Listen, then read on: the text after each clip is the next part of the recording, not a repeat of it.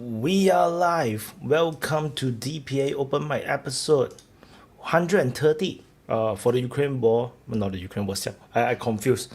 no, the DPA Open Mic episode 130, where I titled Trojan-CARGO Ukraine Drone Strike, which is the big news today. Yeah. So luckily we didn't do open mic yesterday, so we can talk about it today. And Russia is gutted definitely, and multiple bombers is 100% confirmed destroyed now.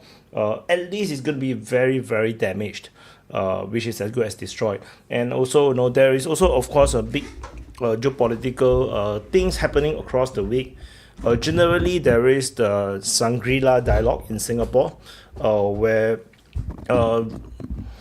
yeah, a lot of foreign leader, foreign top level minister leaders, military leaders all met in Singapore, and this is an annual affair. And usually, we have the Chinese participating. So there's a there's a rare instance where you have the Americans and the Chinese all inside the same foreign defense forum, where they can actually communicate with each other. And this year, I think the Chinese did not send a top level delegate down. So they only sent some lower level people. So that is a bit of a disappointment from the Singapore government. But mainly this is probably due to the rising tension between them and United States, and they definitely see Singapore as not exactly neutral. So that's maybe part of the reason, but we shall see how this goes. So anyway, we're gonna let everyone join. As usual, the DPA Open Mic is multicast on multiple DPA platform on DPA's Twitter, Telegram, Discord. No Discord. Twitch, YouTube channel, the DPA Open Mic channel on YouTube, and Rumble channel, the DPA Open Mic channel on Rumble. And so I'm gonna drop the link to join. Anyone can join to chit chat. You can come on screen. It's like a Zoom chat. Is the app is called Streamyard. Anyone can join, but you have to show your face. So that's the only main condition. And yeah, feel free to come and chit chat. Your friends probably are not interested to chat about war and geopolitics. Yeah, most of us we are all weirdos. So I've dropped the link to join in the YouTube channel's live chat, and have dropped it into the Rumble channel's live chat. And oh yeah, I just now didn't put the comment. I didn't show the comments. I could have showed the comment on stage, something like this just now. So sorry, I should have let you guys chit chat across platform. But yeah. So anyway, yeah, because I was a bit tired, so I was like, and so I was like, no, not really paying attention. I'm very confused. And I have dropped the link to join in Twitch, which is probably no one will care over there.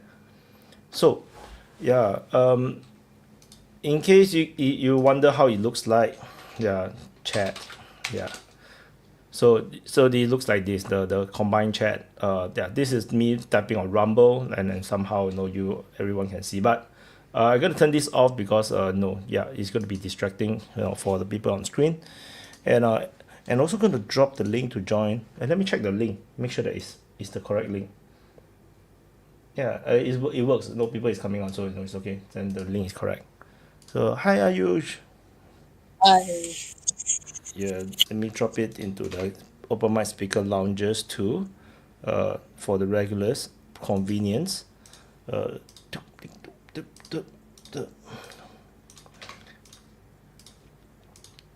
So India admitted that they have lost aeroplanes. What do you Yep. think?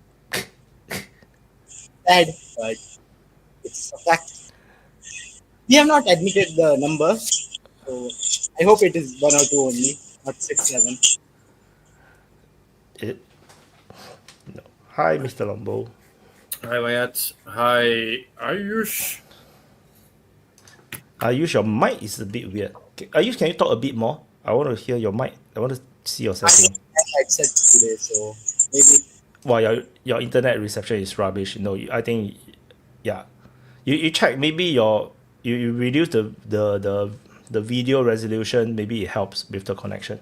Yeah, because the audio is totally broken. Right now, what? Yeah.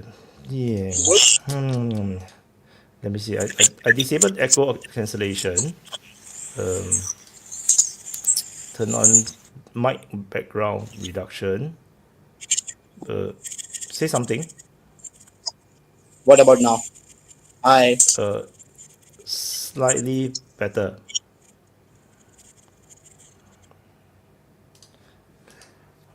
Yeah, Lambo wanted this time just nice. I happen to want to do this time as well. Yeah, because otherwise it's always too late. And on a Sunday, I need to work. The Monday, it's too difficult. On a Saturday, I'm busy drinking beer and partying. You don't want to see me drunk.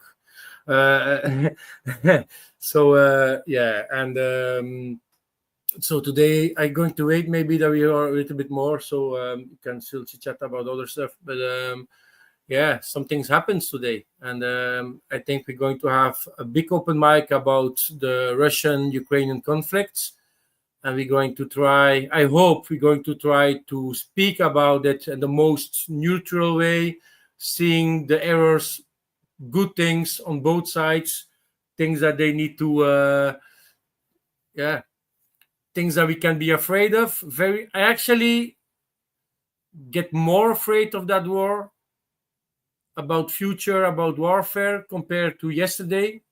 That was already terribly scary. And Ukraine just proved again that warfare can be fucking scary in a lot of ways, because they are every day learning how to evolve in their type of warfare. And today they did a very big one. And I can say at certain point, congratulations to Ukraine. But also, I think Ukraine did a terrible error also in that instance. You just don't poke the bear like that, and you need to expect also a reaction in the future. So we will see. I am really hoping that I am wrong in that Ukraine is not going to suffer and other escalations and other stuff and the response of the Russians. But the attack that Ukraine did, and it's still a little bit early to see exactly what being hit. And I'm going to directly stop in the comments. Glenn Todd, you say what's 40 plus bombers being destroyed is the biggest bullshit ever. Even pro-Ukrainians admitting directly that 40 plus numbers are just stupid and unrealistic. We are speaking at the moment about 10 planes. From these 10 planes, I can say, for what I saw, minimum 40 or 50% are planes that was not in service. But they were not 40 planes, even bombers, I don't give a fuck. Flyable things, there were not 40. We're going to wait after the correct footage, because every drone filmed it and they're showing it also. And that attack of Ukraine was actually very smart of them, a very smart way of doing the attack. That's why I'm saying congratulations to Ukraine, because the way they did it, the idea they had, the preparations, unseen preparations inside of Russia, is actually something that need to make Russia think about their own security. There is something very wrong inside of Russia. But it always happened in every country. If you just look at suicide attacks, people were able to prepare themselves inside in a country, making bombs and explode themselves unseen.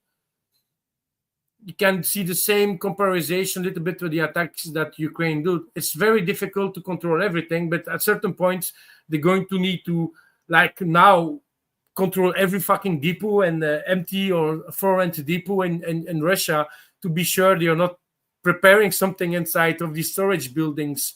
So you can be sure that Russia right now is scared as fuck. That is, yeah. How you wouldn't know how many more of this is actually prepared, because this is just one strike. Yeah, for me, you could have like enough for a whole year. Yeah, for me, what I'm starting to think, like they attacked a base with a lot of planes and not in service, that they maybe just try it in that base, and tomorrow they're going to try it in Engels base too, for example, where you have these active planes that bombing the crap of Ukraine on the front line, like the bases where you have the Sukhoi 34s, but they already evacuated a lot of air bases, put the plane somewhere else. And because, they're feeling that they're afraid, but there is a very big problem right now in Russia, and nobody can deny that. Even the Russians are not going to deny that. There is a very big problem right now. Hi, Nika. Yeah, Nika need to mute if you are not chatting, because your cafe is a little bit noisy. So I muted you, unfortunately. You unmute when you talk. Hi, Vaughn. Yeah, like I did mention during the SIP rap, which I published not super long ago. I did mention the implications. The whole world is going to get worried like about this.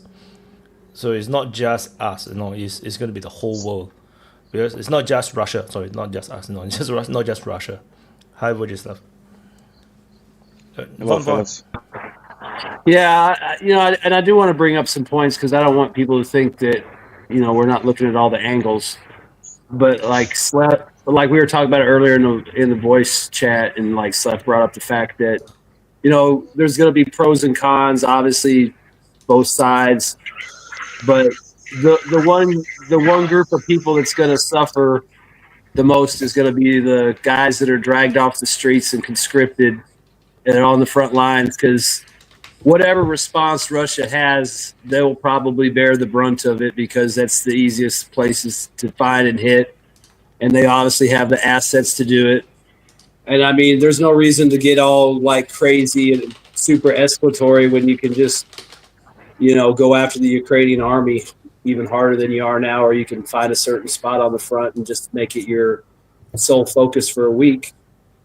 So, I mean, and the fact of the matter is that this just further delays any kind of peace talks or peace agreements. So those guys are the ones getting fucked the most out of this. Yeah, there's benefits to Ukraine getting this in, and the other point he made was the only real benefactor out of this attack is probably the United States and NATO, because it degrades Russia's triad indirectly, and it's a proof of concept too.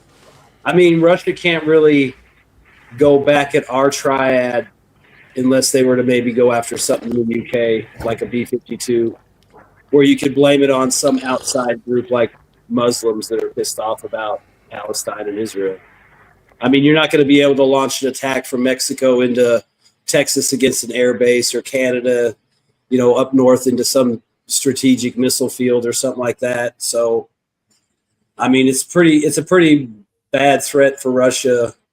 And, when they respond, that's probably who's going to suffer the most is going to be the Ukrainian army. And you got to figure that most of those guys don't even want to be there. They got dragged there. So just remember that. That's pretty fucked up, too. I mean, there's going to be a lot of suffering in the retaliation, and it's going to be a lot of guys that, would rather be at home at the disco or going to school or working in a factory. Betty. Morning, everybody. If you can hear me. Breaking off of what Vaughn just said, one of the things is that, yes, it was a successful attack by the AFU. Now Russia has something very serious to worry about. But in the end, you got to kind of play the game theory about this, is that, was this attack worth the possible repercussions of it afterwards? So was there any gain to this? Maybe there was immediate gains, but the long term, I think it actually has actually made things worse, just like Vaughn said, because now that Russia sees its attacks that deep into its country, risk to its own civilian population, which already has a high morale for this war compared to the other side, for sure. This only is going to make them more solidified, and probably might even push it to end faster and give Russia maybe the go ahead to itself to go full throttle and get this done with. That's the thing, is that anytime you make an attack, there's always a reason you make the attack, but there's also repercussions after the attack too. So, how is that going to turn out? I don't know, but I think, as the gentleman said, you poked the bear. This one probably shouldn't have been done the way it was done, as deep it was done. But, it's war. You can't expect your enemy to do what you want. So. Well, I would like to say something. I think. Am my voice clear? Is my voice clear? Okay. So Maddie just said that the consequence of the attack. So everything has consequences. The Ukraine did what they did, and I think that was right. Like, it's a war and they have to attack, and it's a huge victory for them if the numbers they say is correct. They destroyed aircrafts, and they are saying that the damage was worth over $2 billion. So it's not like midterm game, like midterm gain, like you are saying. It's a long term gain if they actually destroy the aircraft carriers and bombers, if they are saying, and a radar system, if I'm not wrong, something like that. So it's a very huge victory, and they must be happy right now. They must be contacting everyone, every media outlet, and just publicizing it. And the peace is just gone now. I don't think peace is going to happen if the damage is that big. And I would like to see what the president of United States will say, the how crazy the attack was. I'm pretty sure he's going to give us some statements. I just want to cut in a bit. Yeah. So, good news for me. But I have more business to do for the next 1 year or 2 year. Yeah, but I just want to I just want to add a bit more, is that the 40 aircraft is not impossible, because we are talking about a strike on 4 or 5 different air bases. So if you divide it, it's only like 8 aircraft per air base. So it's not all bombers. It's like, there's other aircraft. I think next is Nika, right? Yes. Hi guys. Yep. I disagree with some of what was saying here, and agree with a lot of it. The thing is, it's not like they will not gain any immediate or actual results, but what they will gain is like increasing the cost on the Russians, increasing the hate of the Russian population, the determination of the political leadership to finish this war, maybe make harsher conditions, but in actual reality world day to day, nothing will change. What assets that Russian use that will be suffered from that attack? They did I think they did what they can to make them pay, or to make them suffer, and to make the war more expensive. But Russian now, I think, even before this and before other acts, they were preparing to do a lot of, even more than what they are suffering, because they see it as an existential war. The thing is, they make, not even they poke the bear, but they make it more determined to attack and to deal with this threat. And they have the excuse even now with the non-Western countries to increase their demands, and I don't think they will cut the negotiations. They will use that attack because it goes in their benefit, and just to do a comparison between Russia is doing this kind of attack every month for 3 years. Does that stop the Ukrainian from defending and from giving a hard time to the Russian? No. One, is it repeatable? It's not even possible that we will have that kind of attack each month or each 2-3 weeks to be to affect the situation in the field. That's the thing. It's one in a time attack. Maybe they will repeat it in 3, 4, 5 months, but will it affect? I highly doubt it. Super chat. So by FE, this attack is so distressing. The whole world should be outraged because nuclear war affects us all. I'm going to say this again. We're dealing with unhinged people who will gladly burn the whole world if they can't control everyone. Yeah, so this is why we shouldn't support war. Nika, have you finished? If you finish, then it should be Vaughn. Yeah, and the other thing I want to kind of get onto a little bit, it doesn't have to be right now, but some people have been talking about, they should retaliate with a Marishnik strike or whatever, something heavier, maybe even a nuke. And it's ridiculous because, at this point, what's there left to hit in Ukraine that would merit wasting something that expensive and high tech? unless you're going to go after the super secret NATO bunker where they all hang out and run the war and make that, make that escalation, then yeah, maybe that's what you go for. But it seems like the Russians could just retaliate with an increase in drone strikes and ballistic strikes and cruise missiles, and focus more on the front in some place and push that up. I mean, I don't really see why they would waste a system like that unless there's a target worth escalating that's going to give you the return investment, the threat, the warning, have the outcome you want. I mean, it was cool the first time, but they actually destroyed something that was in use, an underground facility. I don't really know what's left in Ukraine that would merit that kind of response. And why waste it just to scare people? If you're going to scare them with that, you better make sure it hits something worth hitting. You don't want them to go, oh, you wasted this $30 billion missile on an empty factory. Ha, ha, ha. Even if it looks threatening. I mean, so I don't think they're going to do that. I just don't see there any point to it unless they're going to go after something like Sersky or Budanov or some kind of command nod full of NATO people. Medi, and then Voyen. Medi?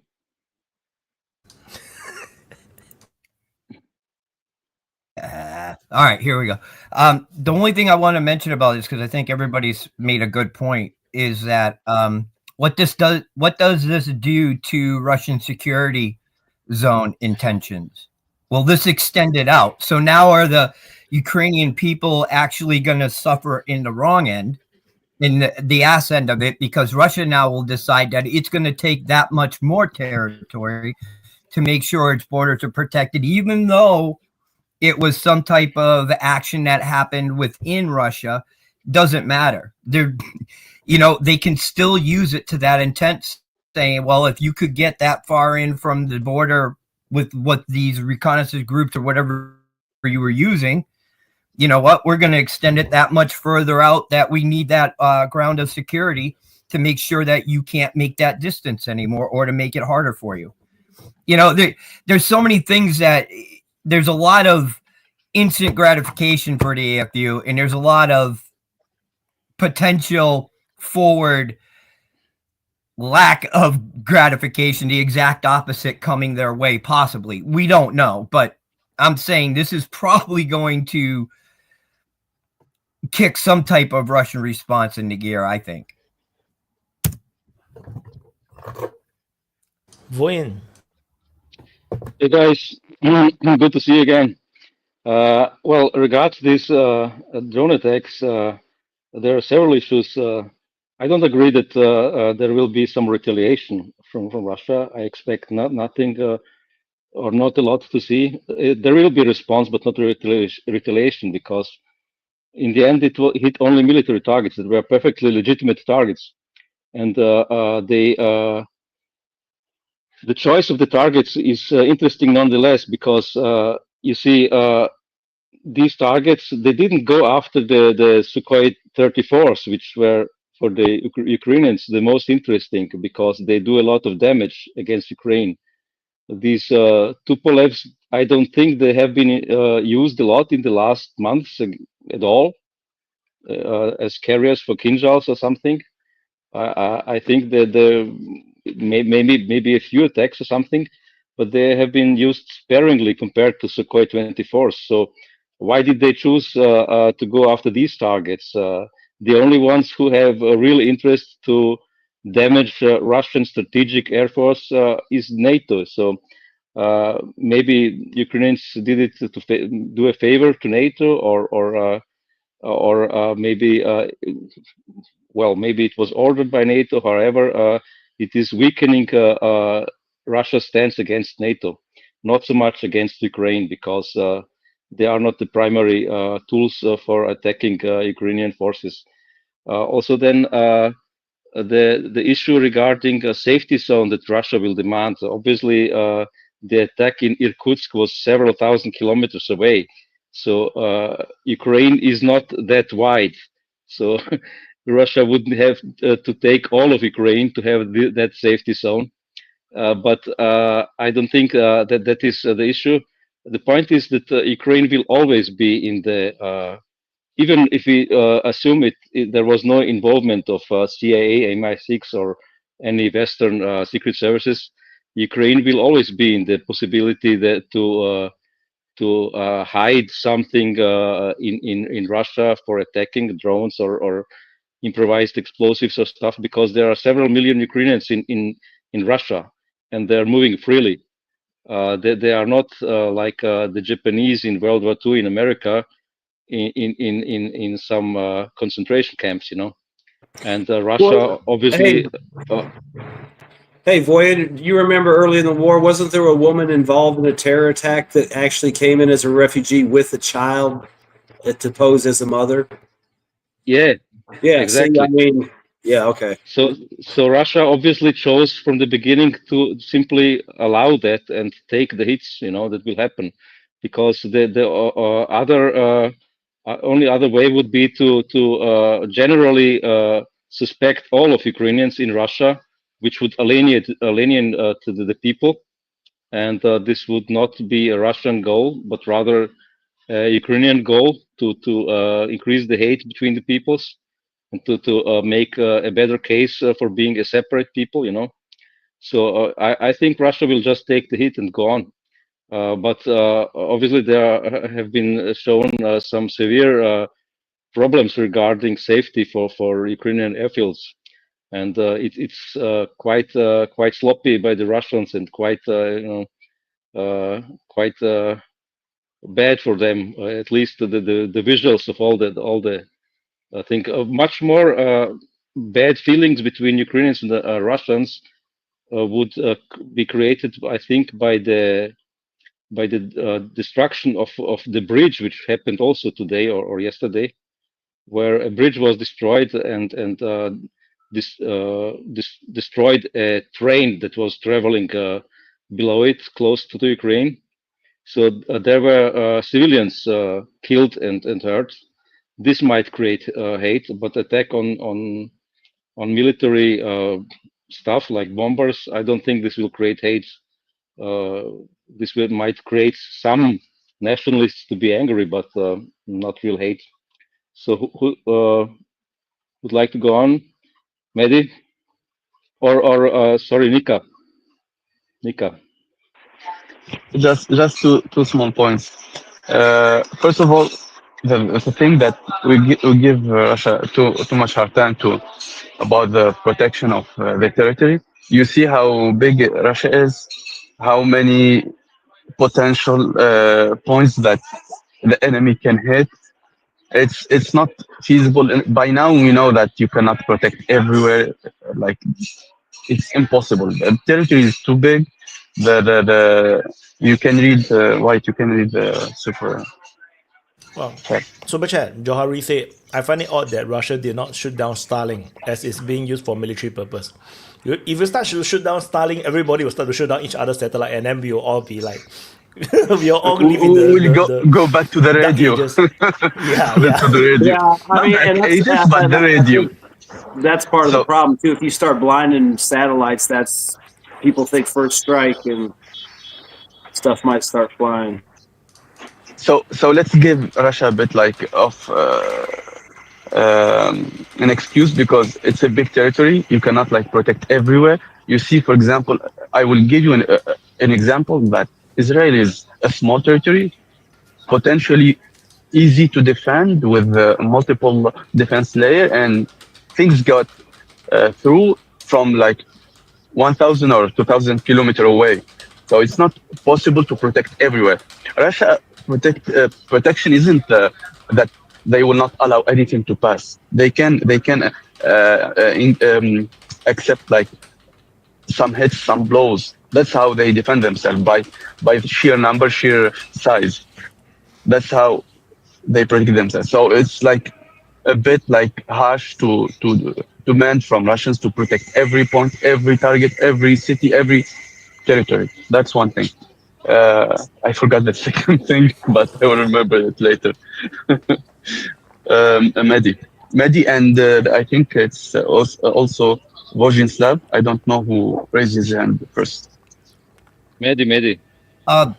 You know, earlier it was brought up about the Trump and seeing how the Trump administration would react to this. I'm saying right now, I highly doubt that they ever sanctioned it, nor will they actually probably publicly come out and like fully get behind it. There are too many negotiation processes that could be at risk because of this. It's not just Ukraine. You also have negotiations going on with Iran about Iran right now. So doing this at this time would not help that process because they're all connected. The other thing, Starlink, that's a very good point. Why hasn't that Russia brought down Starlink? But have we considered what kind of information is Russia getting from Starlink? Could they be monitoring it? Have broken, getting secure information through Starlink by monitoring it and finding out where units of AFL units are using the Starlink system. Are they getting information from that? And that's the very reason why they leave it open. Just a consideration. I just want to just add a bit. Starlink is very cheap. Every single satellite is actually on itself very cheap. So to shoot down a satellite, that missile is super fucking expensive. So it's not practical. You have like thousands and thousands of Starlink. So it's literally financially not possible. What is stuff? Well, I think it's financially possible because the Russians have proven that they can do it with the MiG-31 and with practically an air-to-air missile and upgraded. So it's feasible, but sorry, did I jump in? I didn't see that someone was. Go ahead. You're okay. You're okay. I know the name is very close. It's not your fault. It's not your fault. Well, then let me finish just shortly. I think it's possible, but the issue is that it's I think over 4,000 satellites meanwhile, so it will be hard to achieve something to damage the system so much that it doesn't work anymore. It would take time. Yeah. And the political implications. Alan. Rare guess. I got a couple So go on. points. Hey, I was just gonna say real quick. Another thing too is we don't know, and we may never know if they say they gave Trump heads up, but Trump's saying they didn't give him a heads up. And I mean, I'm not saying like 5D chess, but I mean another thing too that kind of plays to Trump in a way is, Ukraine does this strike against the Russians, triad, however much of it was active or not, it still, demonstrates it can be done. And it can be done deep inside of Russia, which has got to scare them. But I mean, if you think about it, I mean, you would assume Ukraine attacks with this, they deliver this embarrassing hit on Russia. Russia retaliates. Well, they might have been trying to create pressure on Russia by making this little poke at the triad to get them to the table. And then when Russia retaliates, which they assume they will, they go back to Zelensky and go, come on, man, you got to calm down. You got to get to the table. This guy's, going crazy, like just to keep the pressure on both sides. They may be kind of instigating this stuff, or if not involved directly, at least facilitating it in some way. Obviously they got to be providing the ISR if that's was needed, but maybe it was a MI6 operation with, US satellites or, Starlink or whatever. I mean, there's no way we didn't have some feed into this somehow, even if Trump wasn't aware of it, because think about it, he could say, well, we're providing ISR support. That doesn't mean they tell him everything that they're giving him. He just knows that they're getting drone coverage and all that. It's not like he's, Johnson getting briefings on exact targets and who's bombing them and what planes and how many bombs, micromanaging shit. So, it kind of plays where he can kind of play dumb, neutral. Maybe we had something to do with it. Maybe we didn't, and it puts pressure on both sides. Yeah. Can I go? There was this. Go on. I didn't see. Yeah, I have 2 points and one question, or rather two.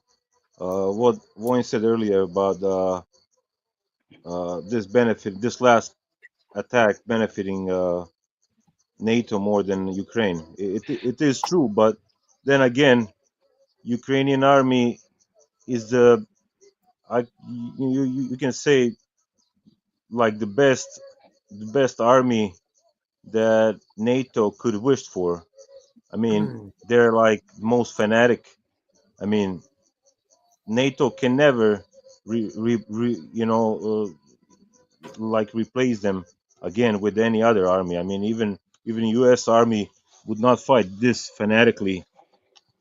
So maybe I'm thinking, maybe they didn't use Ukrainians enough, to do more of this sort of shit, But and then what Nika said about yes, the Russia is huge. I mean, you cannot protect the whole Russia, but you can protect these planes.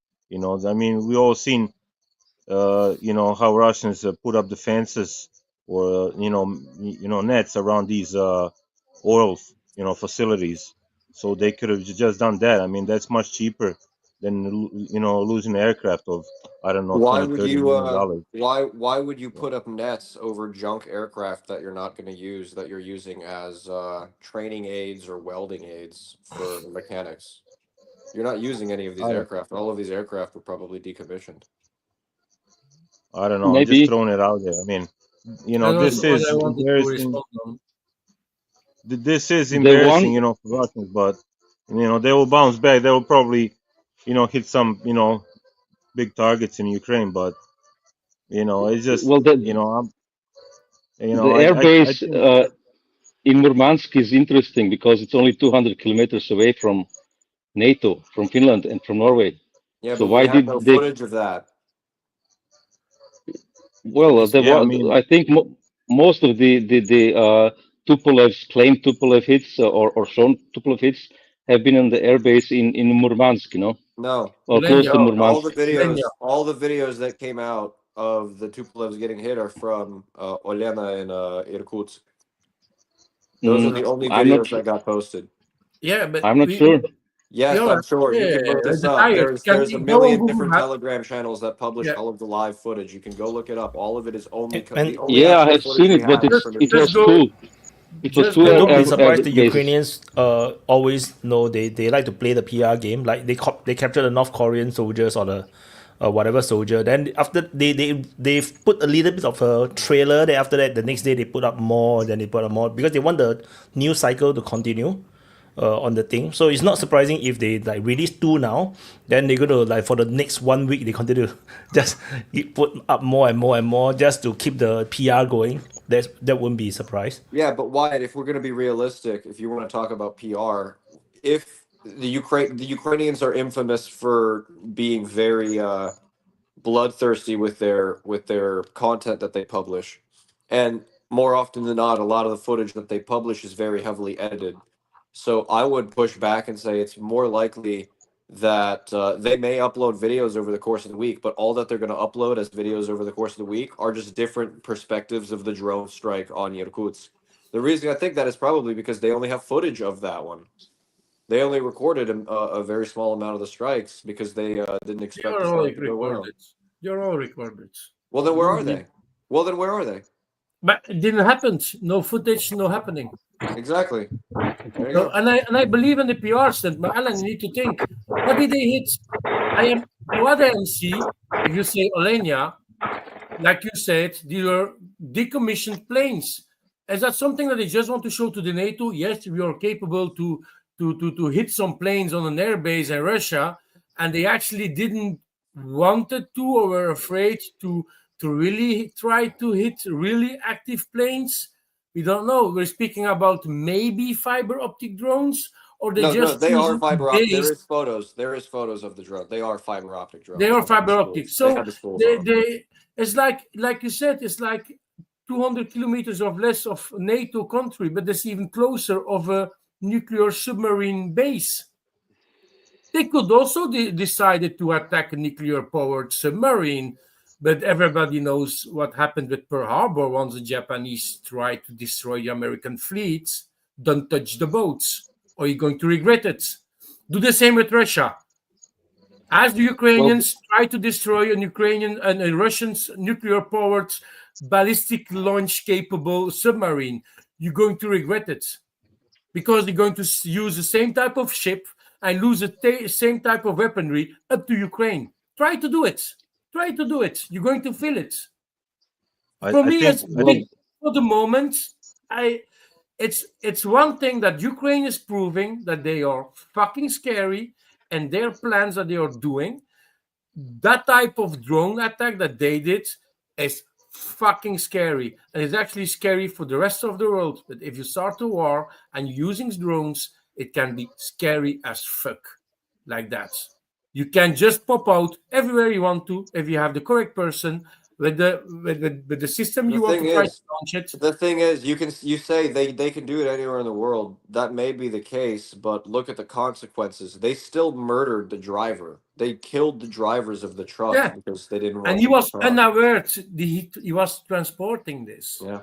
If you're a truck driver, you know that you need to go after a container, like in the port of Rotterdam, and it is sealed. It's sealed with lead, so you're not going to open it. Or normally, yes, we're going to see cardboard boxes. That container is packed with cardboard boxes. You're not going to put every cardboard boxes out to see what is inside of it. So you're just going to drive. But in Europe, that roof is going to pop open and drones coming out. It's fucking scary. In Europe, you'll find an Islamic volunteer to happily martyr himself with the drone truck. Same in the United States. Go to Detroit, to Dearborn. You could probably find somebody who'll drive the truck. No. I'm not even believing the guy was aware. The guy wasn't aware. And that is how the transport industry is working. Like I explained, you're going after a container. You break the seal. The truck driver has a right to check out his load. I am also a truck driver. You check out the seal, and then you need to reseal it, or you've been controlled. We see all these boxes. You're not going to pass your own made scanner. You don't have it. It's only if you're going to be taken by the cops. You're not going to need to drive to the scanners to see what's inside the container, because the scanner is going to radioactive scan everything, like in the airport, to see what's inside of luggage, something like that. Happens the same and bigger scale for a container. So you're driving your container that you just open the door. You see only boxes. You see only boxes. Well, the container was built handily by boxes. Only boxes in the container. It's been transported like that. You're driving and you need to you stop at a certain point of rendezvous for maybe exchanging your truck with another truck driver. Can happen also. Happens also in real life in the transport industry. And suddenly you see proof of the container popping up and all drones coming out of it. And all these other guys at the police are seeing you, and they're going to say you're suspected, and guy just was being killed because everybody was thinking he was a suspected driver launching an attack, while he maybe didn't even know he was transporting these drones. Lambo. That's the reality. Lambo, if the driver had looked inside the truck and the build-up, I think what I have seen, it was not a coolant build-up, so it would have thick walls. But even if it was a build-up for cooling stuff inside, the walls are usually some like 5 centimeters thick, like 2 inches. But this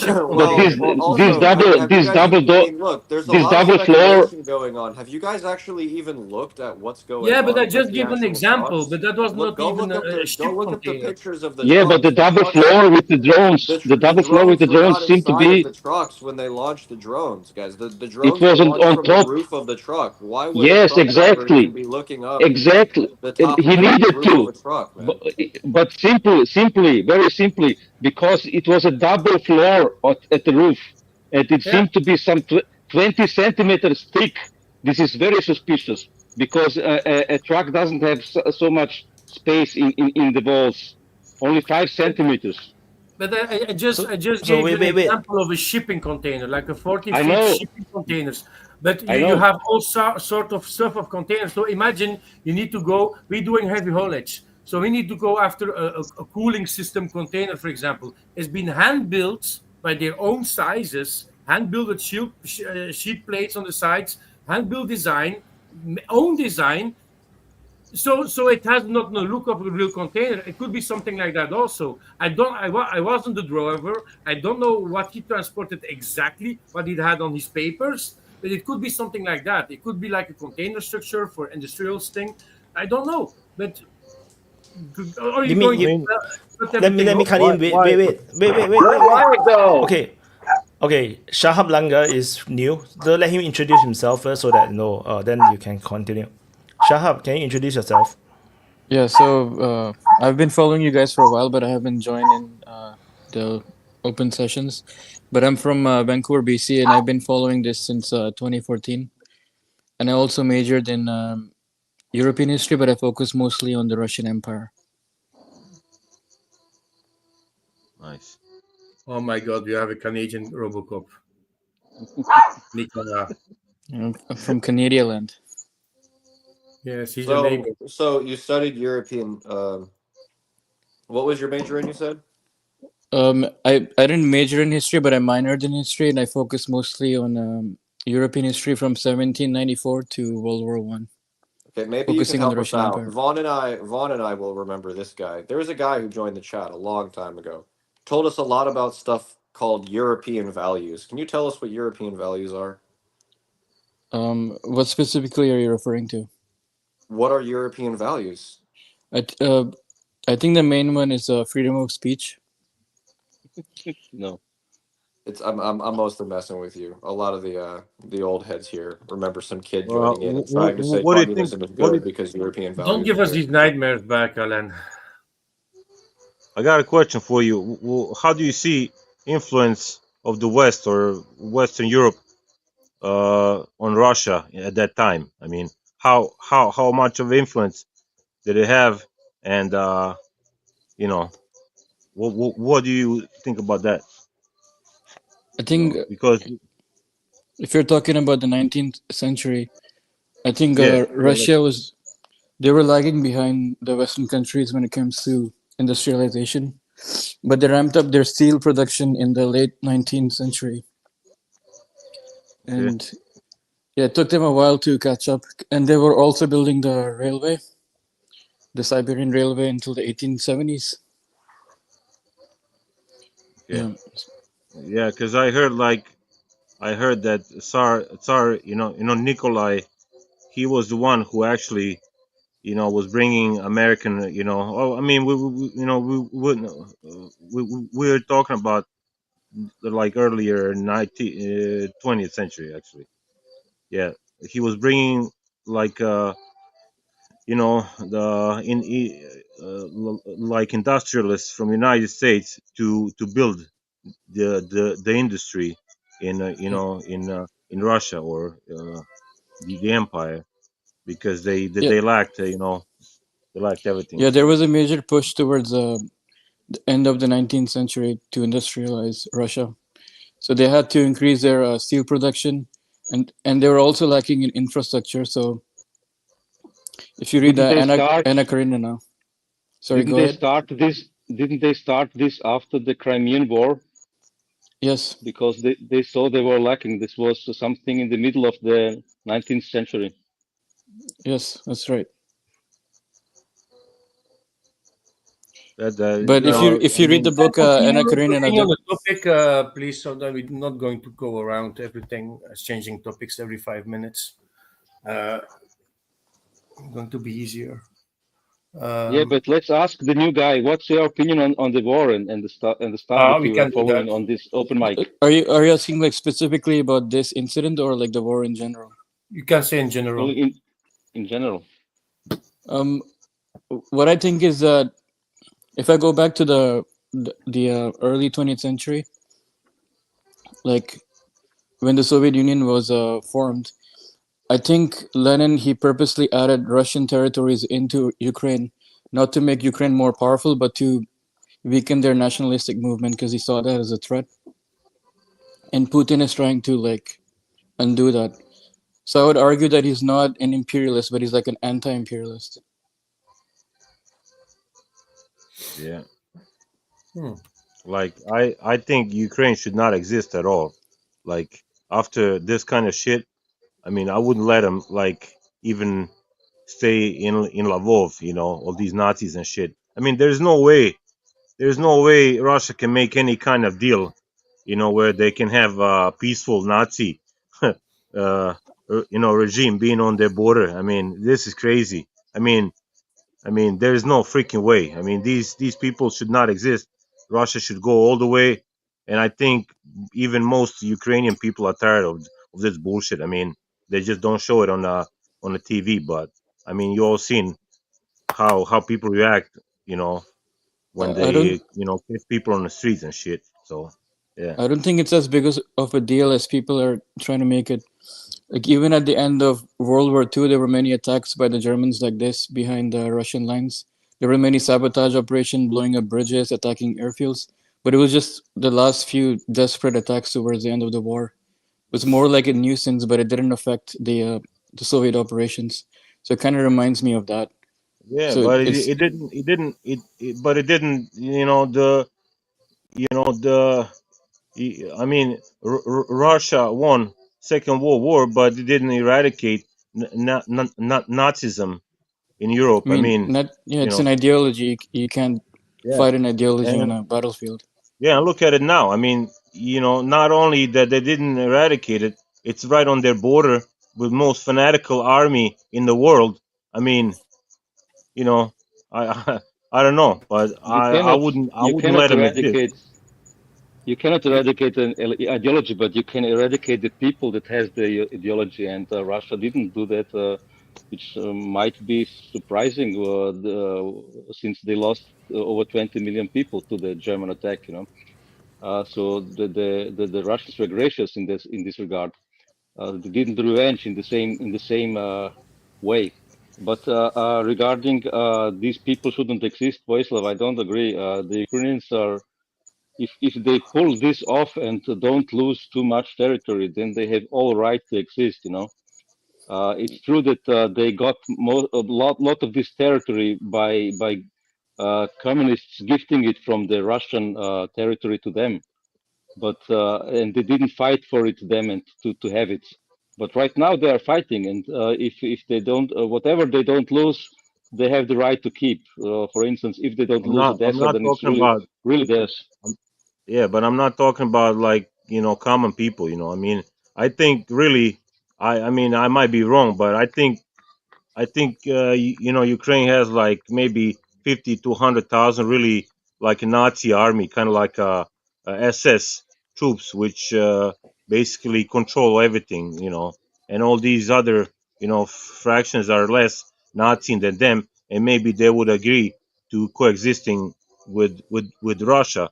But I think these hardcore, Nazis are really small group, which basically control every part with the support of MI6 and CIA, and I think it's them that needs to be eradicated, and and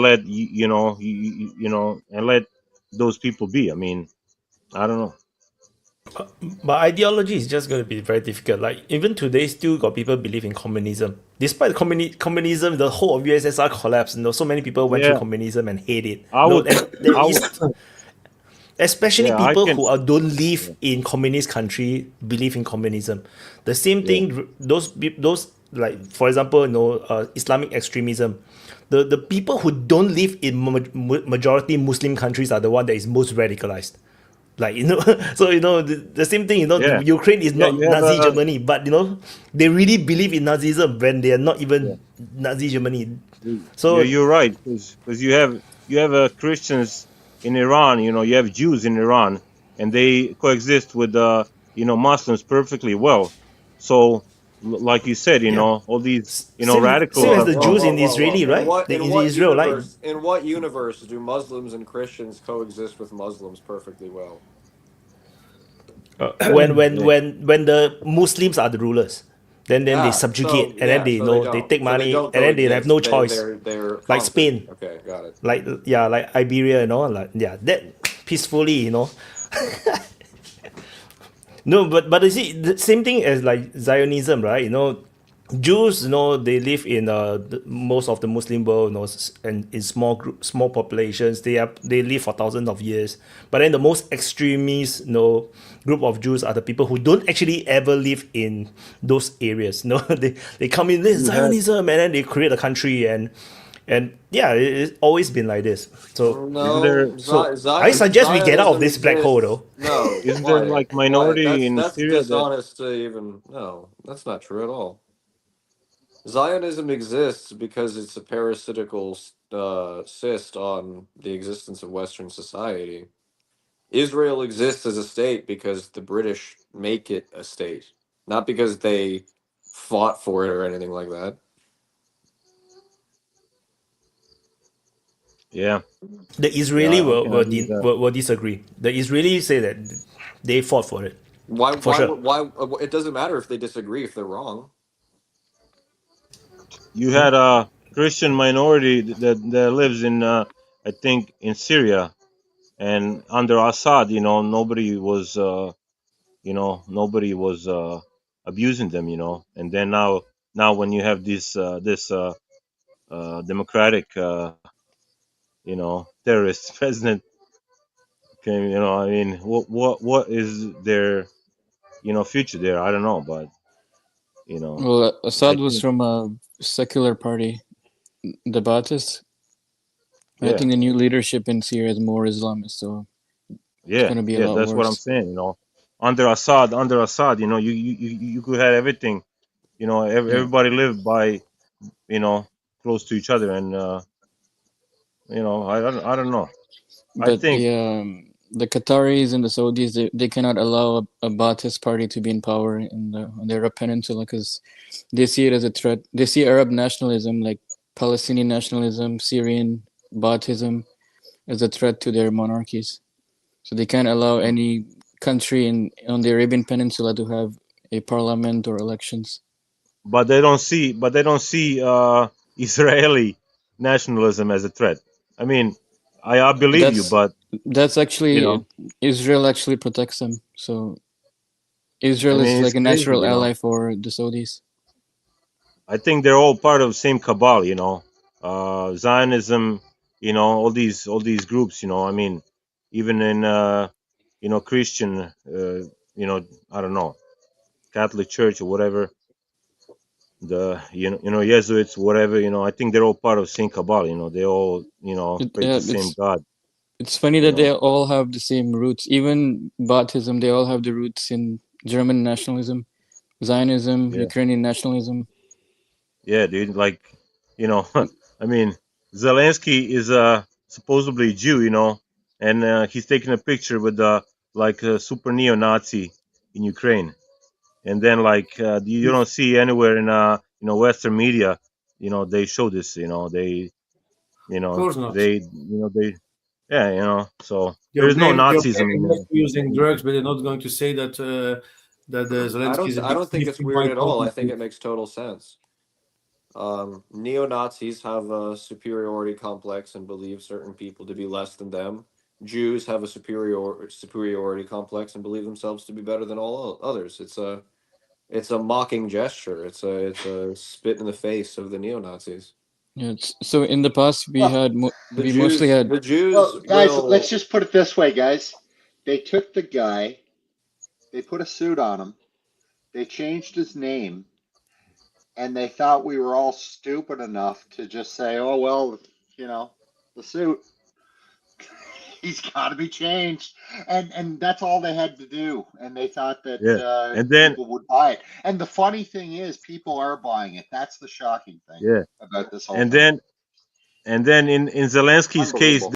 they took this nice guy Zelensky. They took the suit off and put him in a fucking you know one piece uniform and made a terrorist out of him. Can you see the you know Oh yeah, the same situation? Well, he he's got his green T-shirt with his Trident, his 511 tactical pants.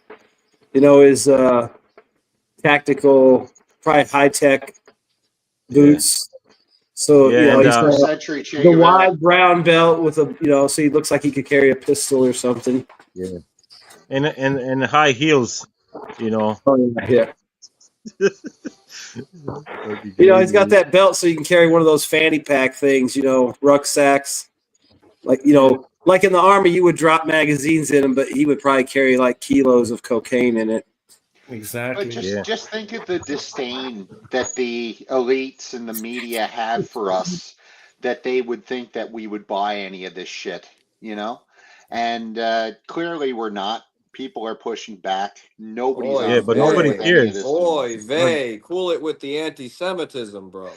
Yeah, but nobody cares. I mean, nobody cares what people think. You know, you have MAGA that won in the United States, and yet Trump is like unable to do anything. To maybe on like domestic politics. When it comes to migration or I don't know. Not even the Epstein shit. I mean they're still trying to cover that. I mean I don't know. I mean I don't know. I was hoping more out of Trump, but I think he's unable to like oppose the deep state, and there's no fucking way. I mean, It's you not easy know, if everybody tries $1 to more to push it. Israel, please. I think Zelensky genuinely believes he can win this war. yeah. If Like, he hits like half a kilo today, yeah, you can win fucking everything. Shit. Well, he when he thinks NATO I into doubt this that. war. when Mainly, he like escalated so much that NATO comes and Hey. definitely the what is there. Then Zelensky thinks the victory is near. when he first came to power, he pretended to be pro-Russian and pro-peace, and he tried to get closer to Putin. He even got 3 of his warships released by Putin, the ones that they had captured in 2014. But Yeah, on the there other was side, like go ahead. yeah there was a video of him going to the like front lines and trying to like talk to soldiers, tell them like, hey, we need to like move away from Yeah, the line. We need to create peace, and they're like yeah. looking at Stop him killing like, are you Russians. fucking like go back home, like get the fuck out of here. It's like crazy. It's like But on the other there's no side, he's fucking also way. playing he was also trying to get close to the Europeans and try to fast track NATO. And then Putin called him out in 2021, 22. I think he's just a sad example of an actor. He just found himself in like position. Somebody offered him like this job, and he's like, yeah, it's awesome. Let's be president. I can snort all the coke in the world. I can fuck all the bitches. But then when the war started, I mean, I think I don't know. I mean, I think he's having like I, dou- regrets deep inside. I don't know. I doubt that Zelensky believes that Ukraine by itself can win the war. Of Maybe course, he still believes that he can somehow convince the Europeans or the Americans to join. This would be the only way. Yeah. But yeah, by themselves, I doubt that the Ukrainians believe they can pull it off. So Well, the only Yeah. conclusion is that they are doing it on behalf of the Europeans or NATO to weaken Russia for Yeah. future So opposition. well, yeah. I think Team Europe is just trying to wait Trump out. That's their plan now. They're just trying to wait Trump out as long as they can and hope that he doesn't, or a Republican is not in place next election or the midterms. They're trying to either get to the midterms where they can get a favorable result with the Democrats, or more longer term get Trump out of office. So they're just trying to buy time, but it's not going to work. I think why? But Why? by Why time is it you not know, going to work? Because they don't have any money or weapons anymore. yeah, So but even it's by time, then yeah, if you buy time and you wait 1 year longer to try to end that war, there's going to be no military left in Ukraine. sure. Shit, Yeah, no, So I agree. my right now, country. it's like they're Yeah, showing to do PR stunts to show at Europe, like over the world, or at Trump, like we were able to destroy bases with decommissioned planes. I just saw a yeah, graphic of the number of planes Russia still has left in a type of Tupolev 95 and Tupolev 22, and they just said -5 and -2. I am like, no.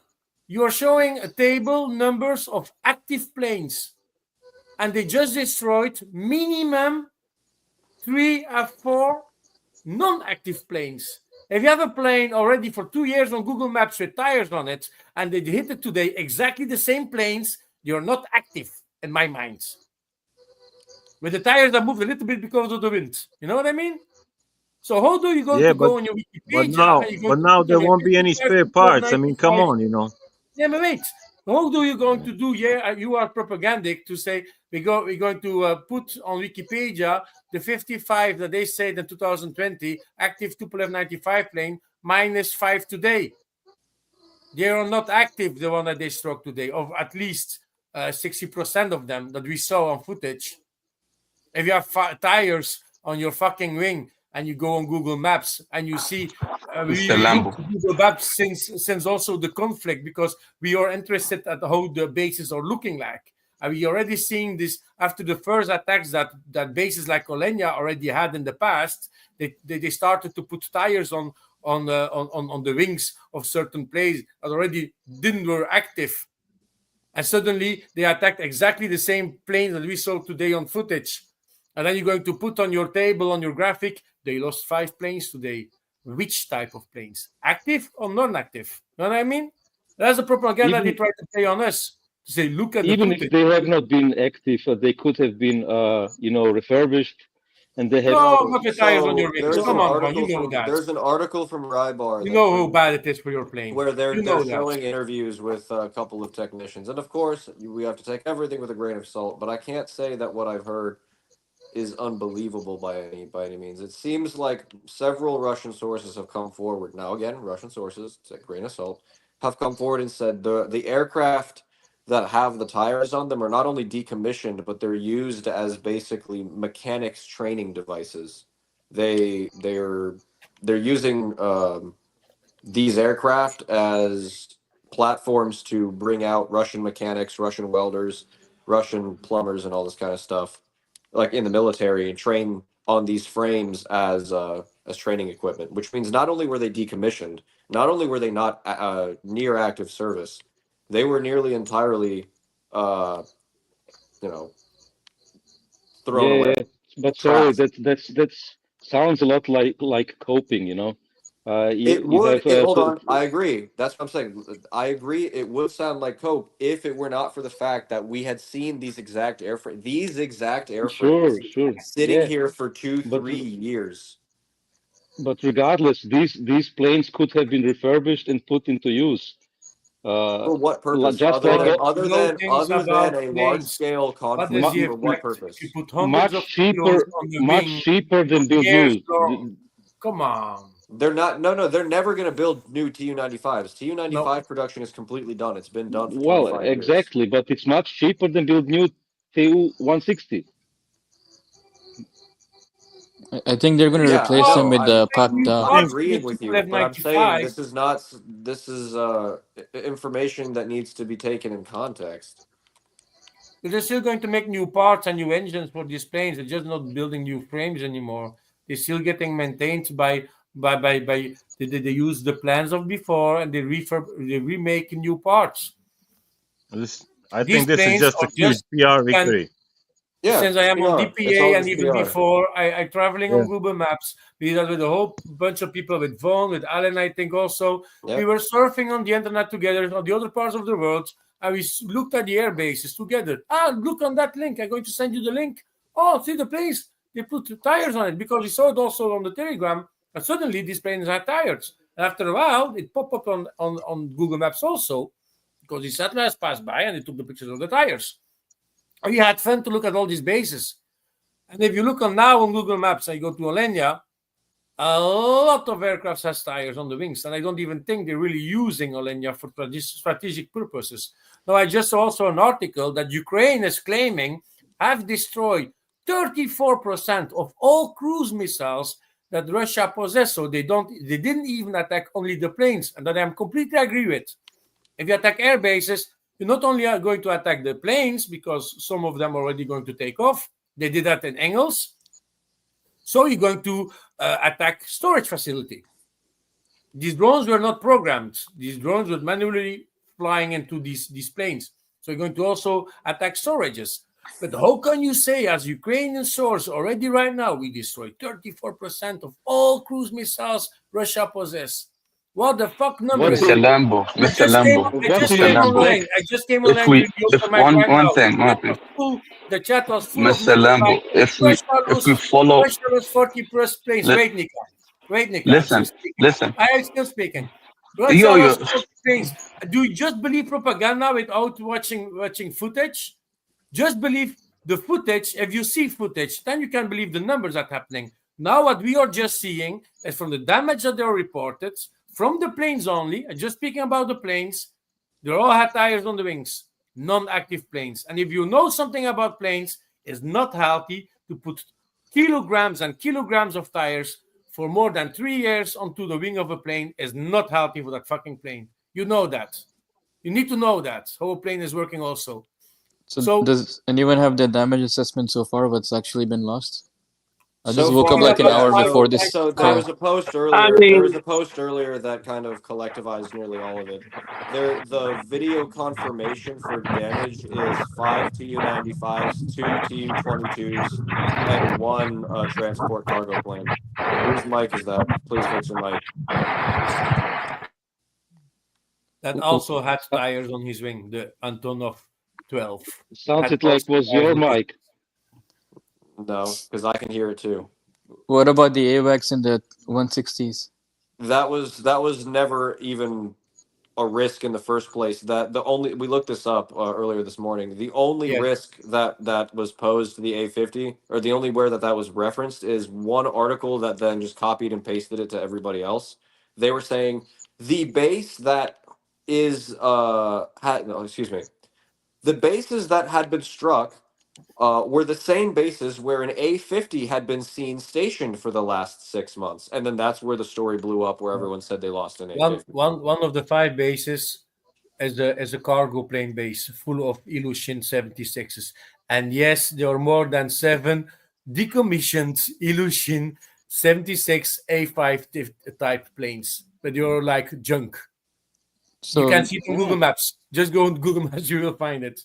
I can give you the name of the base. I mean, I don't know why we're making a big fucking deal about whether the planes were serviceable or not. I mean, they obviously had some use for the Russians. It's embarrassing they lost them. It's obviously a threat to their triad. If they can hit the museum pieces, that means they can hit the real pieces. You know, people want to cry about the fucking build hangars. You know, build a hangar. Go look at a hangar for a 747.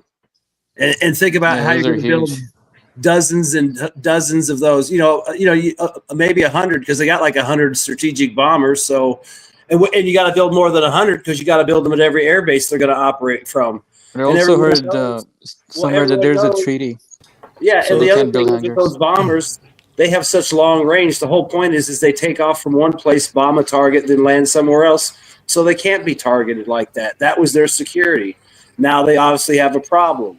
Whether these planes were good, bad, trainers, or practice models, it don't matter. It still it's proof of concept that their strategic triad is at risk.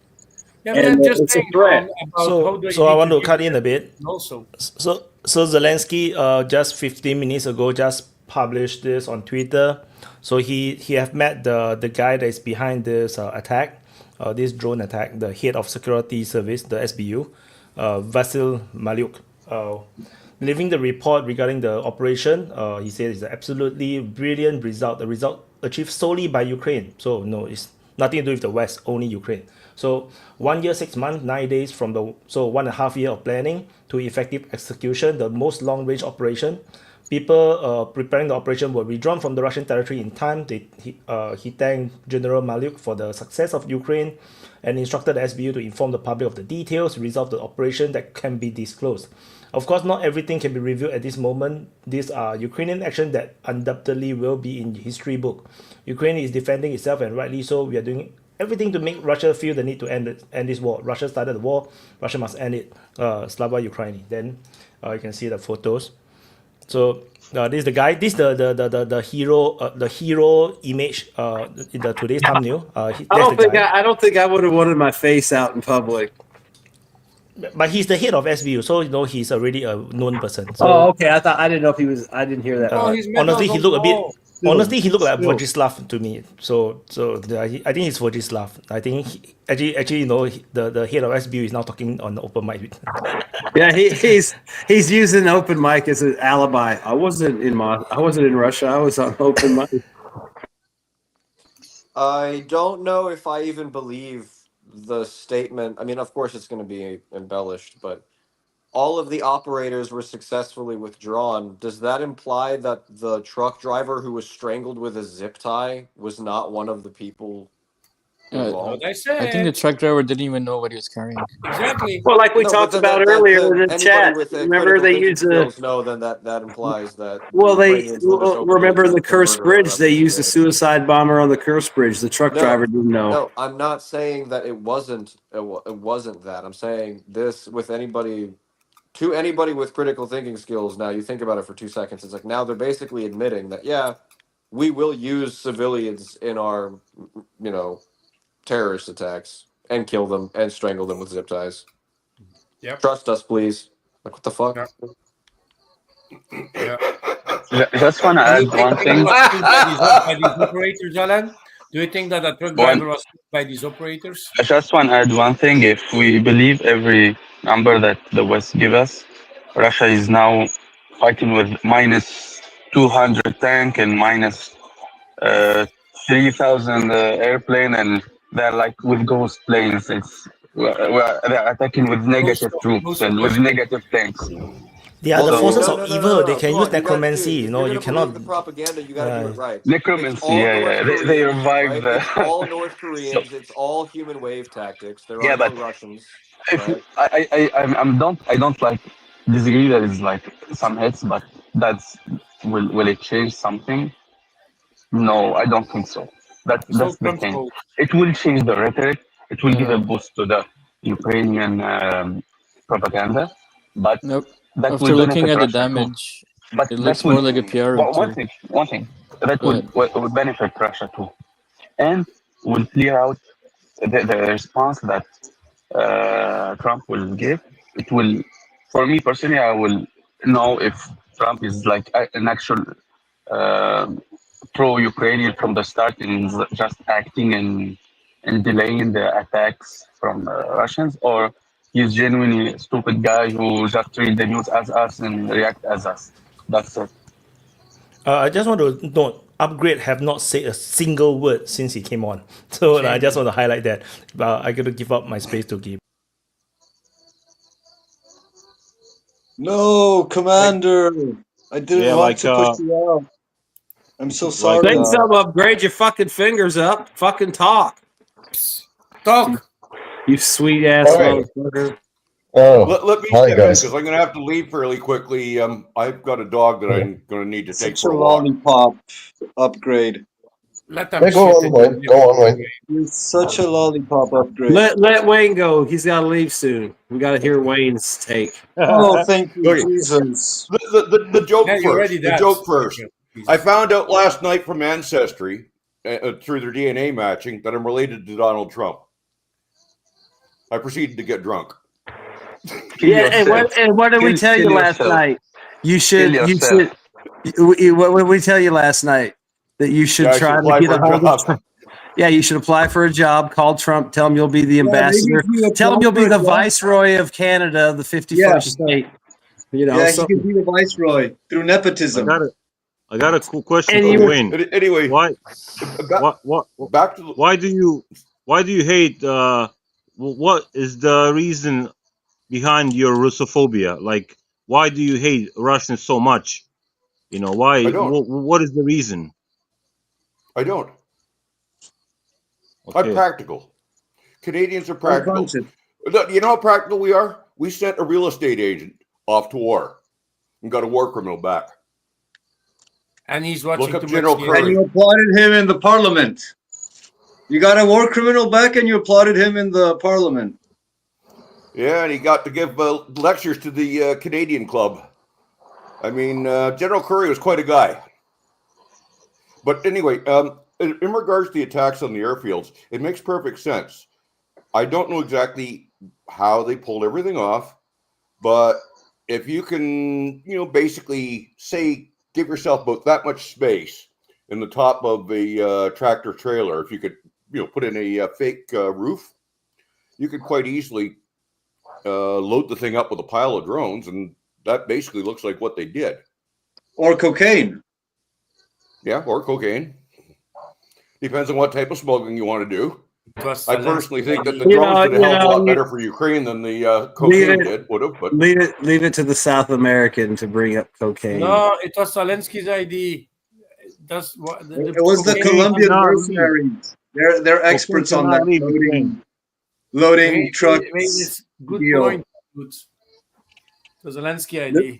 So, Wayne, how do you think this is going to affect the operations for the Russians? Oh my God. it depends on what the damage was. I mean, I don't know. I saw a bunch of stuff get hit. Was it functional? Was it just a spare parts plane? We've got no way of knowing.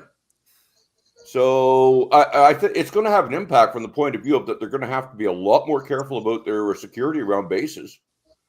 But, you know, whether it actually hit anything that's going to matter immediately. I mean, really, the biggest target was the A-50. If they got that, Russia's in shit. Yeah, I'm surprised a country as big as Russia doesn't have that many AVACs.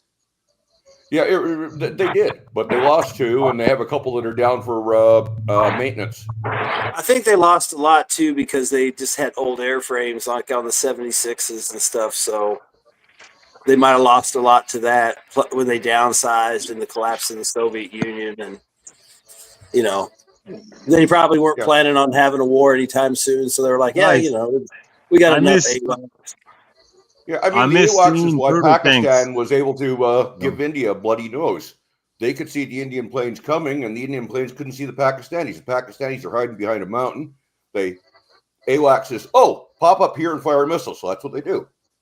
They even destroyed the Ukrainian plane that Antonov 12 is made in Ukraine from a Ukrainian company. So they destroyed their own planes also from their own brands. How dare they? Yeah, but what they did, it's like that the Germans going to destroy Volkswagen, you know. They took out assets at the end we could use. Makes perfect sense. Little transport plane, yeah.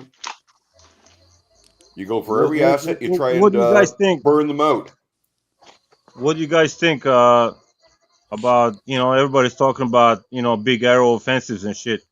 I mean, is that really going to happen, or are the Russians going to grind Ukrainians just the way they're doing, you know, and kind of like poking, you know, whatever. Why not? Why not both? Well, I mean, one thing that some places they'll be grinding, some places are going to open up. That's the way I see it. Guys, There's plenty of opportunities, and there's probably all kinds of stuff simmering on the table, ready to go. Especially once it gets warmer and drier.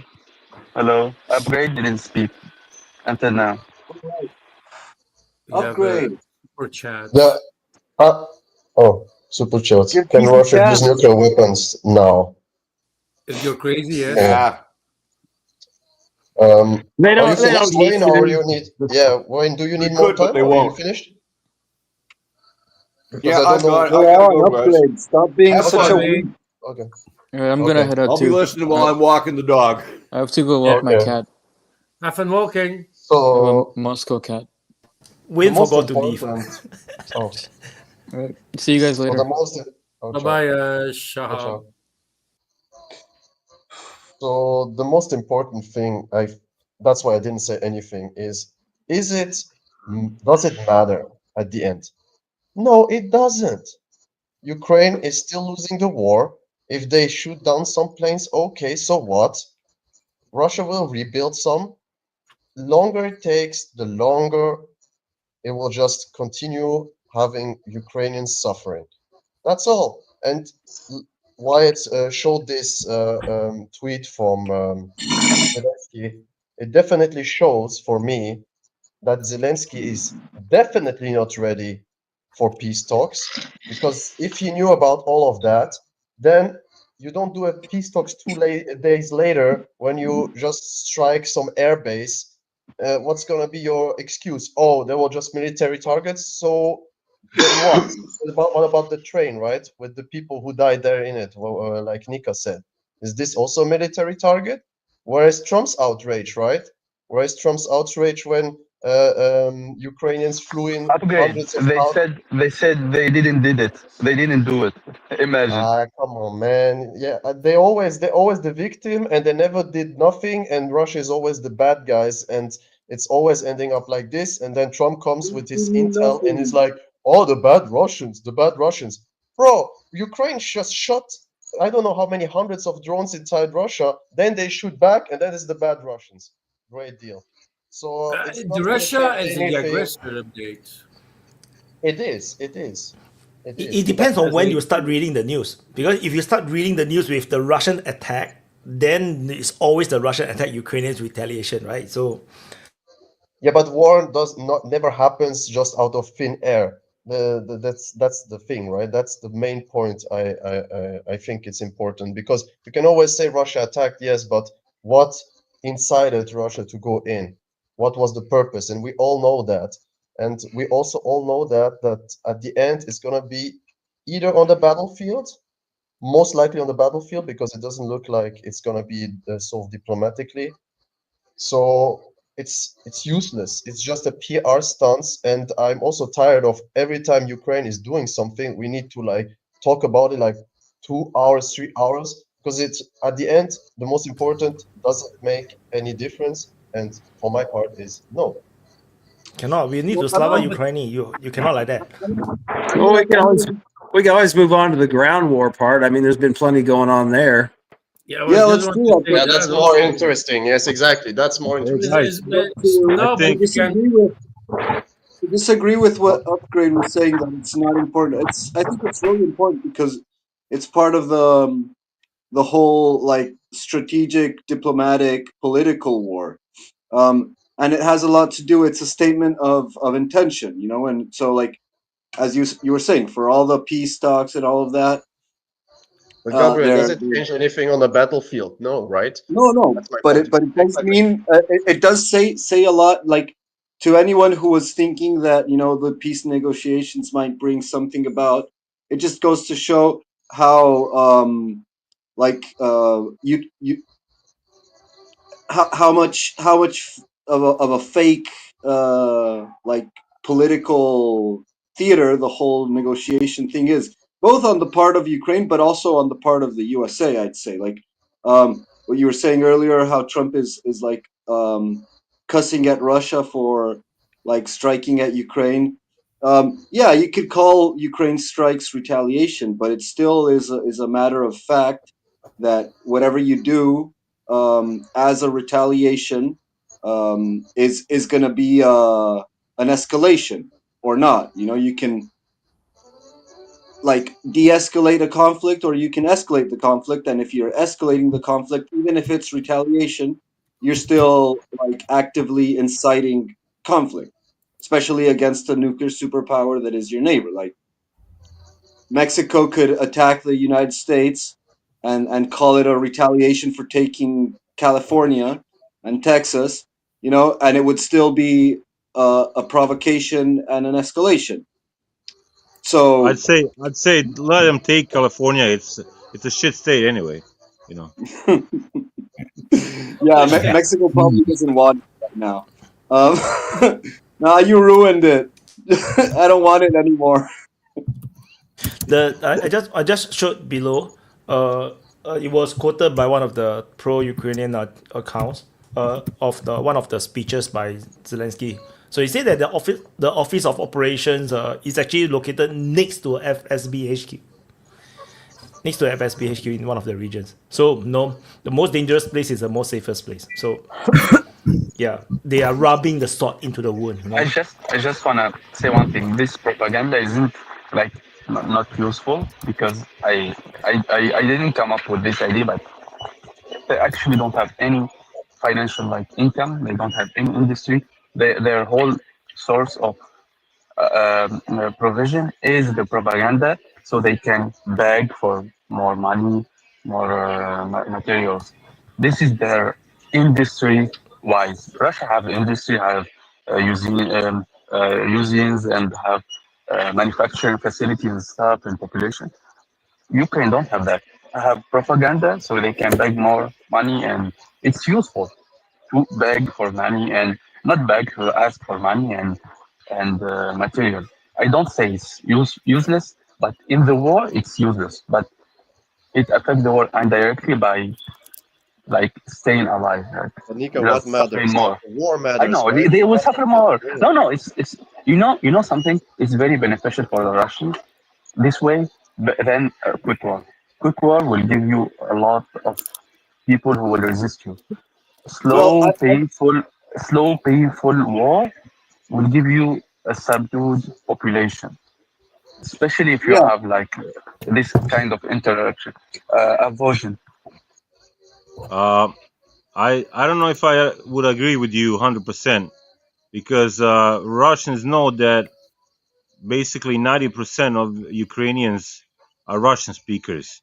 So they're, you know, Ukrainians or the Nazis in Ukraine also know that these people, if they come under the control of Russia, it's there's a big chance that they're just gonna accept Russian culture and move on. And I think that they don't really care if they kill all Russian speakers in Ukraine to the last one, you know, and they're gonna go all the way because they don't care about these people. They're gonna push them to the death, to the last, Ukrainian. So I don't think I think Russians do feel sorry about him. Like you said, there is some truth in that. It is in the benefit of Russia to drag this out, to kill them all. But then yet these are, all Russian speakers. I mean, you see when they get caught, when they become POWs, they're all, perfectly speaking, Russian. I mean, these are basically Orthodox, Russians, and I think Russians care more for them than Ukrainian Nazis do. If that makes any sense. oh yeah, of course it does make sense, and it's clearly the policy that's been done so far. That's why Russia's been so soft. But I think that another reason why Russia's been so soft, and I see that like in contrast to the Chechen wars and the Georgia war, in which, and even the first invasion of Crimea, the taking of Crimea, um, how like certain decisive moves can be done to like suppress the threat pretty ruthlessly. And I think that's a testament to Russia's weakness. Like they were weak when they were fighting the Chechens and fighting the Georgians, and even taking over Crimea. They weren't ready for war. And right now, like Yeah. so, there's this whole idea of like Russia wants peace and they want a negotiated settlement, and they're always trying to appease the West and so on and so forth. And you know that it makes sense to do that on a diplomatic like for their diplomatic relations. But like in a less innocent and naive perspective, um, it makes sense for Russia to like want to drag this war on, you know, because the more they do that, the more NATO demilitarizes itself, and mostly of all, like the more the U.S. is involved in this war, the more it's wrecking itself. You know, and so like in a strategic like grand strategy sense, um, this war isn't about Ukraine, but it's about like the confrontation between the Western Bloc and the Eastern Bloc. And in that sense, like if you just shoo them away by decisively destroying their proxy or taking over their proxy, they're gonna have to abandon that strategy and like pull back and reevaluate their strategy. But as it's going, they're still invested and they're constantly wrecking themselves. Like these, the Europeans keep on investing in Ukraine and destroying their political capital in Europe, and the Americans are doing the same things. Like even Trump, with his more lukewarm stance towards Russia, he still promised an end to the war and America first and all that. And the more that he gets dragged on into this war, which is what the Europeans are doing, they're trying to frame him in such a way that he can't walk out of it, the more he's wrecking his own political capital back home and wrecking his own project as an administration. So maybe the calculation of Russia is to allow that to happen. You know, like even Putin said that, like, oh, we prefer Biden because he's more predictable and so on and so forth, which in a way could be interpreted as we prefer that America is destroying itself, hollowing itself out. And if Trump keeps on with that, then Putin might say, oh, well, sure, like we'll give you off ramps, but if you don't take it, then hooray. I think you know you could be right, but then again, you know, I don't think, you know, Putin really cares who comes to power, because he knows it's the same people, you know, that are behind him, that really, you know, pull the strings.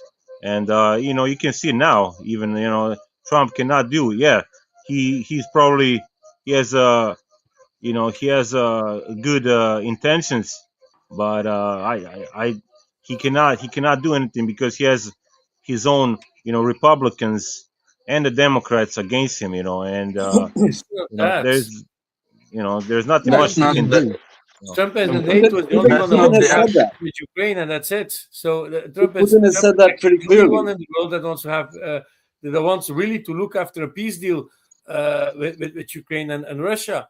So yes. By the way, breaking news: there is one Russian Tu-95 MS that just took off from Engels Air Base 2 and Saratov Oblast.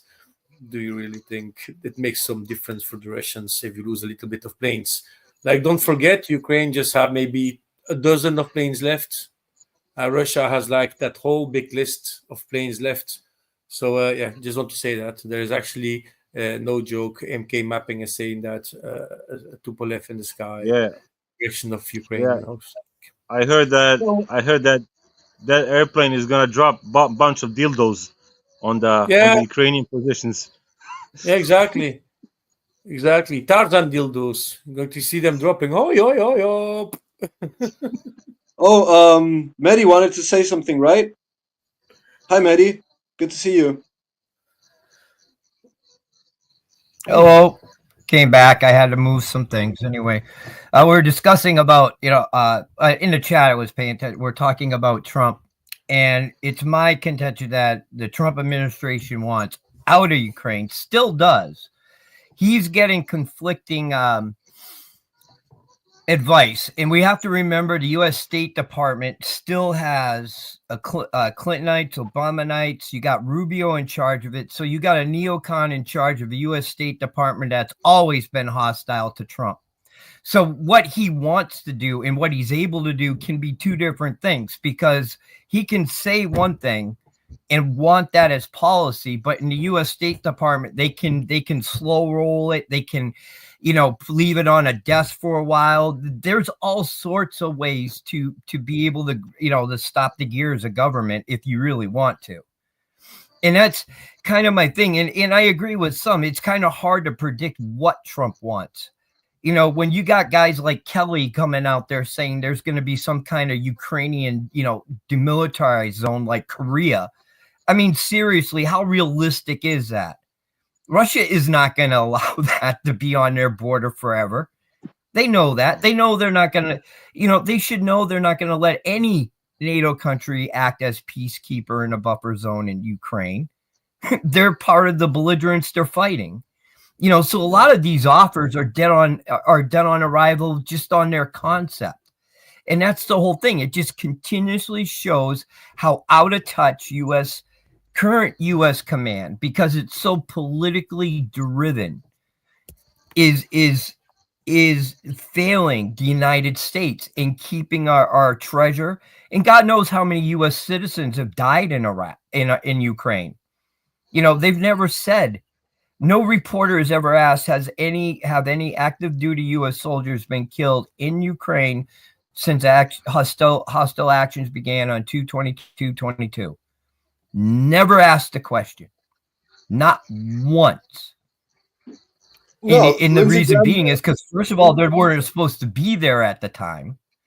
And second of all, they don't want to draw attention to the American public because, you know, the American public is not behind this. And that's the big thing about it, because a lot of the people that supported Trump want out of Ukraine. We want out of these wars. We don't want our kids fighting them perpetually forever, because it's never the politician kids that go to die. It's always be ready us. for Iran. Be ready for Iran then. And nuclear war isn't a nice thing, you know, like to have nukes falling on your backyard isn't the best scenario. Maybe be ready for the Iranian war then. A lot of young people will send there too. Yeah, so to what Putin's attitude to this, like he's stated it out in interviews, like, oh, presidents come in with an idea, and then, you know, people with the black ties, with the blue ties, whatever, with suits, they come in and they tell him, okay, here's the plan, and this is what we're gonna do, and he understands that's how it works. And to what I was saying earlier, saying that Trump is less predictable than Biden just goes to say that Trump is not as an absolute puppet as Biden was, which does make sense. Like I do see that as the case. Like Trump definitely has a bit more of volition than your regular Biden, Clinton, or Obama. How much of that is actually feasible? Like he's still going to have those guys in suits telling him what's going to be done. He might give them some pushback. He might say this or that, whatever.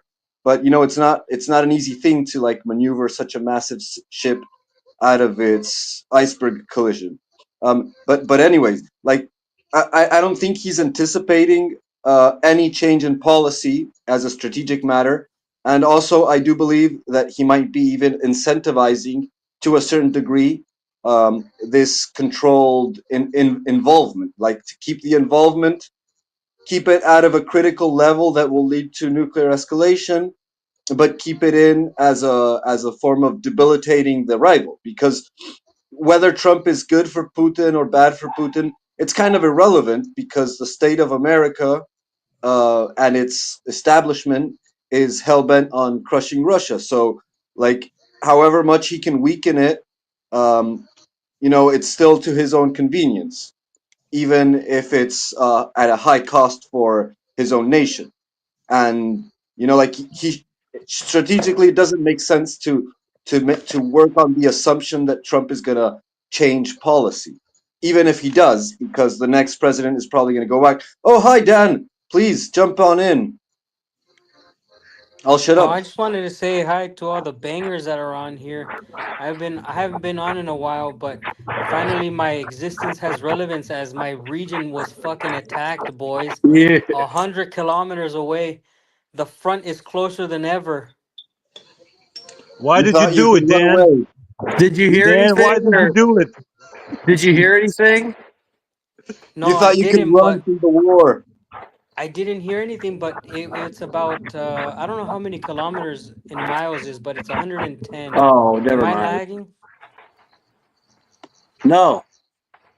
So it was 110 kilometers away, and that thing spread like wildfire here. We have a lot of veterans from the conflict, and it's actually pretty close to the city. I couldn't believe it when I saw the news.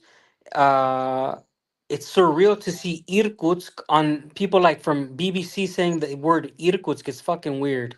But anyways, I Yeah. just wanted to say When has everything is that ever fine. happened? Love you, fuckers. No, Shout but out to Dan, don't Mehdi, my go. boy.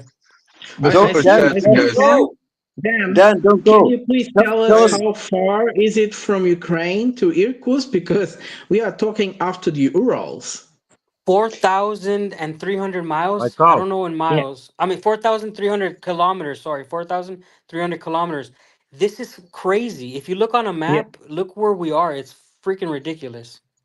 No, but Dan, before you go, what are people saying about it? What's the attitude? How are people reacting to it? I mean, I'm sure you're gonna Well, in lay it my out in a town, video. dude, in my town, everybody just wants blood. They want Yeah. blood. Yeah. Yeah. I was in There St. will be Petersburg, that. and people are united like crazy. I think the Ukrainians just really pissed the bear like never before. I'm so scared about tonight, actually. No, but Yeah, Dan, that's what I mean, we're seeing. what is your information about what the Russian Hashtag posts? hashtag pray for Bigari. I don't know. I I think, just finished my own live, and you guys know as much as I do. You guys are connected on the Telegram. I'm Yeah. just here to actually listen to you guys because I'm pretty sure you guys, some of you guys are on some sketchy Telegram channels.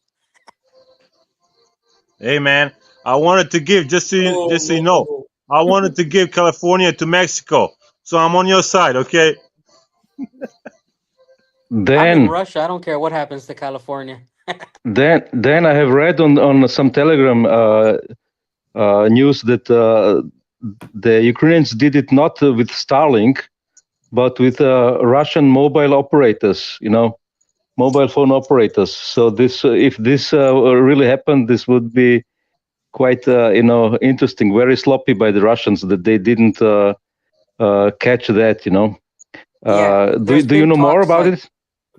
yeah, I actually, that's one thing that I did talk about with some of the veterans here, and they're very disappointed that the Russians actually didn't have anything to jam because it was a very simple thing. If you guys know from when I was in DPA Open Mic maybe 2 years ago, I said that the closer this war is to ending, the more unconventional Ukraine is going to get.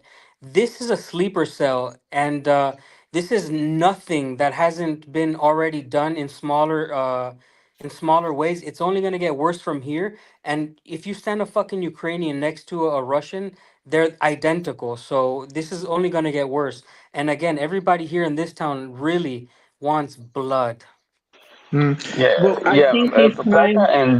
Prata and Dan, what you are saying is proving what I said earlier. That's will anger Russian. That's what we'll do. They will not impede the army. Nothing more. I know some Um other people have a finger, but let's one take thing. into Yeah, account if what I was happened to sticking the the. finger from 2 years. One thing, and I can appreciate to talk. Second thing, even in the post that White shared, they stayed like 1 year and a half to prepare for that. So it's not, as I said, it will not affect the day-to-day things. It will at least need another year to do something similar. So it's not something that will affect the real situation. Upgrade. Oh, Nika, how much? How long ago? Like they could have had 10 operations prepared since 1 year and a half ago, and then they execute them consecutively.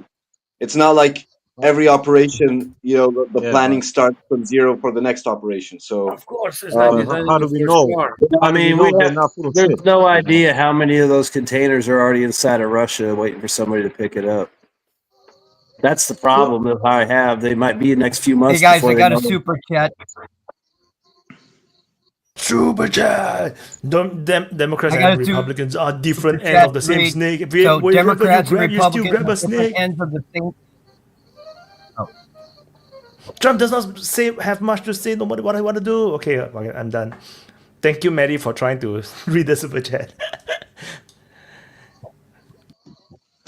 But yeah, it's like Nika, if you're designing something and you take 18 months to design, and your first try it works pretty good, you already have your design. It's not going to take 1 year to make your second design because you already have your base design. You know what I mean? So you prepare a plan. You Well, prepare more It's than different. likely, they shipped in a bunch all of that. containers and they're already pre-positioned if it's a sleeper cell. And all yeah, they well, got to do is call somebody to pick them up. Yeah. Yeah. That's then on the different. other That's side, different. Can I just answer Mr. Lambo about that? It's different. When you design something, it's easier to redesign it, but it's not designing here. You are doing entering people inside, executing. inform them, and it's a whole process. And when you finish the act, the whole process is compromised. You need to start from at least from halfway. Let's not say from the beginning, from halfway. That's a different scheme. We don't know. No, yeah, One thing, and also, Okay, so you guys, you have some people have the finger in the air for a long time. Go on. Who's the next one? I think I am. on the Yeah, other, Go on, upgrade. yeah. Go on. I just wanted to add on what Mehdi said. I totally agree with what he said about Trump, that he gets misleading information, especially when we saw not just so long time ago, Graham go to Kiev and say that's Russian propaganda, that Russia is winning the war, and so on. So the most important is the battlefield, and I think Dan is agreeing with me. The battlefield moves according to the Ukrainian on the wrong direction, right? These drone attacks are okay. They're doing damage to the Russians, but it doesn't matter on the great scheme of the war.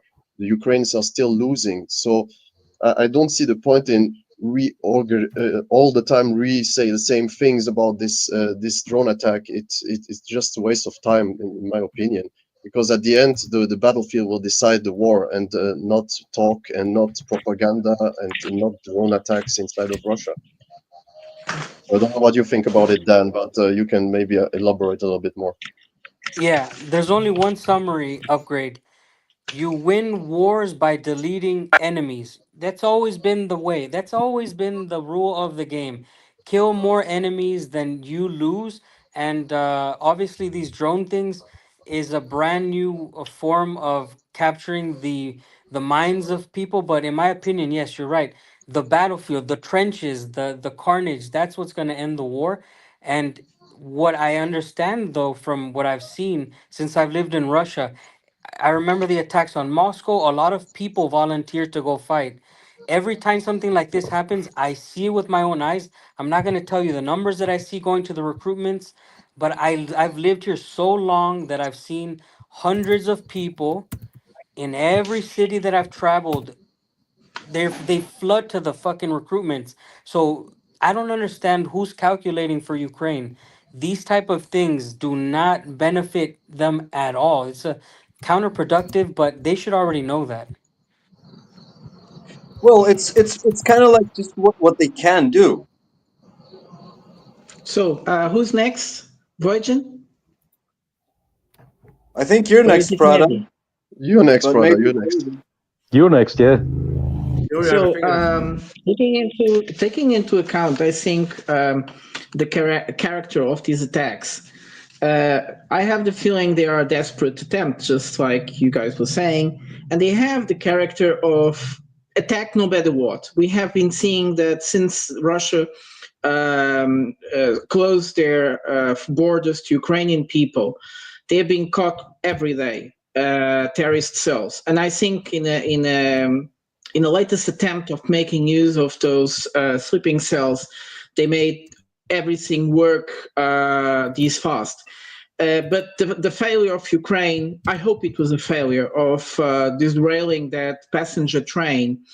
It's going to work against Ukraine really badly. You see, Ukraine has a long list of terrorist attacks, political assassinations already before the initial of the war.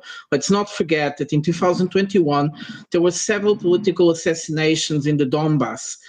And especially some very strange attacks lately, like a smoke within inside of the Moscow metro, that Rico guy, that German guy that tried also to explode the passenger train, but this was a while ago. But nevertheless, it's part of a list of attacks from Ukraine that actually really target civilians, not like in a casual way, because when you have a drone and a drone goes against a civilian target, you can say, okay, this was a mistake, it was not intended, someone lived there, that is a military.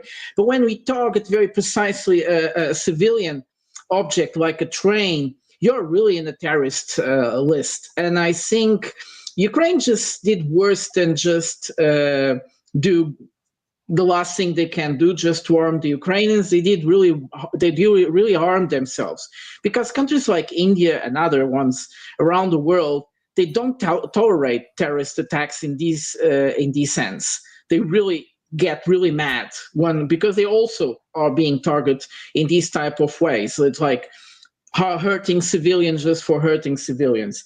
And in this set, at the same time, we have to calculate, this is the trap that Ukraine has been trying for a long time, to make the Russians retaliate in such a way that is so bloody and destructive that then they can ask for NATO to come and help them. I don't know if the calculation of Zelensky really goes on that way, but we have noticed that Zelensky is by the day more and more desperate, and his calculations are becoming very unfortunate. I presume now it's Mehdi or Voijan? Mehdi. Oh, Prada made some good points. Everybody's making some good points. And like, you know, when I opened up, when we were talking about this at the beginning, is yes, there is Ukraine is getting a payoff today in PR, but what are they going to get in return for what they have done when it's fully taken account for? Was it worth the cost to do this? Was it worth the PR opportunity in the end? We won't know. One of the things that, you know, like Dan was saying, is that you know, it's going to go to unconventional warfare more and more because the resources are not there to stand up against units of Russian forces. So you have to realize at that time, if you don't have units that actually can stand up to them, the next thing you do is you know, guerrilla warfare, and you cannot engage directly. I know that Russian security forces have found caches of pre-placed weapons and such. You can watch it on Telegram. They often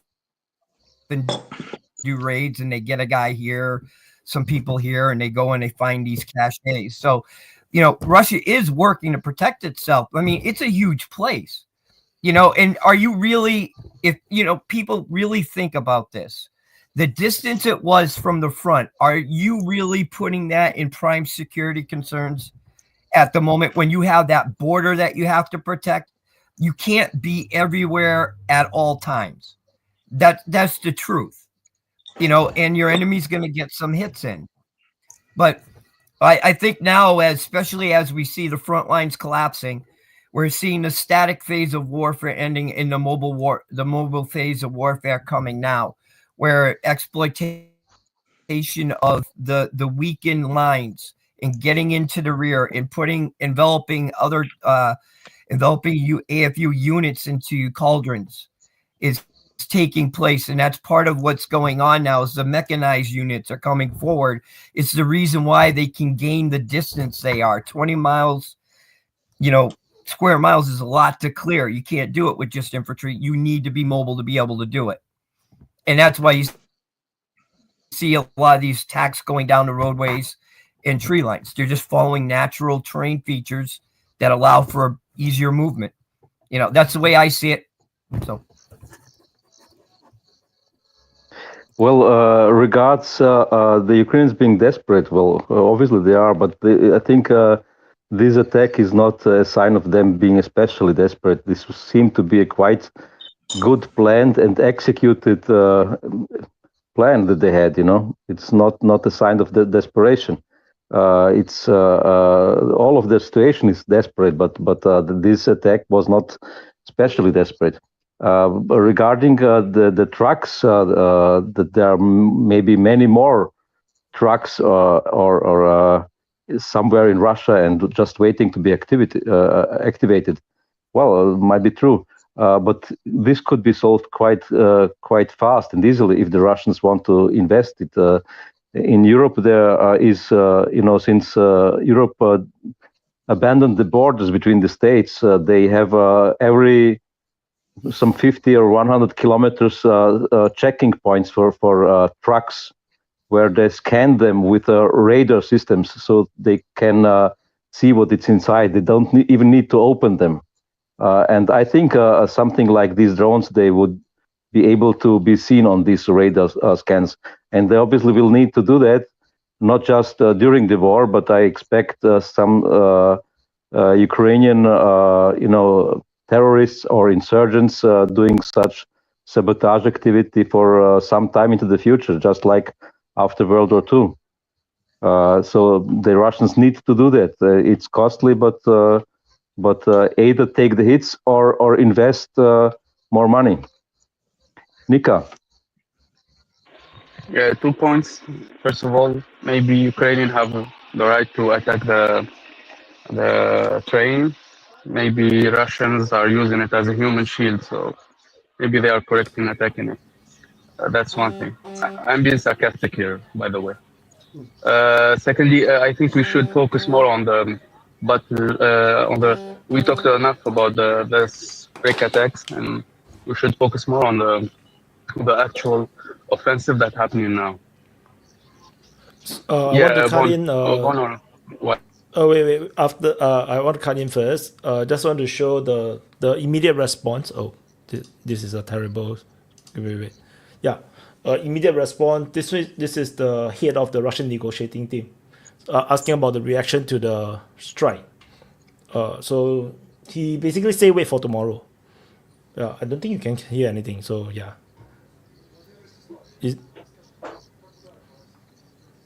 Yeah, basically he said wait for tomorrow. So yeah, so we're gonna expect some kind of retaliation by the Russian forces tomorrow. Von. Yeah, I was going to say, if we want to go ahead and go back to Ukraine, I mean, we could start in Sumy.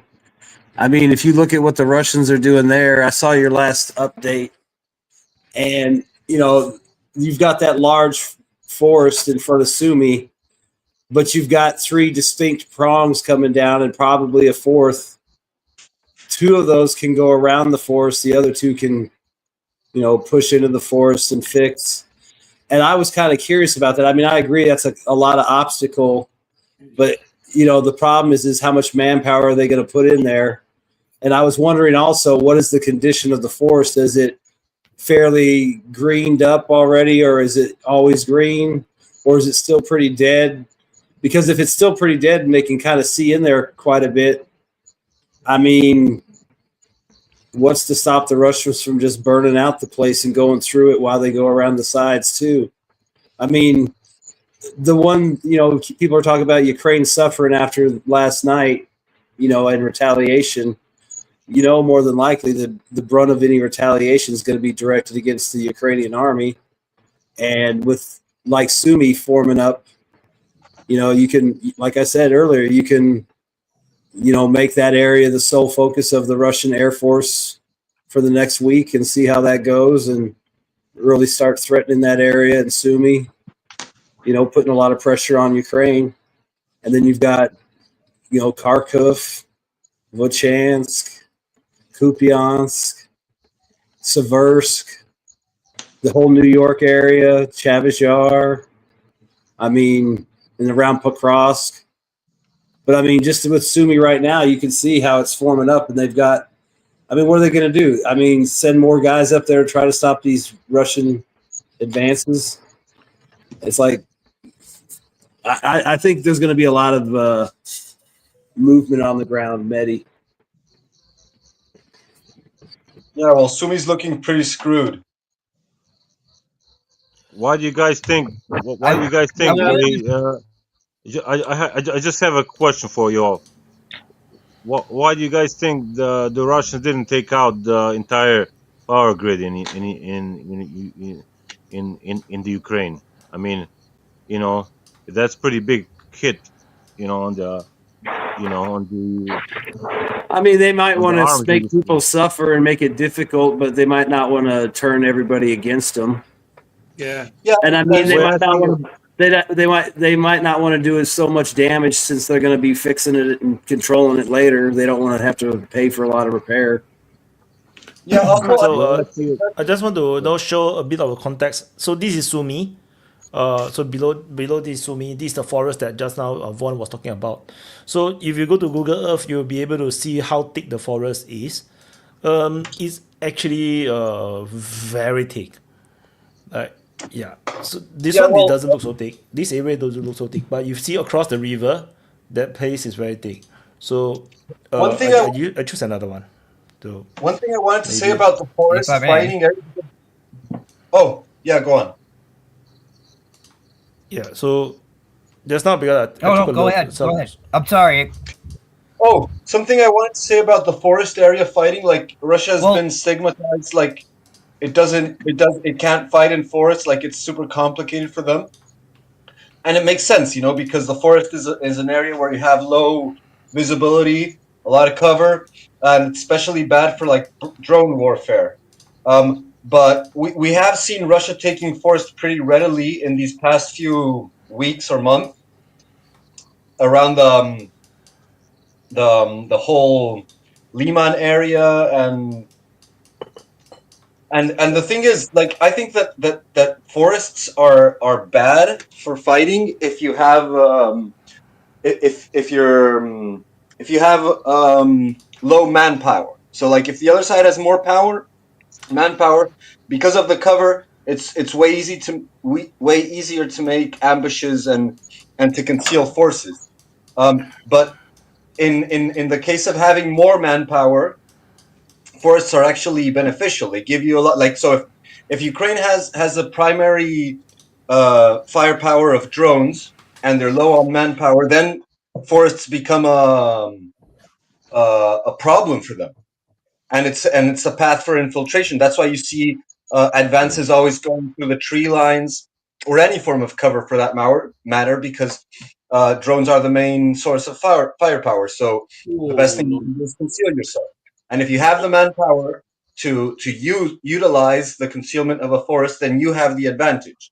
So I don't think forests are going to be a problem for Russia coming from now on, because of the differentiation, the ratio of manpower that's happening right now. Yeah, that is if there is no Ukrainian fortifications in that forest. If there is, then there's a problem. Even it's still that going to be costly. forest. I want to address this. Hold on. I want to address this. Hold on. I've been waiting. No, let Mehdi let me go. So I give my permission to Mehdi. Oh, fuck you, Jesus.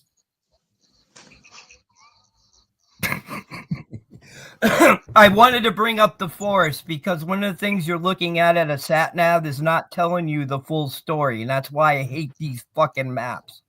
If you use a military topo map, you will see much of that forest is underneath the tree cover is swampy.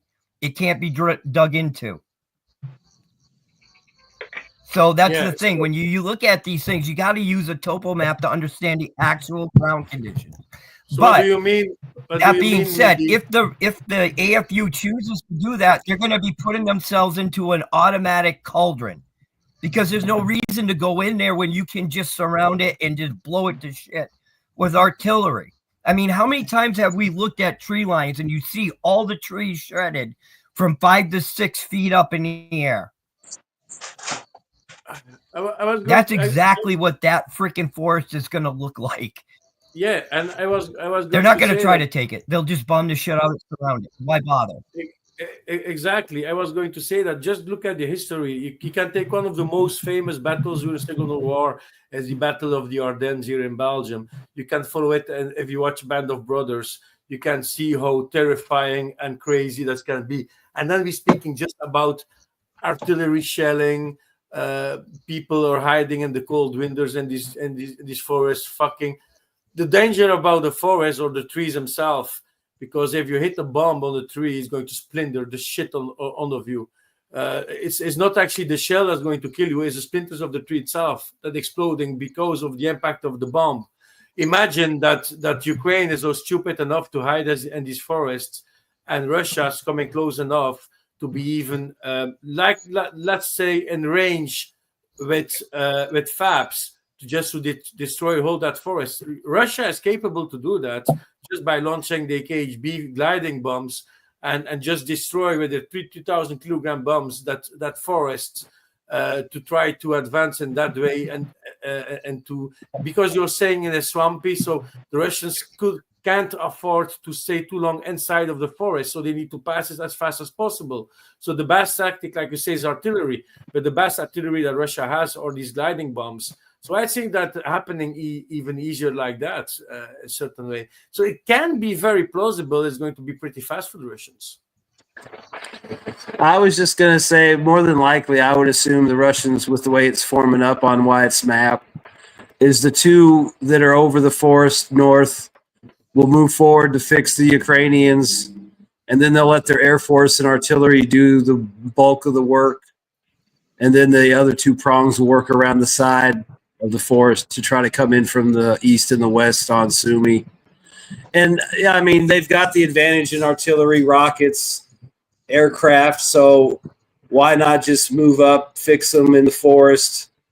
You know, it's obviously marshy and probably not conducive to a lot of heavy equipment being in there. So it'll probably be an infantry fight, and you'll have all the air support and artillery support you need. So all you got to do is fly, you know, your little, we've seen them fly drones through these forests that are, you know, set up like that, where they got the spacing between the trees and blowing up vehicles. So it's not like they can't fly drones in the forest from their positions and scout out stuff and then target it with artillery or whatever, and then move up and just do that while the other two prongs move around the south. And plus there's other places that things might open up to.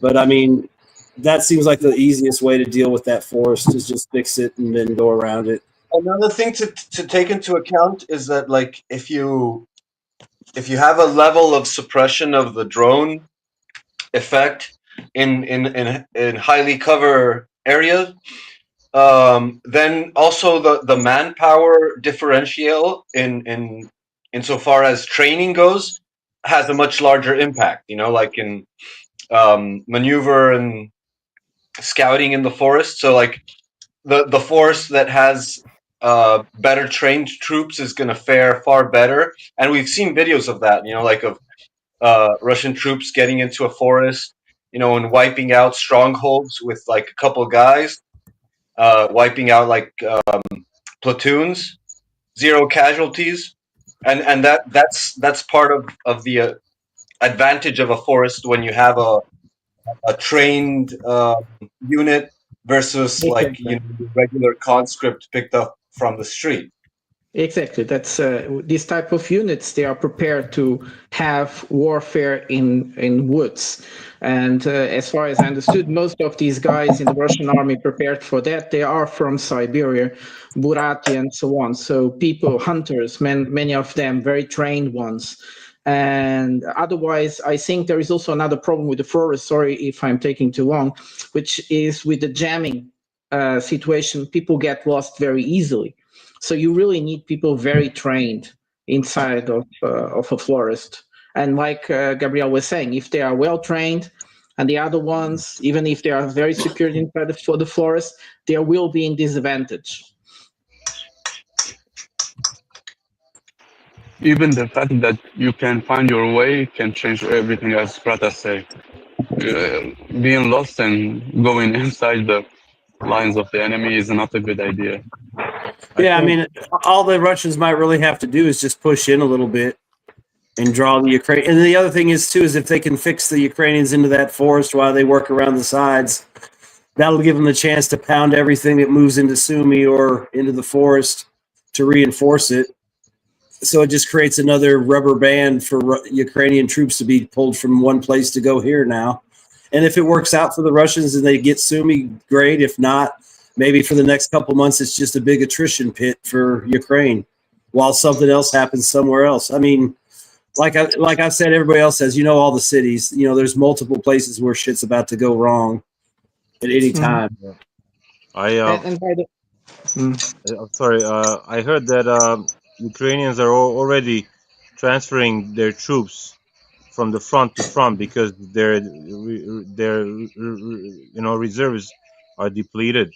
So basically they're like taking a pick, like let's go over here, and let's go over there, and if that's going on, then they're in pretty bad shape already. And I think this Sumy offensive, it all depends on the amount of Ukrainian troops there and their drone operators in the area. I mean, I think that's what the Russians are kind of probing, to see how much, how weak they are, or you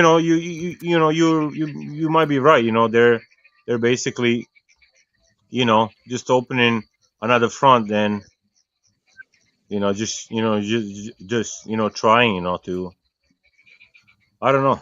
Yeah, I think Ukrainians are screwed in general, but I don't know. I just I just thi- I just think that those ones that get caught, in as a POWs, they have best chance of survival, unfortunately or fortunately for them. You know, I mean, I think that's the only way to survive. To know that you survive for sure, because you're not gonna survive the Ukrainian, recruiters in the cities. You're not gonna survive them. If you don't go, they're gonna kill you on the spot.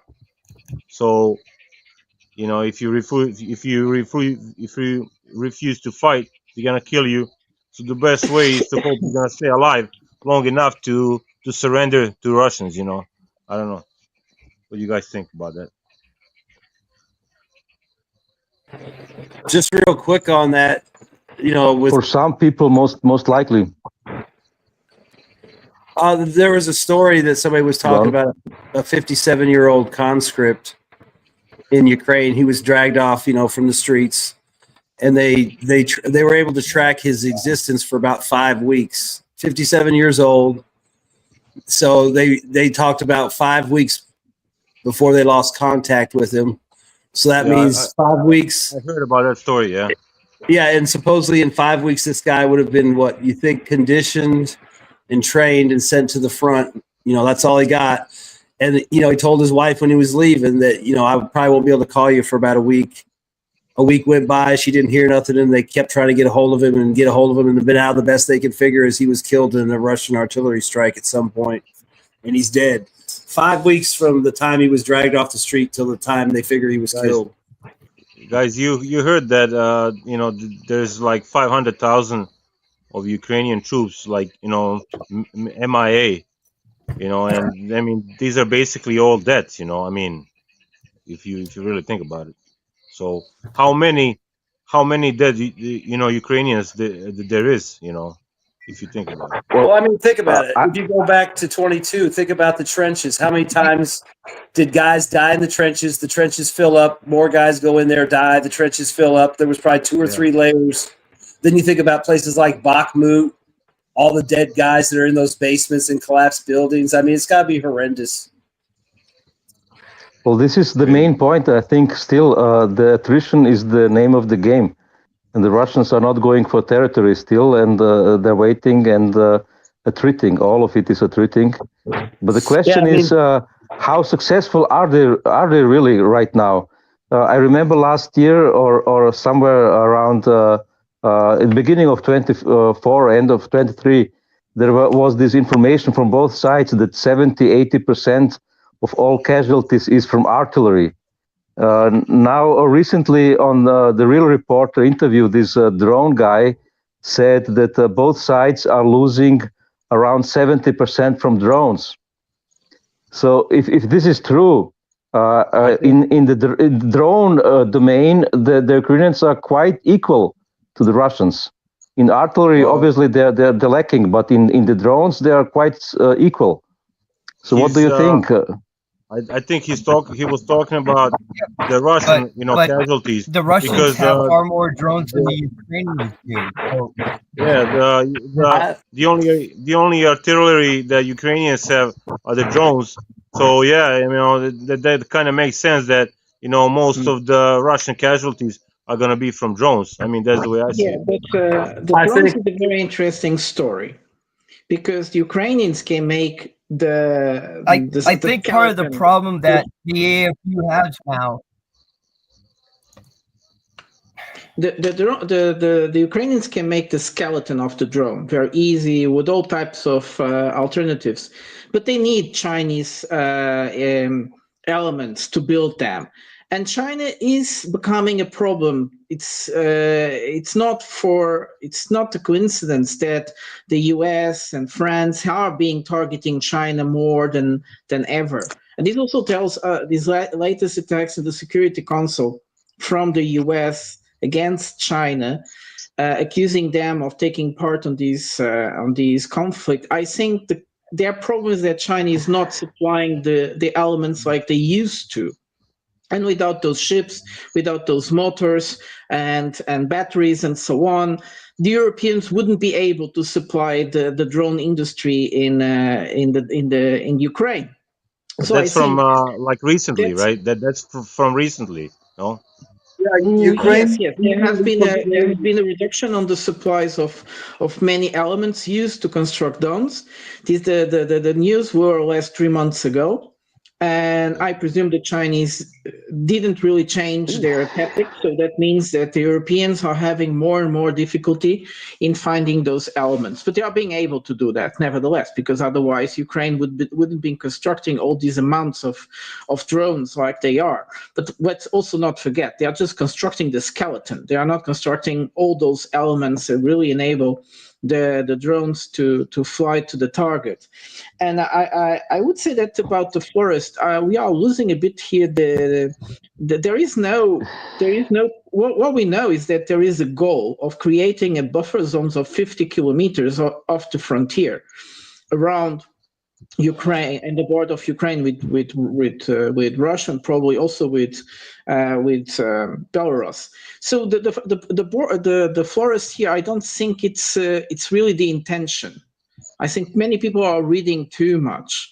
There's also no declared intention of taking Sumy or even taking Kharkov by itself.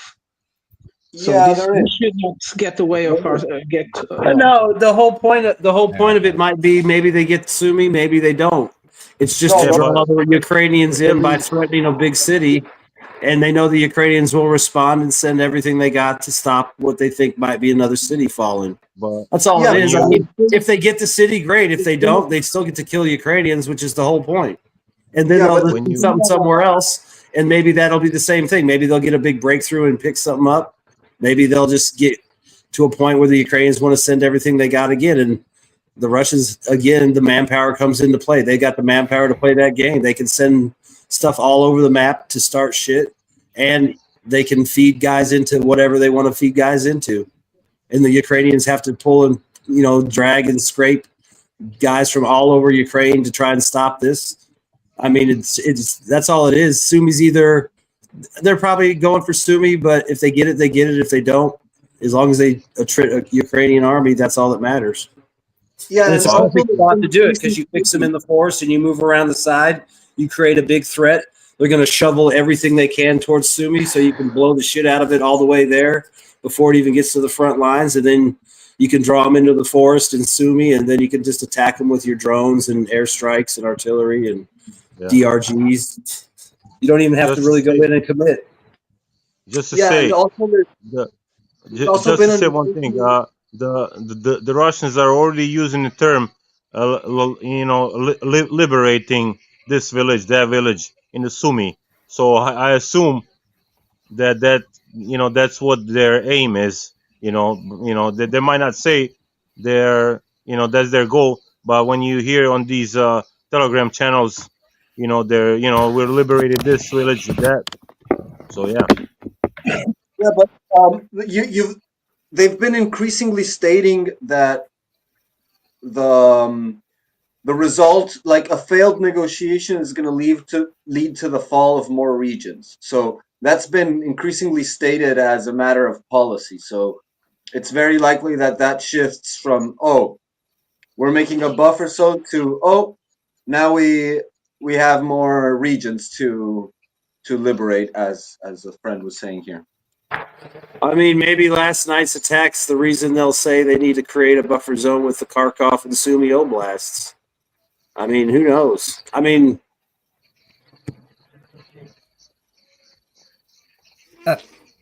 What do you guys think? I've been What are watching the these chances? attacks, the missile attacks. Go ahead. I hold on before you ask another question. Let me answer the one you asked 4 times ago. One thing I have been doing is at night, if you watch, you can watch the live cams and you can see the Sumy and Donetsk regions are getting pounded. And it's not just it comes in one wave and pounds it. They're doing it all night long. It's a lot different than what was happening before. And you could and you have to think that these are where their focused operations are going to be. So, I think that what I wanted to actually ask was this: is that is the AFU command having Ukrainian forces withdrawing to some place to form another line, with it breaking as quickly as it is, or is it just getting routed that bad? That's something that the Russians have to take into account too. Are they actually just blowing through these things without resistance, or are they having to fight through them as well? And where are the AFU going? If they're retreating and running away, where are they going to? They're going to want to know that, because that's the whole mission: demilitarize and denazify. So they'll chase them to wherever they got to go. So hi guys. What's the deal with the breakthroughs, with the big advances of Russians? They're using more organized, deep echelon forward units ready to go forward, right? To use breakthroughs and continue, right? Every day continue advancing. Like one squad will advance 500 meters. Rotations, yeah. Immediately another one will be rolling. Yeah, they're rolling, or carousel, however you say it. Like every unit takes its positions, and then another one is ready to move forward. Why it's happening? Because Ukrainians don't have that many manpower anymore, personnel to hold the trenches. They're wiped out basically. Now they have mostly mobile units, highly trained, attack ready units, battalions and brigades that are mechanized, and all of it. They're attack units. Basically, they counterattack the Russians. That's all basically what they have. And small numbers to occupy trenches, like low-level infantry to occupy trenches. So they go with defending with drones, right? At a very small number of trench units, and they defend them from Russian movement and concentration of troops and approaches by drones. So that's what is situation at the front at the moment. So if the Russians have capable anti-drone unit taking a small sky, that's the language now. Small sky means drones are occupying that part of the sky, FPV and Mavics, and then the long range reconnaissance drones are the medium sky, and big sky is actually all the bombers and normal aviation, right? That's what how they call it. That's terminology in Russia. So taking the small sky by few of the capable drone units in Russia, it enables breakthroughs like nothing. And that's what is happening. They have like two big units of drone units that are working the front lines. No more than two. That's the issue for Russia. So Ukrainians have many more of those drone operated units than Russians.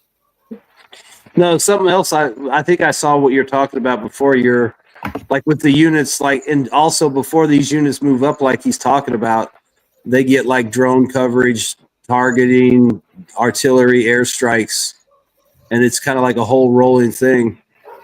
But it's not like large scale, like, big giant breakthroughs. But like he said, they control a small area, they take it over, and then they punch through like that. And I saw something the other day where they said now a lot of these, big pickups are becoming, because they're specifically targeting using the glide bombs a lot again. So it's allowing them to, blow holes through the lines and breach them and then assault them and stuff.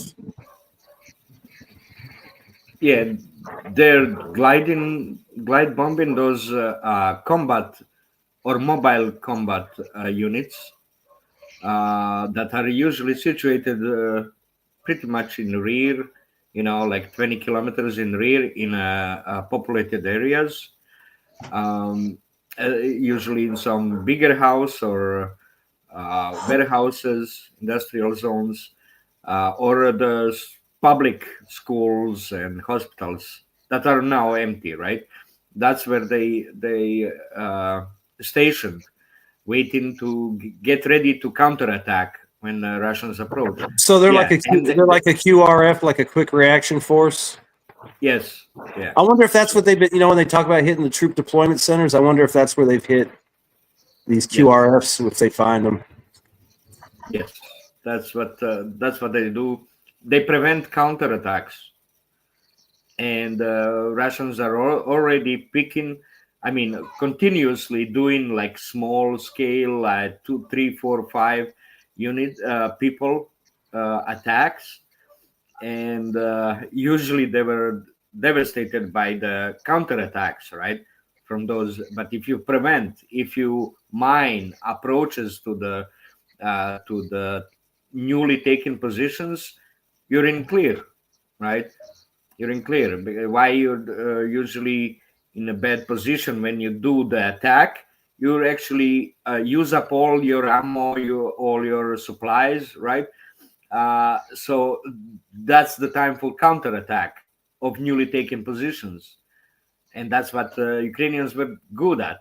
But now with all good drones, they will remotely mine approaches to those newly taken positions and prevent counterattacks with the glide bombs, with all of it, make a disarray. So that's how That they're makes doing sense. it now. Well, I mean, think about it. I've seen some videos lately where you see these Humvees flying down a road like they think it's safe, and then all of a sudden they hit a mine.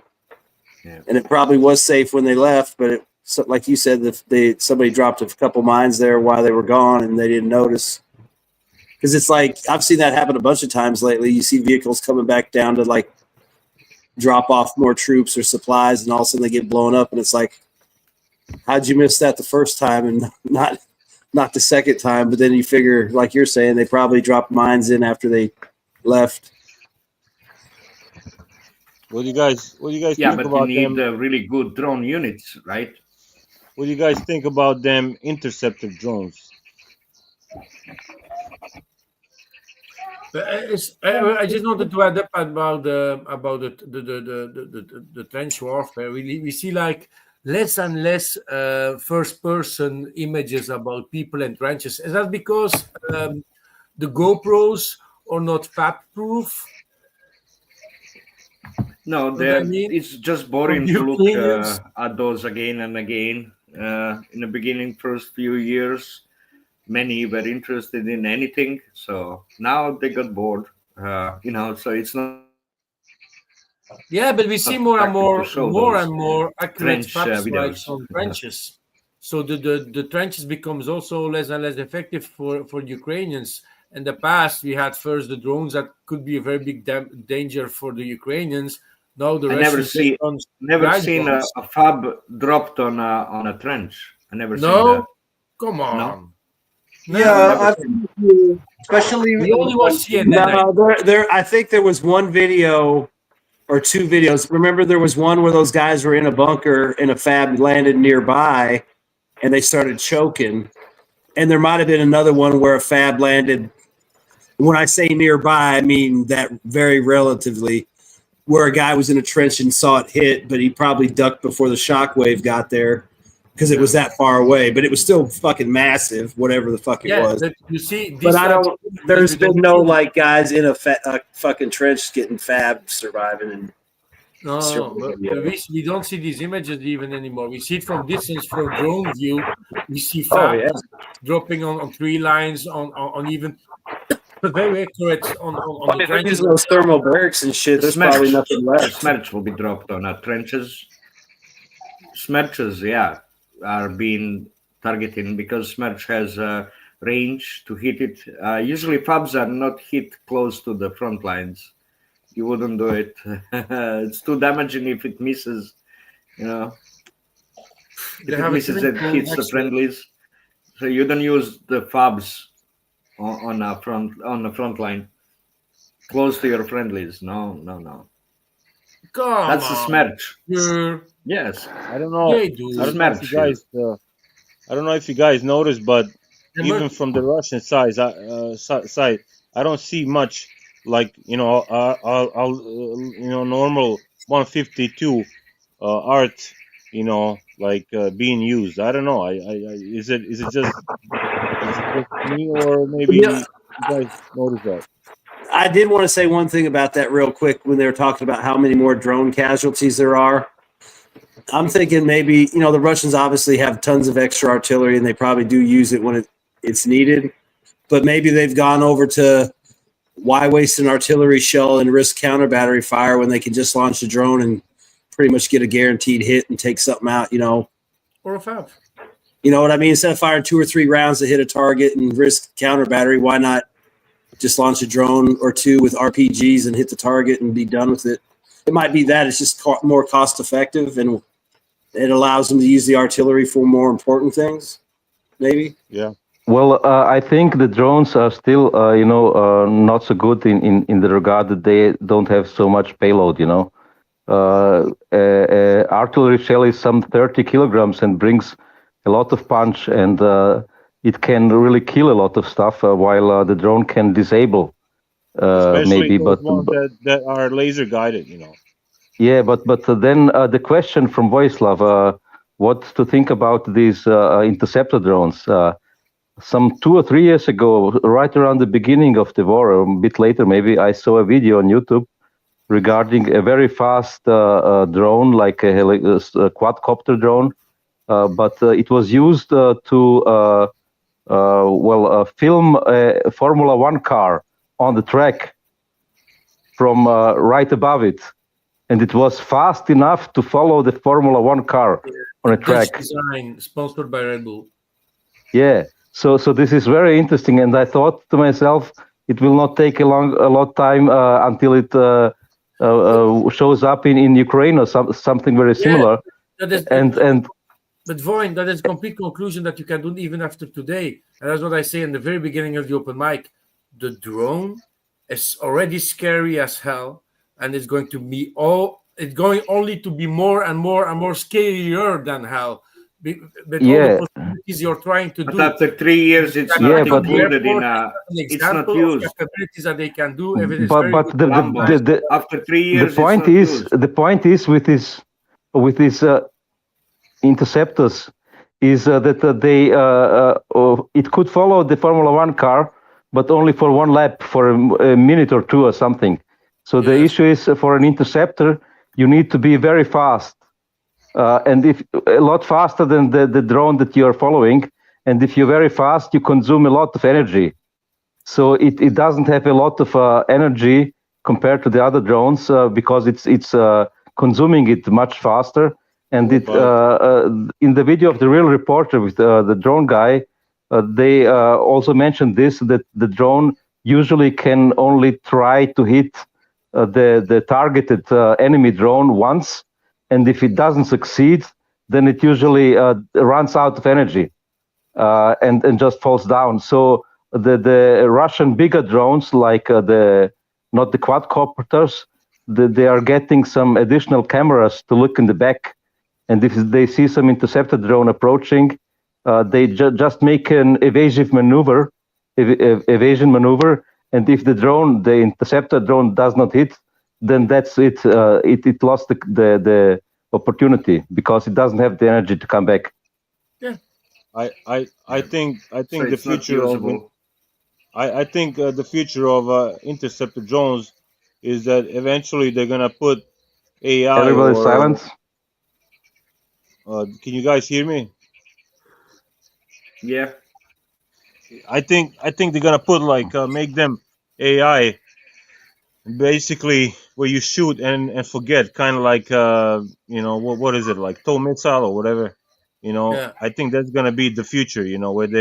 Where you shoot it at a target and it does it, the job. I think that's gonna be Just have the reason, and if we see a anything, not going to revolution be. in fighting drones. I don't know. maybe. No, countermeasures are much stronger than the drones, and this is the temporary phase. Drones will be discounted because of countermeasures will be much more successful.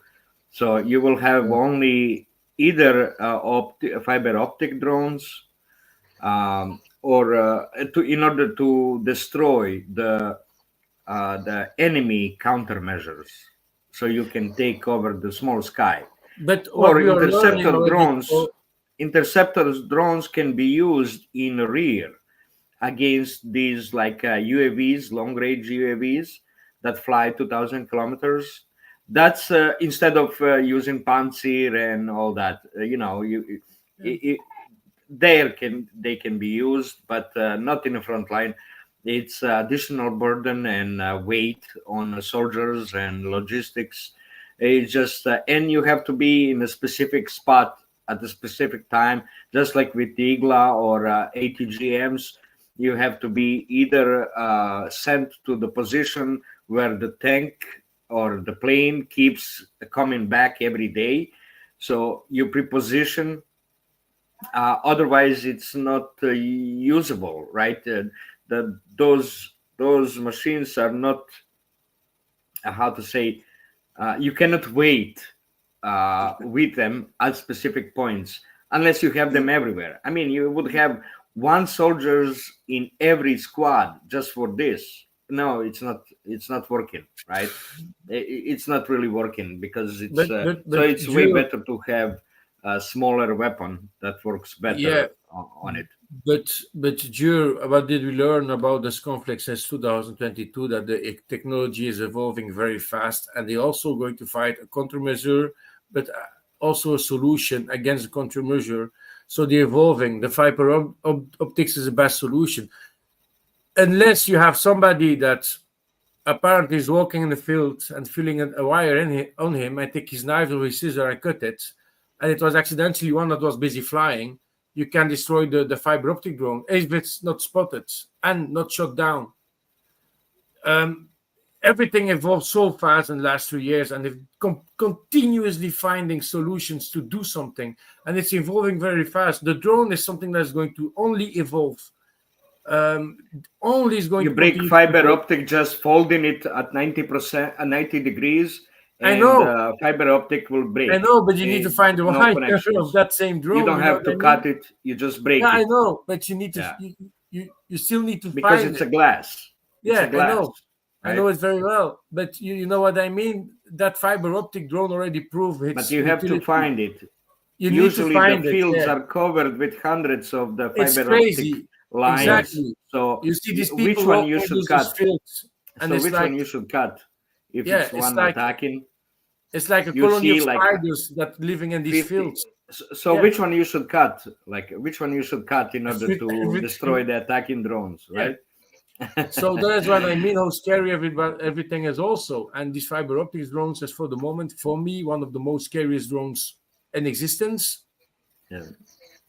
You know what I mean?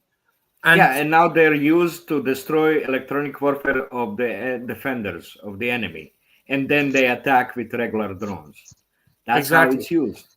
Yeah, because you destroy countermeasures with them because they're resistant. That's why I said only possibility is to use fiber optic drones.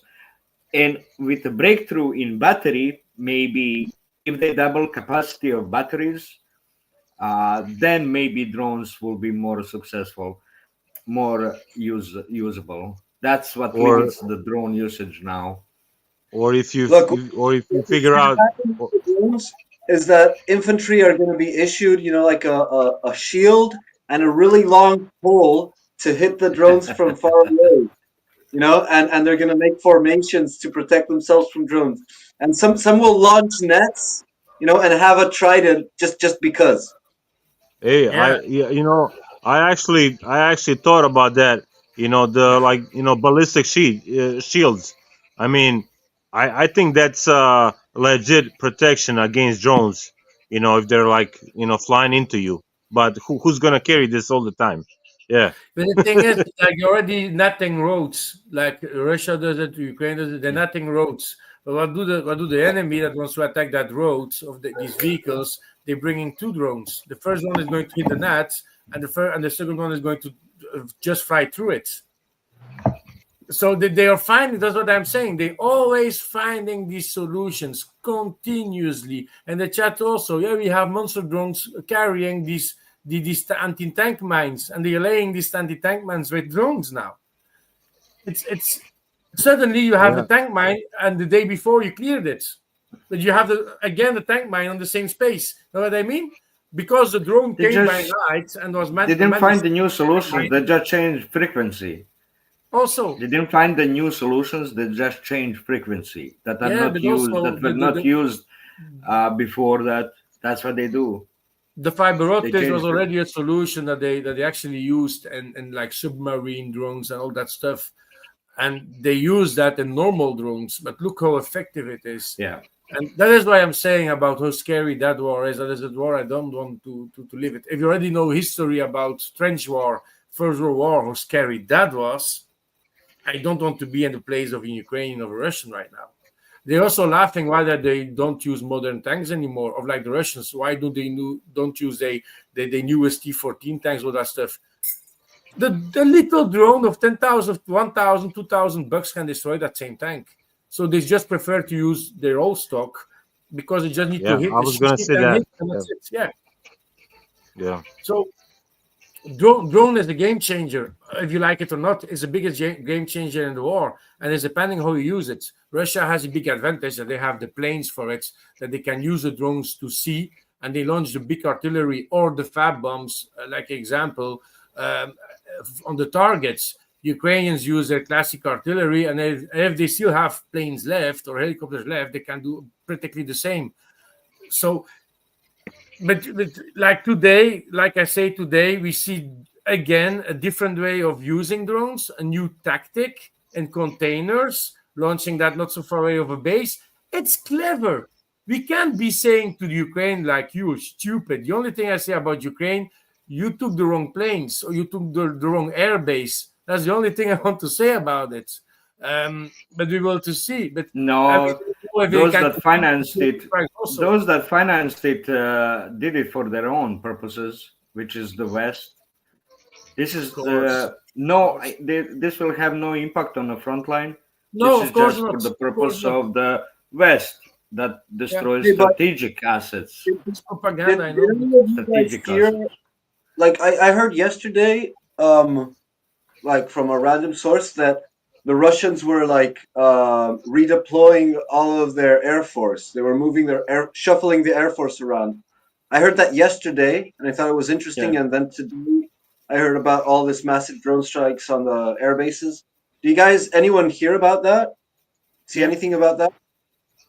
But probably they heard about something, but they didn't know details what's coming. But they probably heard, their spies probably heard their dangers or some talk about strategic assets, and that's why they were moving it. But actually, they moved it in on pretty much only successful attack place. Murmansk was the place where they moved a lot.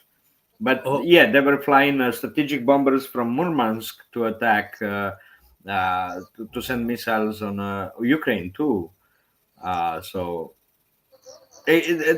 some analysis said that this purpose was in order to, after the negotiation ends, that Russians will show the real war and will want to end it as quick as possible.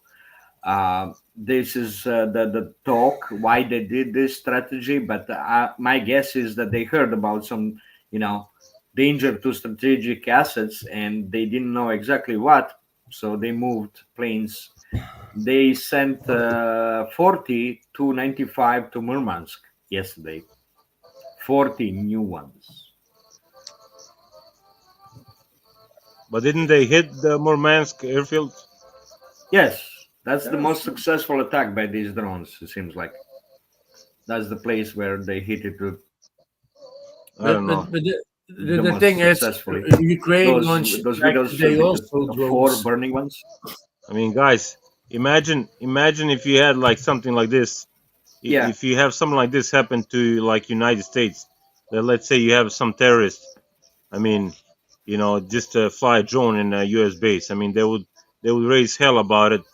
I mean, there would be like United Nations and fucking, you know, trying to blow up every Arab state, you know, or something like that.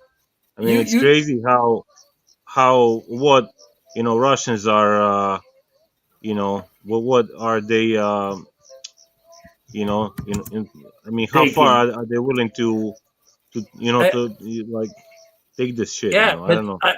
I can bet Vyacheslav that if I'm going to give you a stupid example, Yemenites You know what I think? went to How the they United how they States and work. did exactly the same type of attack on United States air base, I think you will not have any more Yemen on your Google Maps. You know how the Russians work? Why they can take a beating like that? It's they in a war they calculate losses ahead. What are gonna be acceptable losses? Also, okay, so that's the military academy of Russia. That's what they do, right? I know, They try to predict like, how many losses. So I can they explain take this it a bit. if the losses, even though catastrophic at the moment, they are still under the predictable losses. So they will say, "Oh, it's fine." You know, this is what contributes to their easily taking the butt hurts. You know, yeah, but this that's why. this is what emboldens you know, crazy people from the West to throw in like, what's the next, like Tomahawk missiles? I mean, you know, what the fuck, you know, I don't know. No, it doesn't embolden them. They keep on doing whatever they want to do as much as they can. It doesn't embolden them. It doesn't change anything. This is the way British fight Yeah, British are since terrorist forever. state, you know. That's I what they don't do. think. Terrorize Yeah, civilians. Terrorize the. I don't think. Yeah. Okay, go ahead, Mari. Maybe. Well, one of the things as to what was just said is that the Russians do, before they do an operation, calculate what it's called calculation of force and means. What force and means do they have in the area? What is the calculation of ratio they need, like men, armor, logistics, like ammunition, to defeat the enemy in this objective that they're going for? They do a calculation on it, so they're not flying in there going in blind. The second reason they do this is because when they do this and they do an operation, they're refining the calculations. Their calculations get closer and closer to the truth, so that they're better able to predict what they need going forward to be able to attack this objective or that objective. It also helps them establish the calculation of strength of one component to another, say tank to tank. You need a 1.8 Western tank to take on, you know, like say one single T-90. So, you know, all that's thrown in there. It's, you know, we want things to happen instantly, but they can't. If they're going to be done correctly, they got to be prepared for it, and the proper response will be done. I think everybody wants immediate gratification. Maybe they'll launch some extra missiles. But, you know, one thing they did say, and the problem is that nobody in the West no country in the West has suffered anything from these attacks but Russia. What happens if Russia finds the Ukrainians use a Taurus missile into Russian airspace, and the Russians decide that the place the decision was made, they provided the information for that Taurus missile was Ramstein Air Force Base in Germany. They can hit that, and they've said it before. They're taking they're going to take their restrictions off, and they will hit decision-making centers wherever they may be. So far, they've kept it all in Ukraine.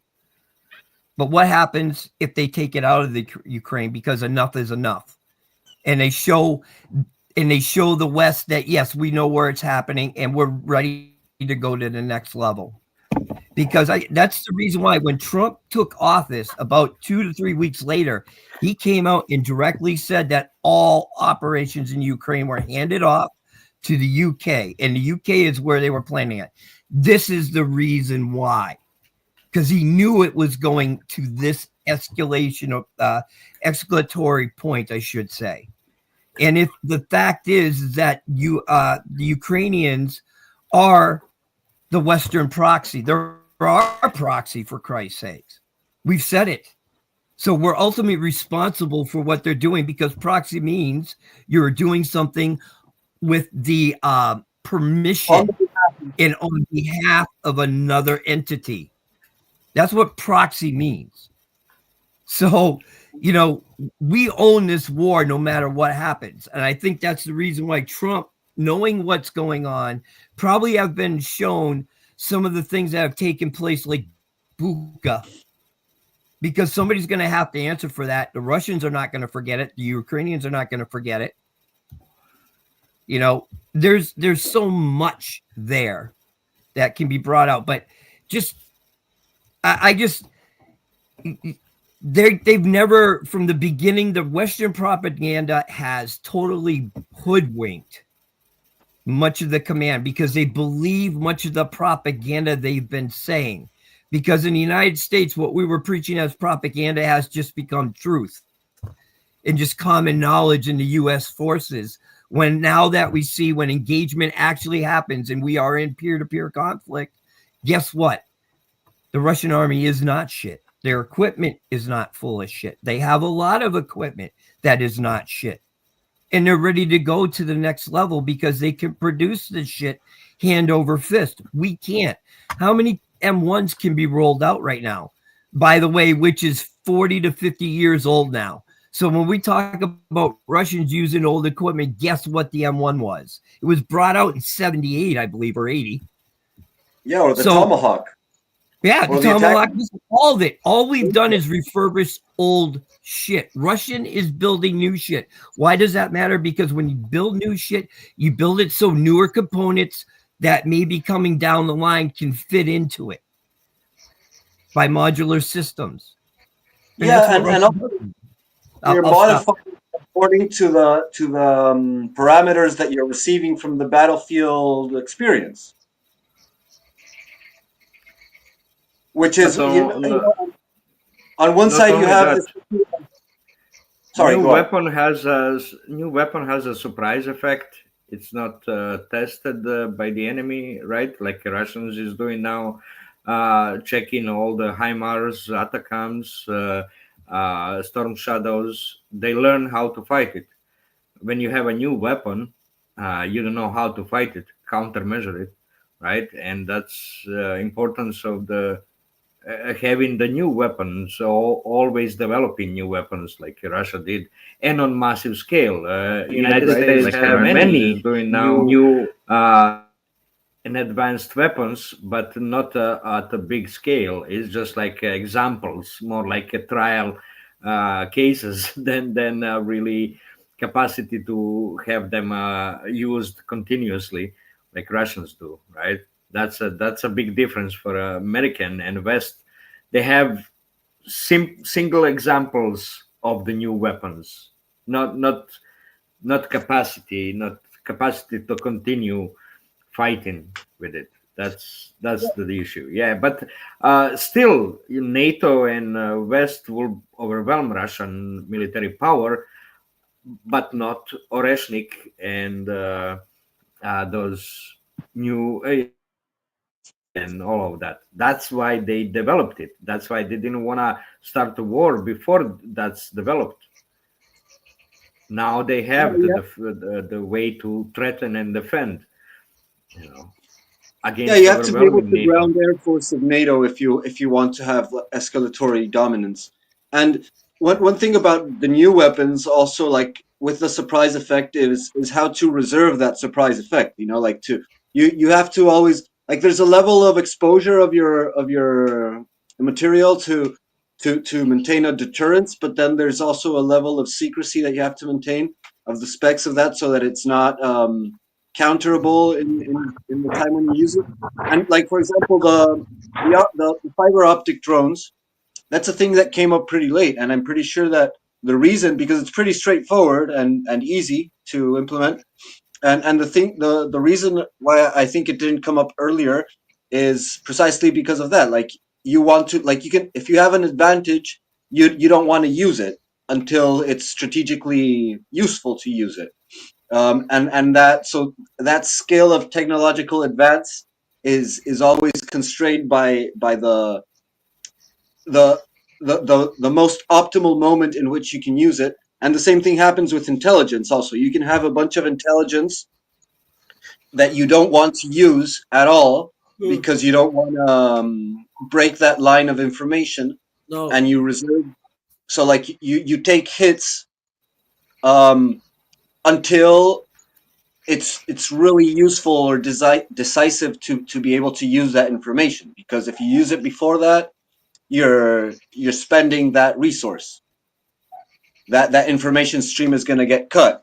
No. And so both with technology and with Intel, you have to reserve the use of it. You can't just use all your capabilities at once. You need to reserve them for when it's actually decisive, and The you most can effective. get the best gain. He also, Gabriel, like the drones need to come to the idea, like, oh, dude, you can put wire in it. Well, I mean, that's why the whole point of the Russians using an Orishnik for retaliation is kind of ridiculous, because what are you going to hit in Ukraine that justifies using something like that? The first time they used it was to send a message and make a point, and there was, little exposure to the system.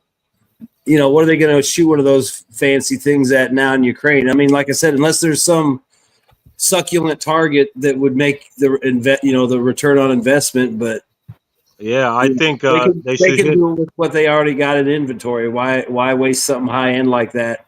You already made a point once with it. You don't need to use it again on just some bullshit target just to get paid off. I think AI Budanov is a legitimate target. I mean, that guy shouldn't exist. I mean, he's like yeah, but I mean, you got to find that guy and make sure he's there if you're going to do that. I mean, that might be pretty hard to do. So why even risk? Unless you got a guaranteed hit, then yeah, maybe you want to take out some of the inner circle. No, but like you said, they're going to use your Orishnik if the times come for it. If they have active ones in stock, they're going to only use it if they have really a purpose for it. And a lot of cameras in the region to film it, because it's fucking awesome to see. I think I heard somewhere that they can even shoot down the regular ballistic missile. What's it called? I know the Iskander. Iskander, yeah. So if they cannot shoot down Iskander, why use Oreshnik and waste money on yeah, but it's the same. Oreshnik is used to penetrate 200. Oreshnik is used to penetrate to bunkers that are 200 meters underground. That's why you need it. Yeah. So they're admitting also they are not able to shoot down the very fast KH-22 cruise missile, but you're saying they are capable to shoot down the Kinzhal. So what is it now? It's like two times difference in speeds at least. It's crazy. KH-22s go like 4,200 kilometers per hour, and then the Kinzhal is going like hypersonic, and so. It's the pure propaganda of what Ukraine is saying. Like, if they're giving the numbers, like we had the missile attack and we shot down 133 cruise missiles of the 150, and we seeing the same the day after all these footages, illegal filmed footages from the Ukrainians from these strikes in different regions. Like, are you sure they can count up to 133? Because we saw like more strikes than, like more than 17 strikes. So it's there was that and everything. There was that video Europe posted where there was like 20 hits on the aircraft factory. There was like zero response. There was no tracers, no missiles flying around. It was just boom, boom, boom. You Of know. course, going to see traces in Kiev makes Well, sense. I'm just saying. I mean, it didn't seem like there was any attempted air defense. It was just 20 strikes from the And ground. also, You can just hear them going in one after the other. Also, one thing that's very funny during these strikes, like if I take Kiev for example, so on the news, yeah, Russia killed 30 civilians, and then you see the strikes, and you're in their apartment buildings, and you had the air alarms, and there is actually a negative point about war: people getting used to war. So if you live in a city, you get used to the alarm strikes, and after a while you say, it's not striking in my region, so I'm just going to continue watch TV, and suddenly air defense shut down a cruise missile, and the cruise missile landed on your apartment or on your house, and you're dead. And then Russia, of course, is going to be blamed by kill these people because they launched the attack, of course. But if people takes war more seriously, they're going to go out of their apartment, go in the basement or in the metro station and stay safe. And then you're going to avoid casualties, because Russia, compared to other countries, compared to other wars, is actually not targeting civilians. Yeah, but how Or but you're not purposely. gonna be able to watch, UEFA League, if you're in the basement, Yeah, I know. If you're busy watching the finals of the Champions League, you're not going to be able to watch the finals. Yeah. Yeah, well, about what they were saying of attacking Budanov, of killing Budanov, and that he deserves to die. Like, sure, he deserves to die, but like that should be when the war is over. When you have your enemy capitulate. Like, I know. it I'm makes just. I sense. was just It joking. makes I know nobody's gonna waste Oreshnik on this dumbass. No, but to the point of these decapitation strikes, it makes sense to decapitate on on the level of execution, like your NCOs, or brigade commanders, those people who actually do the actual work, because that disrupts the chain of command and ruins operations. But this idea of decapitation strike, like the Israelis do or the Americans do, it's actually quite stupid on a strategic level, because you can have a profile of the heads of the decision makers, and that gives you predictability. But if you decapitate that head, then you have unpredictability in the sense that you'll have new decision makers coming in that you don't know what their characteristics are and what their decision making is going to be.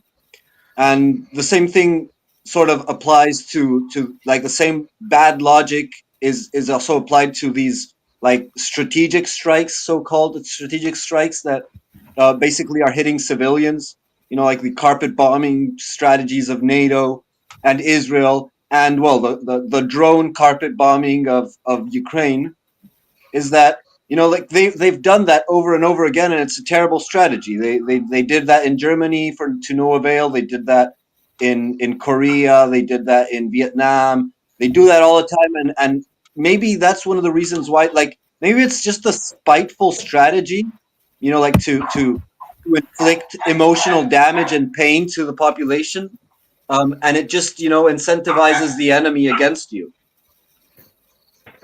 Yeah, but I don't agree with that, because if you're taking out a guy like Budanov or Syrskyi, I mean, that's going to have an effect on a war. It's going to, who cares who their deputies are? They probably got dossiers on the next 5 replacements for every one of these guys in Russia. So they already know what they're like. And if you kill these guys, the chances are you're also killing their staff, their deputies, because they don't travel alone. They do have to meet with people and coordinate. So it's always a plus if you can kill these guys. The Russians already stated last year that they were already going after, company commanders that were effective, or battalion or brigade commanders, trying to target these individuals of like the air mobile units and the better units that Ukraine had. And if you can get rid of a guy like Syrskyi and some of his staff, it just causes problems. Plus the guy, who cares if he dies at the beginning of the war, the middle of the war, or at the end of the war? I mean, he's worth getting rid of. And I mean, I'm sure if they get a chance to get him, they'll get him. I mean, the only guy I can see leaving alive is Zelensky, because he's his own worst enemy. And he's not going to play ball. commander But those guys get shit done. They run people.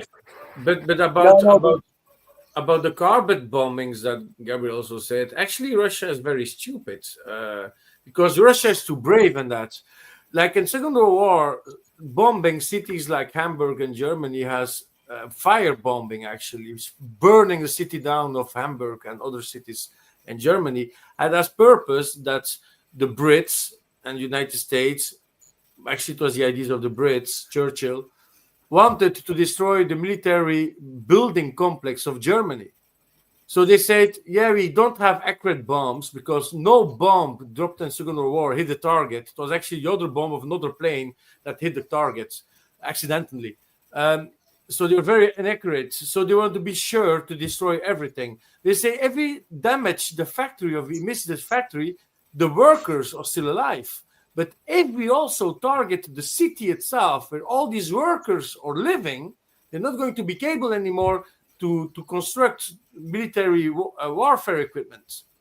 So actually, if, for example, in the neighborhood of Kiev, you have a drone factory that Russia knows about it, but they don't really know where it is, it's best to completely carpet bomb Kiev to be sure that a lot of employees of that factory is dead also. So they're not going to be capable anymore to build these drones inside of Ukraine or inside of Kiev, next to Kiev. Know what I mean? That was actually the tactics that the Brits were using in the Second World War.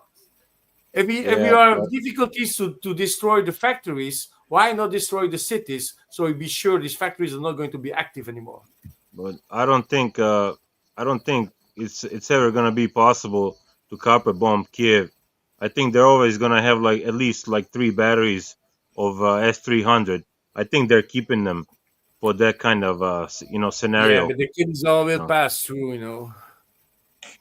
No, yeah, I understand the logic. At least that's what they said they were doing. But as a matter of fact, like the situation was already lost. Germany had lost most of its.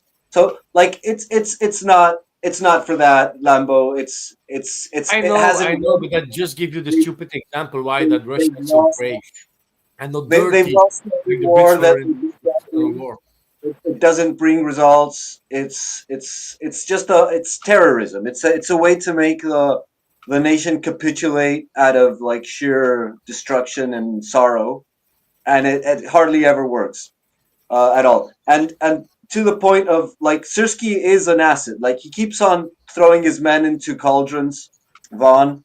So killing him, it would be stupid to kill him because he's actually an asset. He's predictable. You know what he's gonna do. And the same thing with Zelensky, his own best enemy. And that's probably true of Budanov as well. And yeah, like hitting brigade commanders and unit commanders like that does make sense because those are actually in charge of executing the operations. Hey, Bigari. Oh my God, it's Bigari. Yeah, hey, just real quick. No, my point is you may not think those guys are all that effective, but like I said, they don't travel alone. They have staff and other deputies. Those might be the real brains. So getting rid of those people might help too. That's all I'm saying. If you switch to day attack on the bunkers, underground bunkers where the central command have the situational awareness system, everything, all the command centers, and by hitting it at daytime, you will have the military and probably Budanov and maybe other guys and maybe even NATO officers. So by switching to daytime destruction of the command centers, you would kill those people too. So, and Russia was usually hitting it during the nighttime, not so much during daytime. When they fuck each other. Yeah, Russia likes to get them when they fuck each other during the night.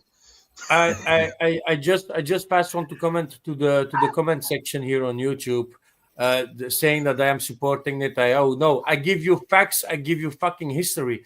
Just fucking watch the history of Second World War, and you will see how dirty the Allies was against the Germans to be rid of the German war very fast. Also, I am not supporting Hamas of fucking things.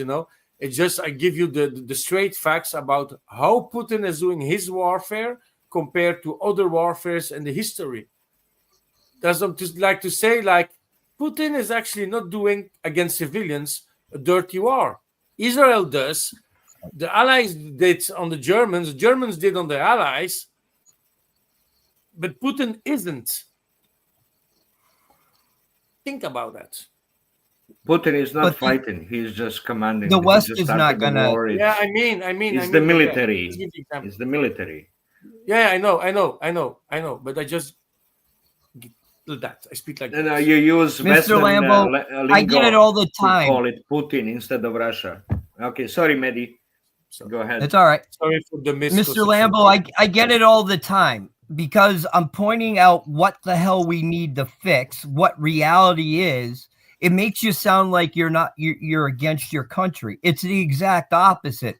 It's saying I want this shit fixed so that my country can defend itself. It's not about, supporting Russia. What it's about is showing you the truth and understanding what you face. This is the problem.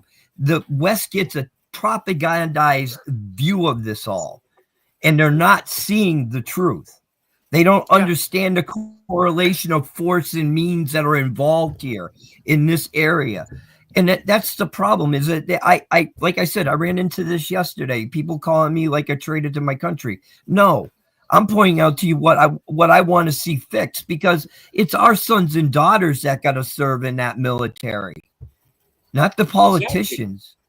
Exactly. So I want them with the best equipment, the best training, and the best command that they can have, so they can survive if they ever need to be out there protecting Mehdi, our where are you country, from? which I'd rather have is that we protect. Where are you from, here. Mehdi? I'm in Maine. Maine. What do you think? What do you think of F-35? You think? No, do you think why don't we get an update from Bagari, because he's been gone for forever. Yeah. Okay, that's better. Yeah. Unless he doesn't want to, because we're all retarded. He's still alive. Hey, man. Strategic Hey, man, attack. What's the whole talk in Balkans Ukraine about this root for strategic attack? you know.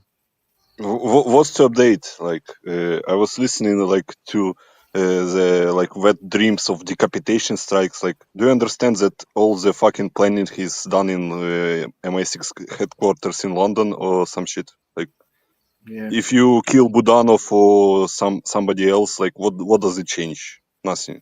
Yeah, nothing. It's like actual fucking retard dreams. Like, oh, we need to kill him. We need to kill him right now. Something will change. Nothing will change, because everything is planned by British nothing and will American. change. It's Nothing will American change, and but British it intelligence sends that is message, planning. Like, send a message, like, to whom? Like, Russians. To all Like, the other Nazis, a lot of Russians right now are really angry. They want to nuke Ukraine, blah blah blah. But it's not the way Russia do things. But I will expect some strikes, but nothing major. Like, because that's not how they do things. I was for when the Russians couldn't take over, Ugledar. I was like, man, Russia needs to drop like nuke, tactical nuke on Ugledar, because I was so pissed off, like this one place. There is no such thing as tactical nukes. There is only nukes. There is no. It's the big misconception among like regular people. Tactical nuke. Oh, it's What the is that? small nukes. Bagari, It's a nuke. What is that tactical nuke? Being 100-meter accurate?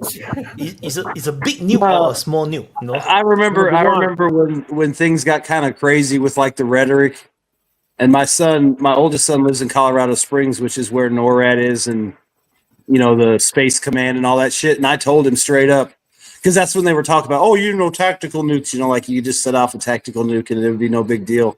And I said, if you hear anything about a nuke going off in Ukraine or in Europe, I said, you need to get about 100 miles away from fucking Colorado Springs. The minute you hear that shit, because it's like you said, a nuke is a fucking nuke. It ain't no fucking, it didn't count. It wasn't that big of a nuke. Fuck that Yeah, shit. what's the big deal? Just You be know, happy it's the wrong city. they It's do- the one where you're not living in it. That's it. No, Yeah. no, no, no. How you use NATO it. That's how you literature, can call low it. yield in NATO No, how you literature, use it. a low yield nuke is Listen. known as a demonstration nuke. That's it's you're exactly right. A nuke is a nuke, but they did classify it as demonstration, as in a demonstration of intent. Tactical nuke, it's not about the size and delivery, it's about how you use it. If it's like you use a nuke to remove a tactical objective like Volador, then it's a tactical nuke. If you use it to hit command centers, then which is how usually it is, then it's strategic nuke. That's only tactical purpose that defines it, but it's misnomer. It's if you use a nuke in a tactical purpose, you will still provoke strategic response. So it still doesn't matter, right? I don't think so. I mean, I don't know. But You think still, so? that's I mean, think about the it. US What country that has is what nukes is gonna? Sorry. If you go to my channel, I have one video, well, two, but I have one video there that shows you what America's intent was and what NATO's intent was had Russia tried to flood the or Warsaw Pact try to flood the Fulda Gap. They knew they could only stand up to 5 days, and after that, they would use demonstration nuke, which is a low yield tactical nuke, to get to hit Russian formations after they deployed. The U.S. cavalry was to go out there to stop them far enough distance away, make them deploy into battle formation, and hopefully get the hell back before the nuke came in on them. It's right there. You can look out on my channel. It even Where is shows your you the channel? document it comes from. Where's your channel? Which channel? Just my name, I guess. I don't know. Click on it. YouTube or Twitter? YouTube. YouTube. Okay, I find. So we just punch in Maddie. That's it. Yeah, well, I don't know understand, what it is, tactical but news are like yeah, the I would smallest just watch ships, it. Like the F-15s can carry things like that, and they do less damage, but still, you, if you Well, miss a and little if you bit, think about it, though, NATO was writing this in 1983 when they had probably 3 times, 4 times the force in Europe as it is now. Yeah. They knew even then they would have problems. Yeah. ISW itself in 2018 said that the Ukraine and NATO had little chance of success against Russian ground forces anywhere in the Baltic. They said it themselves. You know what else they said? We were generations behind in electronic warfare and missile technology. Yeah, that in is my question. 2022, the same ISW is telling us how easy the Russians are going to be able to push around, and they're the ones that were feeding the U.S. State Department, basically using ISW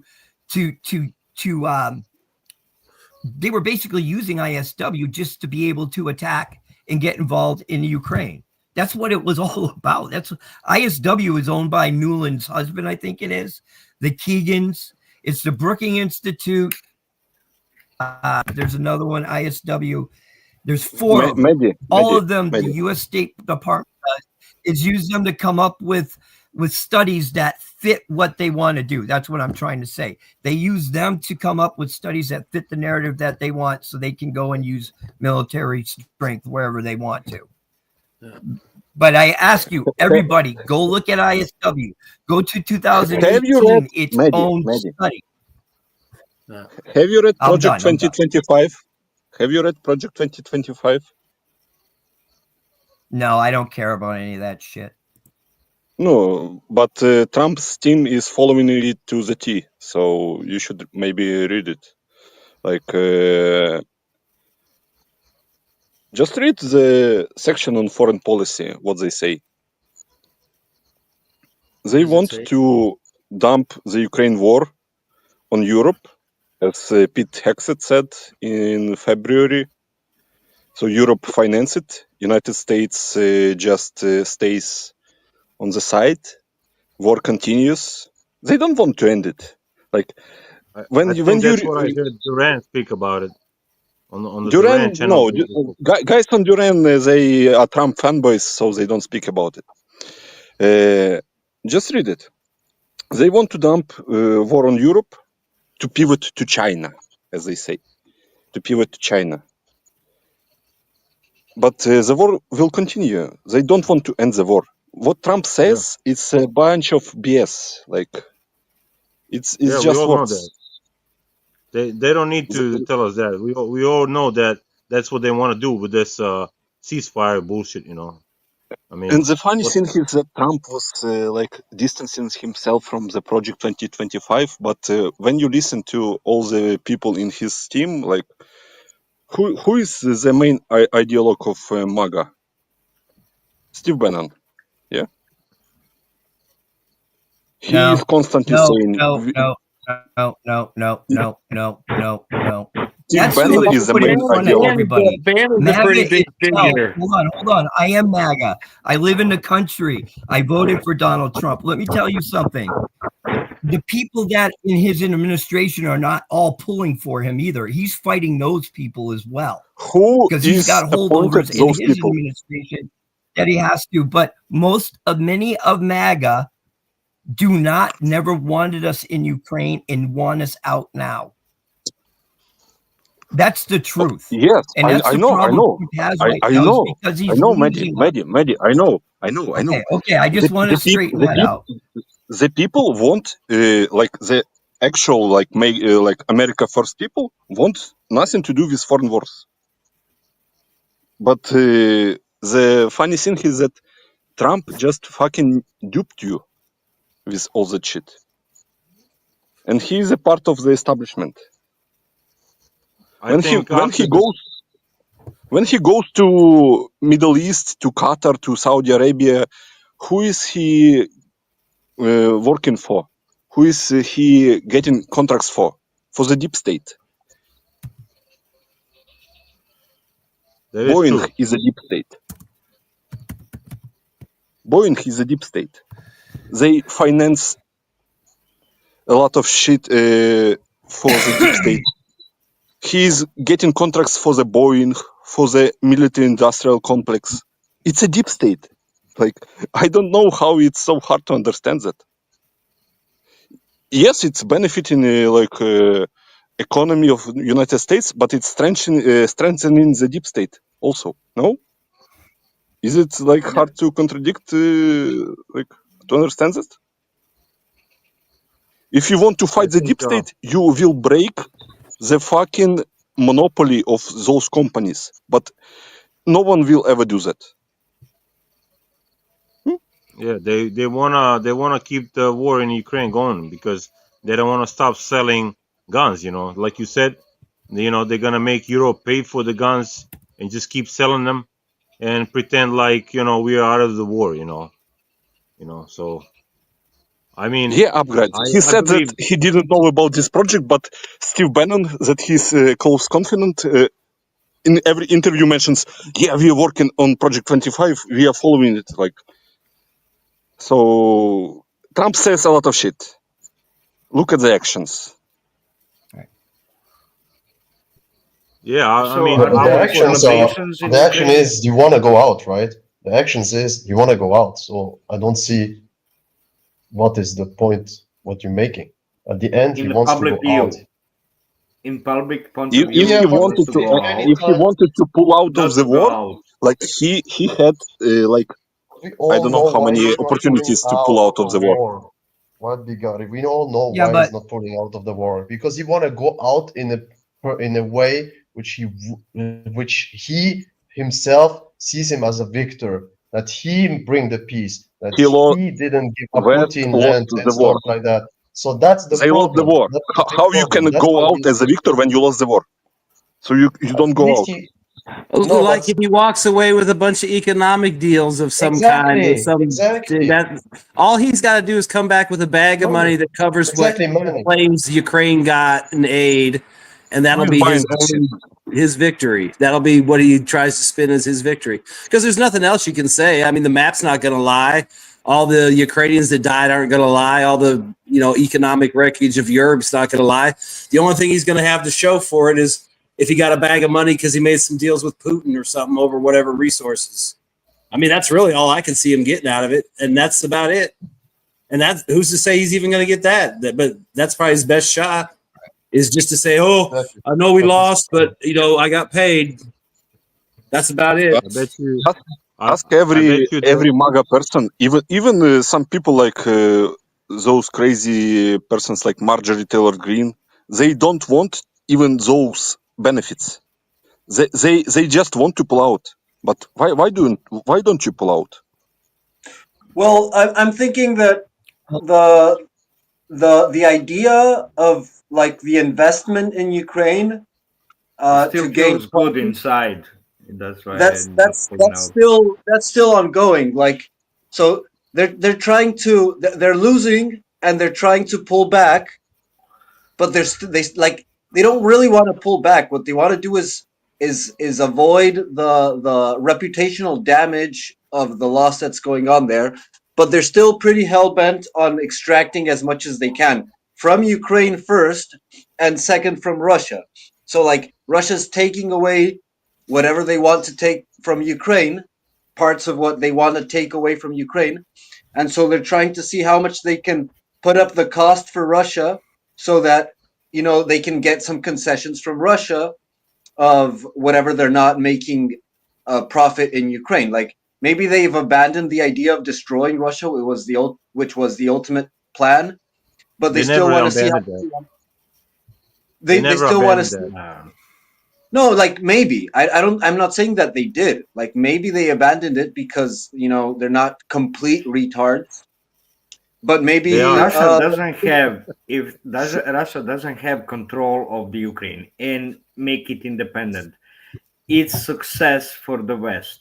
That was the long-term plan for the West, to have the Ukraine under control, and because the border between Russia and Ukraine, or Ukrainian and Russian, is so porous, they can always send agents. But that was already to disrupt Russia. That's the long-term plan. That was used to be a long-term plan, and it's still going on. It's but not that was already changed. achieved. So that's why That was they're not giving their control of Ukraine away. That's why Trump doesn't want to give control of the Ukraine away. That's what it is. Yeah, but that was already achieved, Jude. That was a achieved war. in 2014. So, like, there has to be a further objective to continue to maintain Ukraine under control. Like, they need Ukraine for something. If To not, they would have send just kept Ukraine more and established. agents to disrupt government. Gabriel, in you Russia. know what's funny? What's funny? Sorry, Mehdi. I will just say, and then we'll give you the word. You know what's funny? Every fucking foreign policy of United States and strategy is in the policy papers of the think tanks, because the think tanks are dictating the policy of United States foreign policy and domestic policy. So it's all in the open. It's all in the open. Yeah. You can go and read. You don't need to guess. You can go and read. Go and read Rand Corporation. Go and read Wish Pass for Persia when it comes to Iran. Go and read what's it called? The clean break for Israel. It's only in the papers, and it's the same strategy going on for decades. No matter who comes into the office, the strategy is the same. Like what Trump is doing, like what he's done is only done his executive orders. When next Democrat comes, he will remove those executive orders, and that's all. Like there is nothing codified in the bills. So it's like you are living one way for 4 years, and then you will change your complete course for when the next guy comes in office. But policy papers and think tanks, they stay the same. and the Yeah, the next thing. course is always same. Yeah. What Rubio says, oh, we are living in multipolar world, it's a bunch of fucking BS. No, yeah, The only direction is the global domination of United States, and they want to preserve it as much as possible because nothing changes. Oh, go You on, want to Manny. hear the silliest thing I ever heard come out of the think tank? In the beginning of the war, I'm watching when they're doing an open discussion live on YouTube. And there were two things that were said that just shocked me. One is they laughed at the Russians because they have this tendency to go for the high ground. And then they laughed at them saying about how much artillery they have, thinking it was way over what they would ever need to do. And we were beyond artillery style warfare. This came out of this was said live on TV at the beginning of the war. This is what happens when you have academics who have really no clue about the military, how it works in warfare, making decisions about warfare. They're too removed from it. They don't understand it. All they can do is regurgitate what they've been told. They don't really understand what they're regurgitating, what's behind what makes what they're regurgitating a battle technique, whatever, or tactic, or whatever.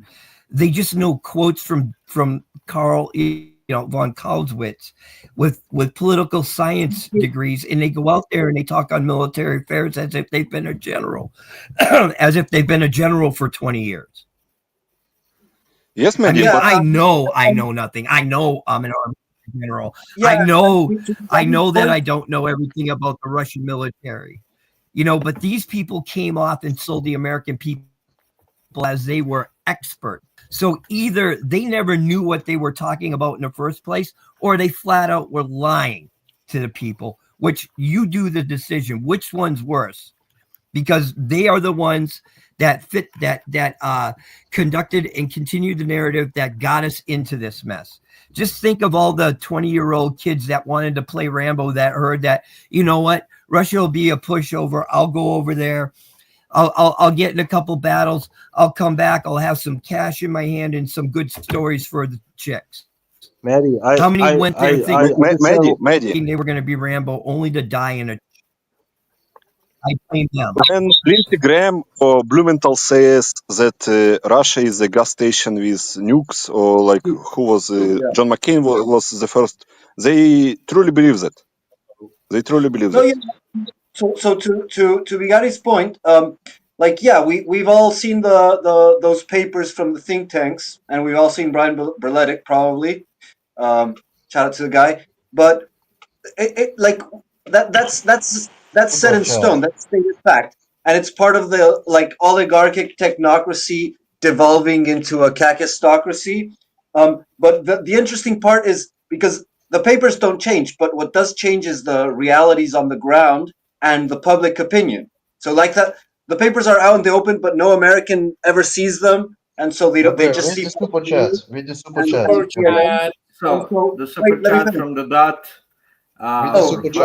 Australian dollars. Recall that Russia had a strong presence in the Middle East before the war. It is to America's benefit, among others, to keep Russia lied to. Tied out. Russia had a strong presence in the Middle East before the war. It's to America's benefit, among others, to keep Russia tied up. Yeah, but who's tying out who? Like America's the one that's complaining of lack of munition to fight China. Like they're the ones that are really trying to fight wars everywhere, not Russia. And so to this point, like it's good to know the papers, but it's also good to see how they maneuver through what's happening on the ground, how they stumble and fall against the realities of more super chats. Trying to pursue the retarded papers. The papers made by the academic retards. You guys think that anything would be different if Trump won 2020 elections, knowing that he was selling, weapons to Ukrainians during his first term? So, nothing would be different. Yeah. Okay. Let's let's go to the Iran talks for a second. Like the paper is from 2009, which passed for Persia. I was reading the paper the other day. The chapter 5, if I remember, is called "Let's Leave It to Bibi."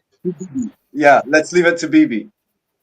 Yeah, and the whole strategy is like we are talking with Iran, and we are so we are in talks. We show that we are ready for the deal, but we need to make everyone think that Iran doesn't want the deal. So then Israel will strike Iran. Anything, something resembles current Anything situation? that resembles reality is pure casuality there, okay? If anything of that resembles reality, that's pure casuality. Nothing. It's all fiction. Pure accident. Yeah, pure accident. Uh-oh. Disclaimer So- from the movies. The same goes to Rand Corporation Super paper. chat. Didn't Trump want a Trump Tower in Moscow? Man, the fucking Giuliani is offering Trump Tower in Damascus. Who gives a fuck what? So if Giuliani conquers Moscow, then Trump gets his Trump Tower in Moscow. Well, But he would and like I'd to be- get. I think Trump would like to get Trump Tower in Moscow, Trump Tower in Beijing, Trump Tower in Taiwan, Wojin is here. in the New Delhi. Is He our- would like to have a Trump Tower in I like Croatia, towers. in I can do Rome, about it. It's in the huge. Vatican. On the moon, on the moon. Like Trump Towers Tower in the everywhere. Vatican. Yura. Wojin is here, our resident Serb. There was a talk that Kushner went to Belgrade to get a deal to construct Trump Tower in the place of the old TV center or something like that was struck during the bombing by NATO. So Trump No, is the like army headquarters. Army headquarters. yeah. So Former they headquarters. just taking a lately piece. I have heard about that. Yeah, I have heard about that, but Serbia has left this destroyed building, TV station building, damaged for the world to see.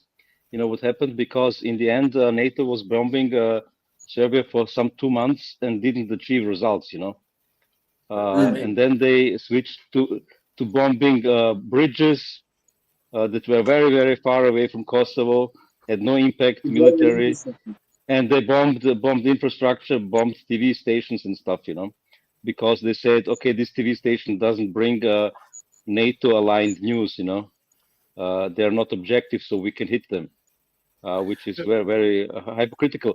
But I wanted to add into your points regarding what is the interest of the Europeans and the Americans and Trump regarding continuing of the war.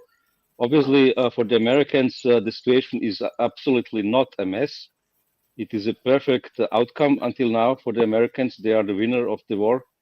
They have the Europeans strongly on their side, though it seems Trump is not aligned with the Europeans. But the Europeans are very much aligned with the power structures that had the government in the United States until now, the deep state or whoever. And this is still very much the case. And the interest of the Americans and the British was always along the Mackinder theory of the heartland, you know, where Russia needs to be separated from mostly Germany. And this is currently happening very much, you know, and there is even talk that there will be possibility of war between Germany and Russia because of the possible That's use of. stupid. No, it's bullshit. Yeah, but You yeah, know, sure, you know but what still, Trump managed to do very well with Europe. I'm going to tell you directly. And his first term, he said, "Europe, you need to invest more in NATO. I am sick to pay to play your sugar daddy and to pay everything and do everything in your place. You need to invest." yeah, What is Europe doing right yeah, now? but Investing in military yeah, industry. no, but still, this Bravo, is Trump. still something Europe doing for the interest It of America, also you know. show Voyin. It's all for show. It's all for show. They are doing exactly what Americans told them. Hexet told them in February to invest into military. They tell him at the meeting, yes, we will do it. And they are doing that. And everything else is for show. It's for fucking clown show. It's for like I have been 80 IQ following that. people. They, It's to manage America and population. United States are fighting. No. Instead, not manage America. population. America and Europe is fighting.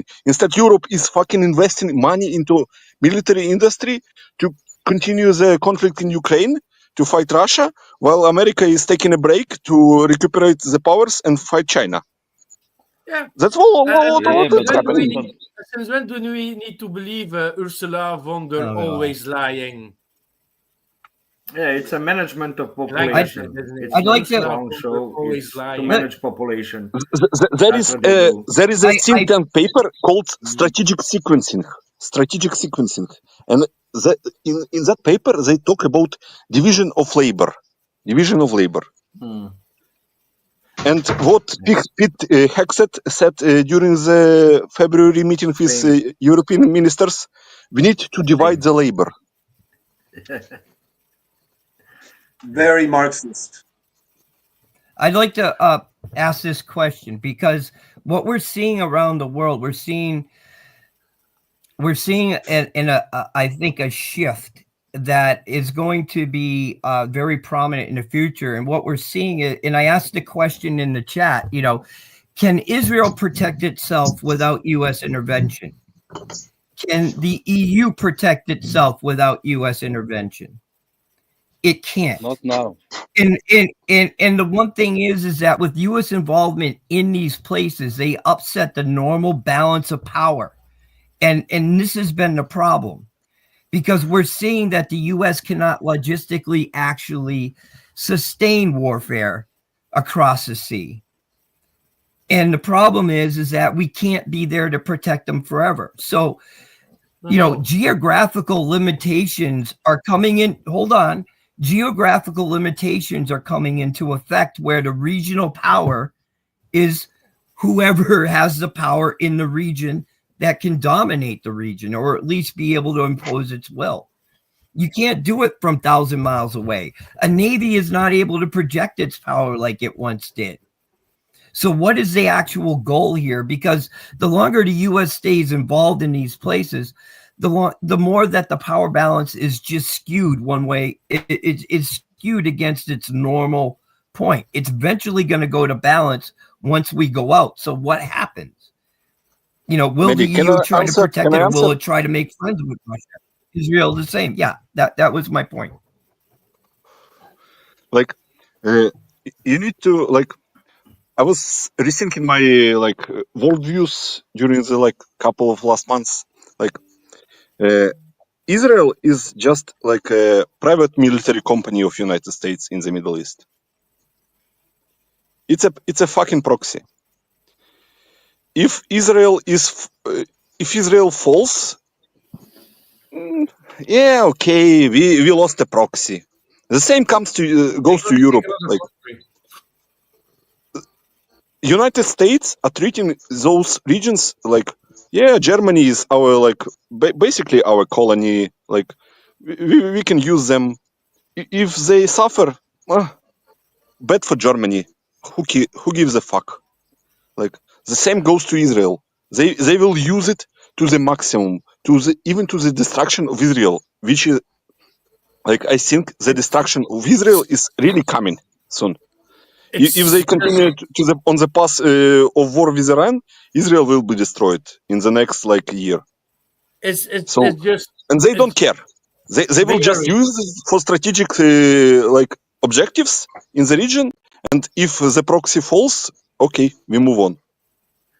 But it makes sense, because the United States actually just needs some European countries to fly less far away, so they can land first, take a refuel, stock some stuff, and take up again. Like in Germany, you have Spangladem, Ramstein Air Base. Actually, it's very funny to go to Ramstein. I did that in April, and I drove until the security, and they were like not so very happy with me because I went to there not invited and with no pass, and I was like for 50 minutes almost peeing my pants because there were like guys with big weapons around me in my car. But it's just because my friend that was with me didn't believe me that it was not possible to pass security, so I did it. Very funny, but United States is using Europe to do things and to go to things without flying from the United States until just count how many NATO bases are actually American bases in Europe. These are actually all American bases in Europe. But the thing is, and that's really happening now, and I always said it, is like Europe always used United States as a sugar daddy to have everything easier and not need to develop everything themselves also, and to get everything easier in a certain way and not to spend a lot of money until a point that Trump is saying, no, don't do it. With Biden, they didn't have a problem. Trump comes back. So you're repeating the Trump position? Because you're really why threatening. Are you talking? No, why are you repeating Trump words? Shut up. Why are you repeating Trump's words? Yeah. No, fuck off, Lambo. You've been talking a lot. No, fuck you, Martin. Come yourself. Come on. You're bullying the chat. You're repeating Trump's words, which just began presented as not true. Martin. No, so the thing is right now what's happening, and they're all using the situation of Ukraine to make us Europeans sort of panicking, to give them a reason to invest in more military. But if you're using that point to say that, yeah, we need to be prepared against Russia, why is no single country in Europe preparing even for a war by sending people like from 18 years old directly from school, directly to the military school? Why is that not happening? That we had in the Cold War until the late 80s. That everybody, citizens of Belgium, for instance, if they were 18 years old, you need to go to the military for 2 years. It's not even happening right now. Even Belgium is not even investing. It's because you have no more boys. You no longer have boys. We have still more boys than the United States. So here we make bingo divisions of labor. You're less gay in the United States. Yeah. Don't forget that one. You're not so woke. You're not so woke as the United States. But just to say, Lambo. just using all these conflicts. Nobody is preparing for the war. Yeah, it's just an excuse. It's just an excuse to appropriate more funds. Exactly. And have a common goal. Because if you don't have a common goal of big bad Russian bear that is coming for you, what is uniting Europe at this point? Yeah, but they're also pissing in their pants because they lost sugar daddy. External sugar enemy. Daddy is United States. Well, America is enemy to unite the country. They don't have sugar daddy. Yeah. That's also it's a external enemy to unite country, which Cold War was to United States. They made Russia an enemy in order to unite population. Yeah, but this is the long-term strategies. This is the big picture strategies. This is nothing new. Yeah, that's what I was saying. Europe is uniting, federalizing. Yeah. Can I just point out that we've also had the betrayal of Europe and NATO by the United States. So they can no longer look to the US as a protector, although I would frankly reject the idea that it ever was. I would say it dominated Europe. But nevertheless, it's now got a very solid interest in maintaining its own independent military capacity. And there is more impetus for a European military than there has been for many decades. And the last time they talked about it was in the 1980s, but it seems to be back on the table now. Although it is true that nobody is actually gearing up for war at the moment. The British government just said that there won't be any increase in troop numbers until the next parliament, which will be after 2029, probably. They don't find nobody in England. They don't find nobody. They don't even have a complete carrier group that is fully working. They just... You have nobody in the United Kingdom, and you're being so stupid to leave Europe also. Crazy. Well, I fully agree with you.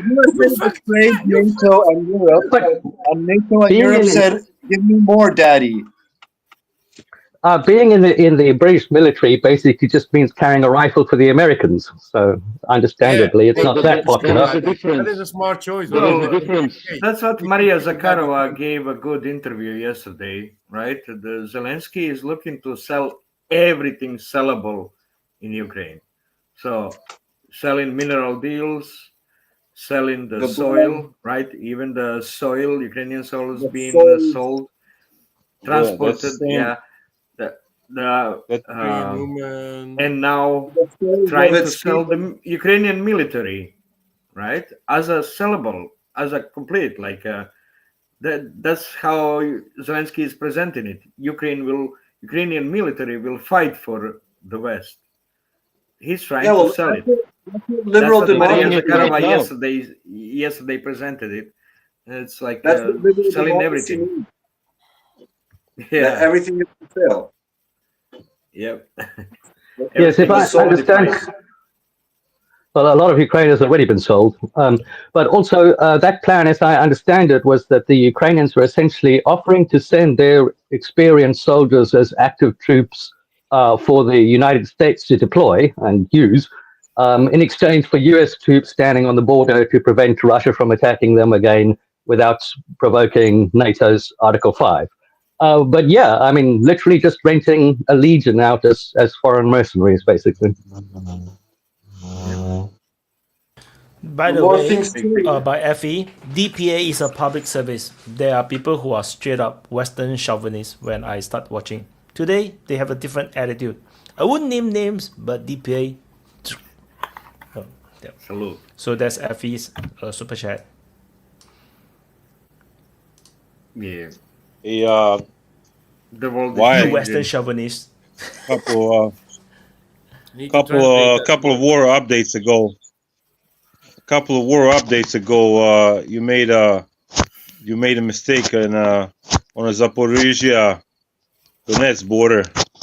You said you screwed up the borderline. I was laughing my ass off. I mean, I just hoped Ukrainians were, watching you. I mean, they would already lose the war if they watch your channel, because you're like, I was like, I don't know. It's going to be. It's so near to the Dnipro-Petrov border. And I was like, oh, it's not. No, funny, you have to understand. When I draw those borders, the front line was very far away. It was like, that is totally not important a place. I just randomly draw the line. I know, but the way you reacted to that was so funny, dude. I mean, it's like somebody was playing trick on you. Yeah, I tricked myself. No, but that is just a sign of how far the war have gone. It's like once upon a time we were all at Voleda and we are stuck there, and now it's like we're so far away. The Voleda is what is Voleda? Nobody remembers what Voleda is. And then all these borders that I draw is like it's very vague because you don't want to draw too detailed, because if not then you just make the map very cluttered. So it's all very vague lines. Similarly, all the Sumy border, Kharkiv border, it was all very vague lines, just very straight lines. Then end up I have to redraw the borders, and I have to make it more details. If not, it's get very confusing. Yeah, so it just shows how far the Russians have gone. And and it's so funny. Every day there is people on Twitter or on YouTube comment saying that what massive update? There's hardly any change on the map. Every day people is telling me that it's like people don't understand that moving 3-4 kilometers in a day is a fucking big deal in this war. Yeah, they don't understand try crossing a field of just 1 kilometer in that one day. With snipers waiting for you, you go crazy. I know. This month, last month May, they did plus 100 square kilometers in a month time. The Russians. Like right now, the latest update is that Russians break through at Liman direction at Borova, and it's really big breakthrough, almost 5 kilometers from Ritkodub to some other village. So they cut the almost by 1/3 of the salience. So but people will say it's well, it's you nothing, can't see it man. on the map, right? Yeah, it's They Lindsey keep saying Graham. that, no, Lindsey when Graham you said zoom out, you cannot Lindsey see. Graham said it a couple of days ago. The map is virtually the same as 1 year ago. So No, that's what I'm actually mistaking. It's 100 square kilometer more than last year. May was a plus 100 compared to last year. If I'm believing, and it's on deep states numbers. So even less compared to reality. Yeah, but the Lindsey Graham said it's virtually the same. You know. Yeah, when you look at the what globe, is funny? By the way, what is funny is that people like Lindsey Graham are at risk of losing his seat in the next primaries because his candidate is like actually branding him as like Lindsey Graham, Republican Ukraine, like because he spends more time in Ukraine than in South Carolina. he will not lose a seat because whole party is supporting Lindsey. Lindsey is a senator for hire. Like when you need to introduce a new bill and you need a supporting senator, he will go jump to the in. Boeing board after he is ousted as a senator. So Yeah, he's a cheerleader, but it So will be the interesting to whole see that. party needs him to jump in and help out with introducing a bill because he jumps to any kind of bill, help out. If some rich man want to introduce a bill to the Congress, to Senate, he will do it for them.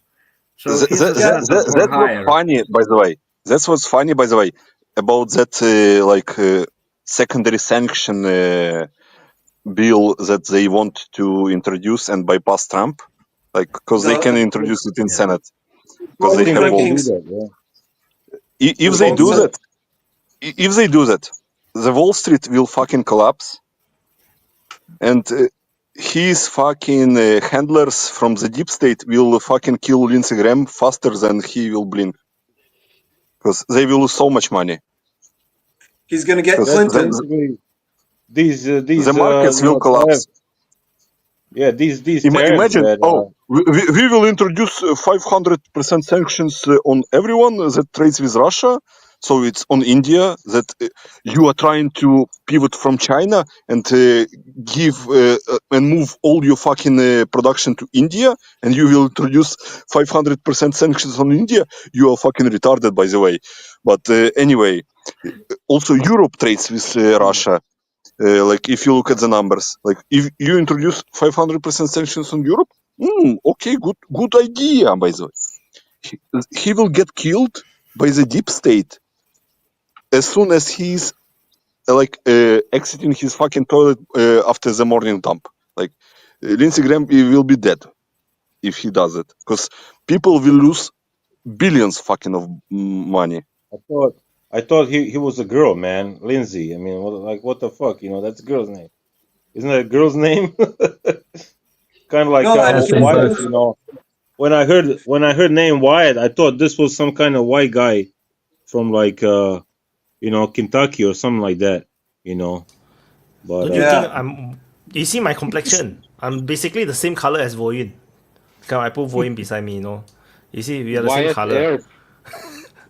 You look whiter than I'm white. You see, it's the same color. You see, I'm white.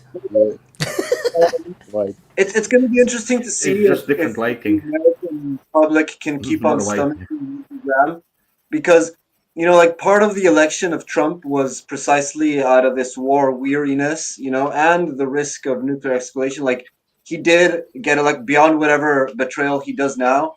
He did get elected as like a peace candidate compared to Biden and Kamala. So if Gabriel, the American I just want to point to what you are saying. Listen to Tucker's podcasts, okay? Yeah, I listen to them sometimes. Tucker is really close to Trump, and even on Tucker's podcast, you hear criticism on Trump right now, because if you know that congressman from Florida, Fine, that is suggesting to nuke Gaza, Trump endorsed him, and it's already like on Tucker's podcast is like mentioned a lot of times that Trump's endorsed him, and America First people are against that shit. They don't want to support the genocide in Gaza. They don't want to go to war with Iran. But Trump admin is all for that. Okay, super chat. No, that's not true. Super chat. Now I'm waiting for the day that Vaughn will say Chasifia instead of Chavisia. That will be something. And It's another not super Chavis chat. Yard. It's not It's Chavis Yard. Chavisia. It's cabbage yard. It's a cabbage yard. And then the other super chat by Utis. Isn't this the exact condition Russia changed their nuclear doctrine to cover? And this wouldn't have been possible if there was hardened hangers. Yep. So. Yeah, you can't have I saw some opinions. I don't know if it's bullshit or not, but about the like strategic nuclear deterrence deal that was signed between Russia and United States that demands like strategic bombers to be set in the open on the airfield, so you can monitor them with satellite images that they are not being loaded with nuclear weapons, blah blah blah. So I don't know. It sounds like a cope, but I need to verify because I don't trust the source. But sounds like a cope. It might be part of the Open Skies agreement where they were able to fly satellites over. Like they had, I know part of it was like they would deactivate silos, so they would fly over. They could see the silo was empty because it would be open. So maybe it has something to do with that, where because we don't have any of our bombers in hardened silos. Knowing Russians, knowing Russian military and etc., I will most likely say that it's just a corruption and they stole money on the presumptive So I'm just saying, and all that shit. The United States doesn't spend money on the shelters for our strategic bombers. I mean, they might have some stuff for the B-2s, but the B-52s, and I don't think you are not in the fucking wartime. Like, who are you I know, afraid but I'm of? just saying. I mean, the reason why there might be a treaty. I think it was called Open Skies that might cover why. That's why everybody has their shit parked out in the open, is because that was the deal. But you're right. I mean, I'm sure they had money by now to build something that somebody didn't build. Von, is it Chasifia or Chavisia? Chasivyar. You lost your American supremacy by using proper foreign names. Oh man. Shouldn't give up. You consider to the Canadian pressure, you know. Yeah. I'm trying to sweeten the deal so they'll become a state. I came up like on YouTube on the stream of Aiden from Calibrated, yeah, and he was naming the like villages, and it was so fucking bad. Like Vaughn is like a fucking linguistic genius compared to Aiden. Like, so don't be ashamed of. You know why? Because you must know which video he watches from. You know, he watches from DPA. You know, I teach proper pronunciations. Like Chavis Yar is really like close to the heart compared to what like Aiden was saying. Like, so it's like because I wanted to kill myself as someone who knows the language. So extremely. Don't worry. I have been there, done that. You know, the first year of the war it was fun seeing all the Russians, you know, cringing in the comments. Hey, Bigari, I got a question for you, buddy. Are you prohibited to speak Russian in Ukraine? I mean, on the streets.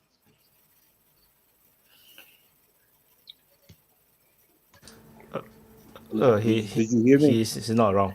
Yeah, he's on lockdown. He's still in COVID era. You don't understand. He's like, trying. He already out of COVID. He's still having COVID. He's formulating his answer in Russian.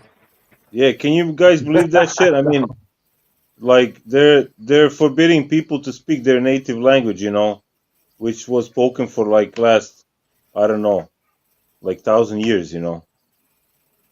That's kind of fucked up. You can speak your whatever you want when you are alone with your family. Otherwise, you are risking. So Yeah.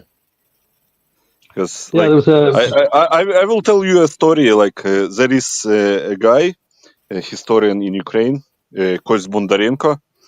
He wrote the basically bestseller on Zelensky, on his rise to power, and his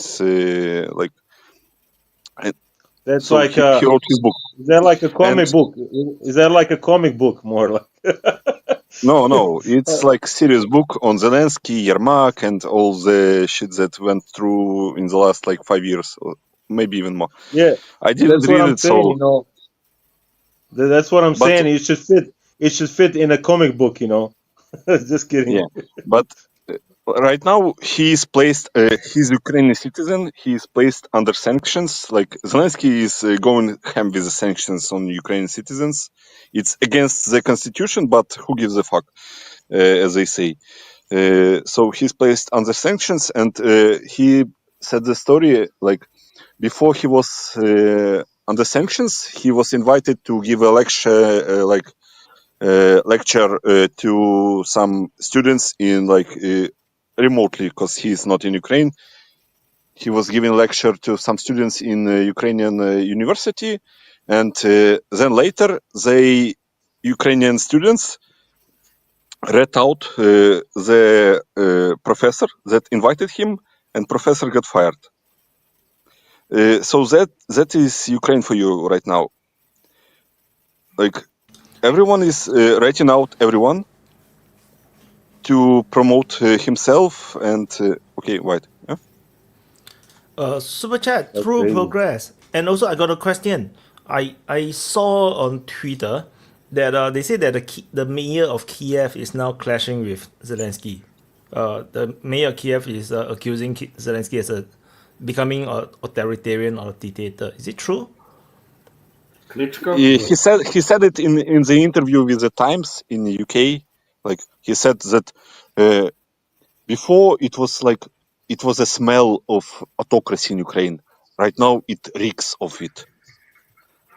But Klitschko is a fucking.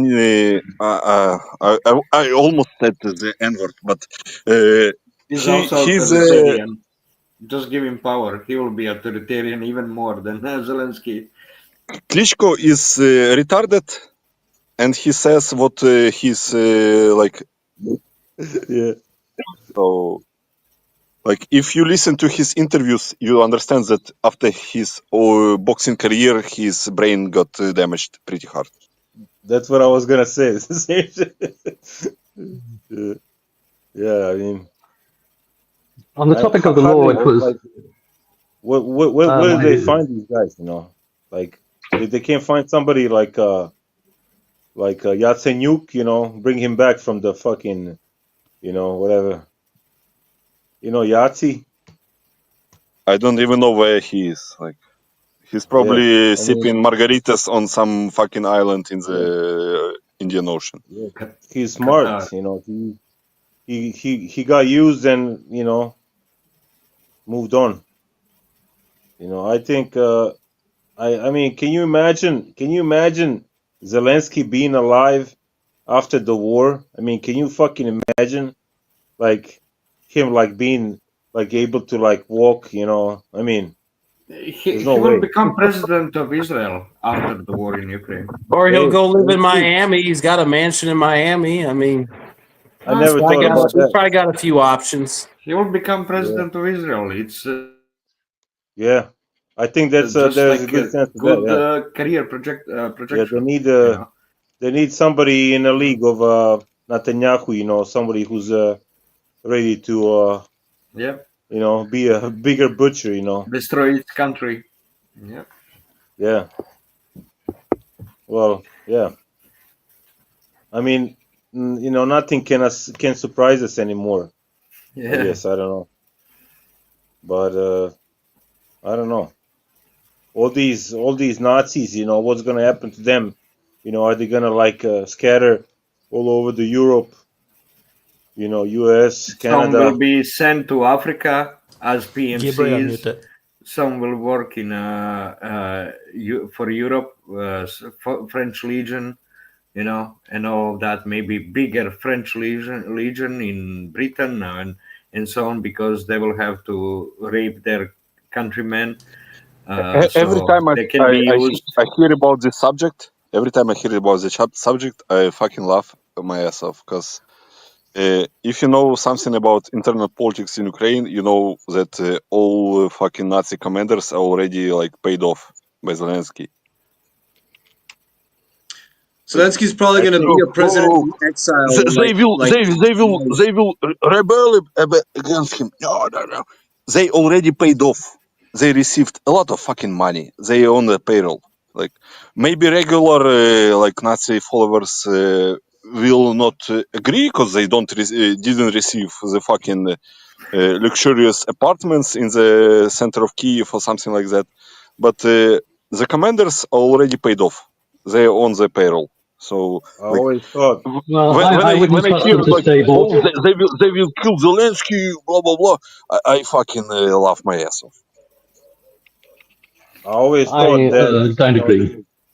I always thought that Zelensky is basically their spokesman. You know, like, you know, he's on their payroll. You know, I don't know. That's the impression I get. You know, I mean, knowing that if a British you know, MI6 is controlling. Then you don't know the internal politics of Ukraine.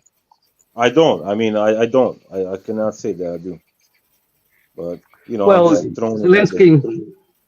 Zelensky was elected on a platform of reducing tensions with Russia, but once he ended up in a government that was dominated by that right sector appointees and senior ministries, he changed his tune. So I do agree with the idea that it is Zelensky is the puppet and that it's the actors that are really running the show. It does seem that way, yeah. It does look like that. He got it. I don't know. Do you know why Zelensky changed his tune? Because in 2021 or 2020, he visited London and he met with the head of MI6, Moore. Only foreign president. And after that, his rhetoric changed completely. So what do we know? What do we need? Is we need to fucking nuke UK out of existence, and it will solve a lot of problems. Yeah. Well, that's true. That's my suggestion. Today Kill everyone in UK, nuke UK out of existence, and it will solve a lot of problems. I would send Garrett the memo, because he seems like a nice guy. So make sure that he gets the memo so he can get the fuck out of the Dodge. Garrett should be at the epicenter of the strike. Yeah, he can go to ground zero. Garrett just need to drive the truck, right? Just the truck enough already. No, all you need to do is just to drive the truck. No, there's a container behind that will do the rest, no? How am I supposed to be responsible for the Ukraine's many crimes? No, you're not. No, you wouldn't know. Just a joke. Exactly. Come on, Garrett. I know, obviously. But still, I find it weird. Hey man, if you are part of the DPA army, that means that you are, you know, normal, you know. So, you know, you're on our side. There's no one normal here. Everybody's abnormal here. Yeah. That's like the new normal, right? Don't take it personally. But killing British and killing communists at the same time, it's like a double strike. Win-win. Yes. No, it's sufficiently. City of London is sufficient, and well, we've already had Russian commentators talking a lot about blaming London for this today. Yeah. Oh yeah. Well, I don't know about direct complicity, but certainly it's been reported reliably that Britain was running the Krinky operation and proposed it and advocated it and so on. So sure, Britain is absolutely involved, and I think the Russians are right to point it as as an instigator of the current situation. But again, I don't think. Well, I mean, Britain has its own interests, of course, but I still think that this all has to be seen in the as essentially a United States operation. The expansion of NATO was decided by the United States, not even with a vote in NATO itself. So whatever the operational decisions may be, fundamentally the reason this conflict is happening is because of American expansionism. Done. Garrett, can I ask you, what is the situation, with migrants in Britain? I mean, is it bad as it's portrayed in the media, or at least in YouTube and stuff? I mean, what's the situation with that, and economy, social events? I mean, how's everything going over there? I could answer, but I don't. I mean, is it really? I mean, as everybody wants me to, I don't think that it would necessarily be appropriate to talk about Britain in depth. But okay, fair enough. It's a player. So I don't. I think the migrant issue is largely confected. It's standard right-wing stuff. That's what they do. Labour are seemingly following them in that direction, which is a trap that we've seen left-wing parties fall into many times before. Starmer has been given 12 months to sort himself out, otherwise he may be removed by the Labour Party because they're falling behind Reform, which is this, well, strange entity. All of this is happening against the backdrop of a substantial degree of unrest due to 14 years of austerity under the Tories, and the reason there is so much unhappiness with the Labour Party is because they are continuing it. Britain was the last and slowest country to recover from the 2008 crash because of the austerity policies pursued by the Tory government. So it's widely considered to be a self-defeating policy, or at least there are arguments that affect, and Labour are basically fighting their own party in order to behave in this way, which they believe will lead to securing Tory votes, although it won't. So anything could happen at the moment. The government has just failed to agree a budget. Central government, well, the top of the party wants cuts, and some of the cabinet secretaries don't want to do it because there's nothing left to cut. So things are pretty unstable in that regard, despite the fact that Labour have a huge majority in the House of Commons. That they're possibly facing a huge rebellion of maybe 100 MPs against some of the benefit cuts that they've proposed. So everything's pretty unstable. But because they are unstable, I would caution against reading too much into individual election results.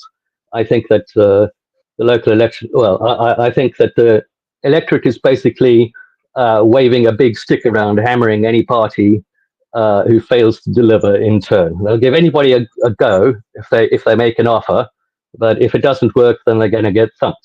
And that's my kind of thoughts on the situation. Can they? Can Britain afford, supporting Ukraine? Send them billions and more. I mean, can government afford that, or are they just printing money like they do in Europe and US and There's no way Britain alone could support Ukraine, and indeed I saw an estimate the other day that even the whole of Europe at the moment could not replace the support provided by the United States. That the share was that the whole of Europe amounted to about 1/3 of the supplies that Ukraine was receiving.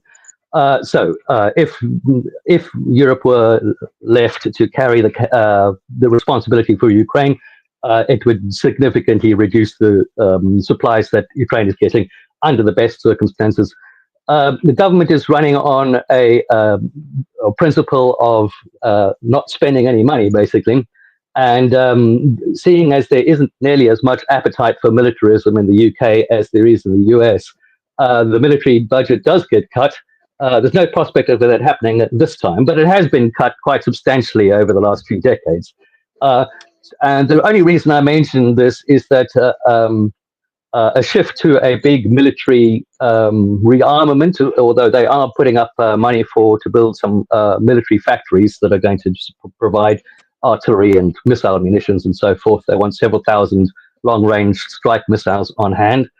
But the real issue is that they could do a great deal more if they were willing to tax the rich. But of course, they're not willing to do that for any reason. So I don't. So that's the situation at the moment. That's why they say that while they're budgeting for these factories, they're not going to increase the size of the military until the next parliament. So there's no intention at the moment to really shift into a military gear.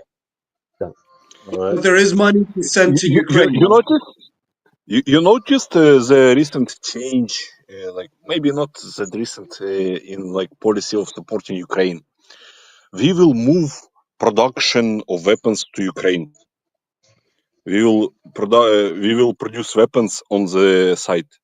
Do you know how it works? You allocate a lot of money to production of weapons in Ukraine. Oh, we will build factory there. Then, that factory got destroyed by Russian strike, and money is just disappearing. Yeah, it's a washing machine. Yeah, but you need to tax the rich, right? Because that way you get more money for giving money to Ukraine. I mean, as I said, they won't do it for any reason. Every country should tax the rich, but here in Serbia, they're not getting taxed. They're stealing left and right on the public tenders, and I mean it's crazy. I mean, over here corruption is like, it's so huge that they're like competing who's gonna steal more, and they legalized it basically. They made it legal. They just charge for the road that's like just want to say, for the road, let's say they cost like 5 million euros, they say it's 20 million euros to fix it. So that kind of shit. So Voislav, I wanted to ask about the reaction in Serbia to the allegations. Not allegations. Everyone knows that Serbia sells weapons to Ukraine. It was like fucking secret polichinella.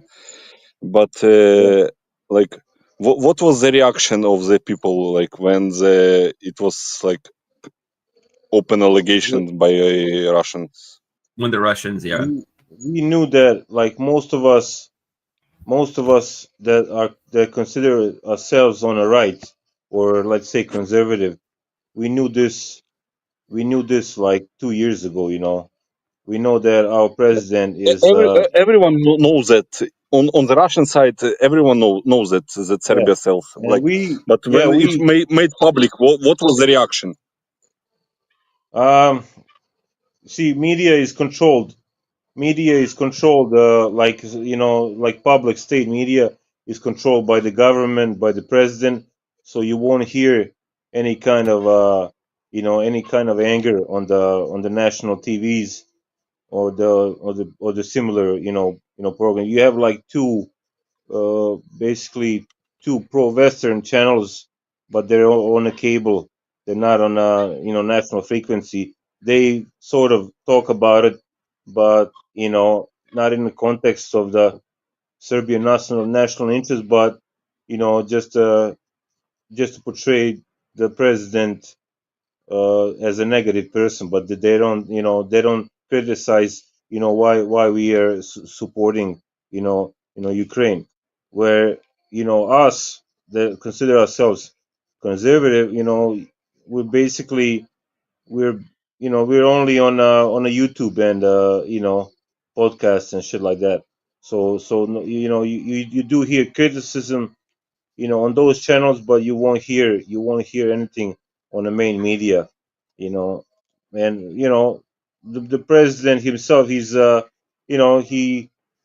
he came on TV and started talking, we're I'm talking to Putin, and we're gonna make we're gonna do an investigation on this and that, and he's full of shit. I mean, he's just selling the story to people. But we're pissed off at the Russians because we knew that they knew, and there was even stories that some of our intellectuals who went to Russia, and they were told, well, this is their story, that they were told that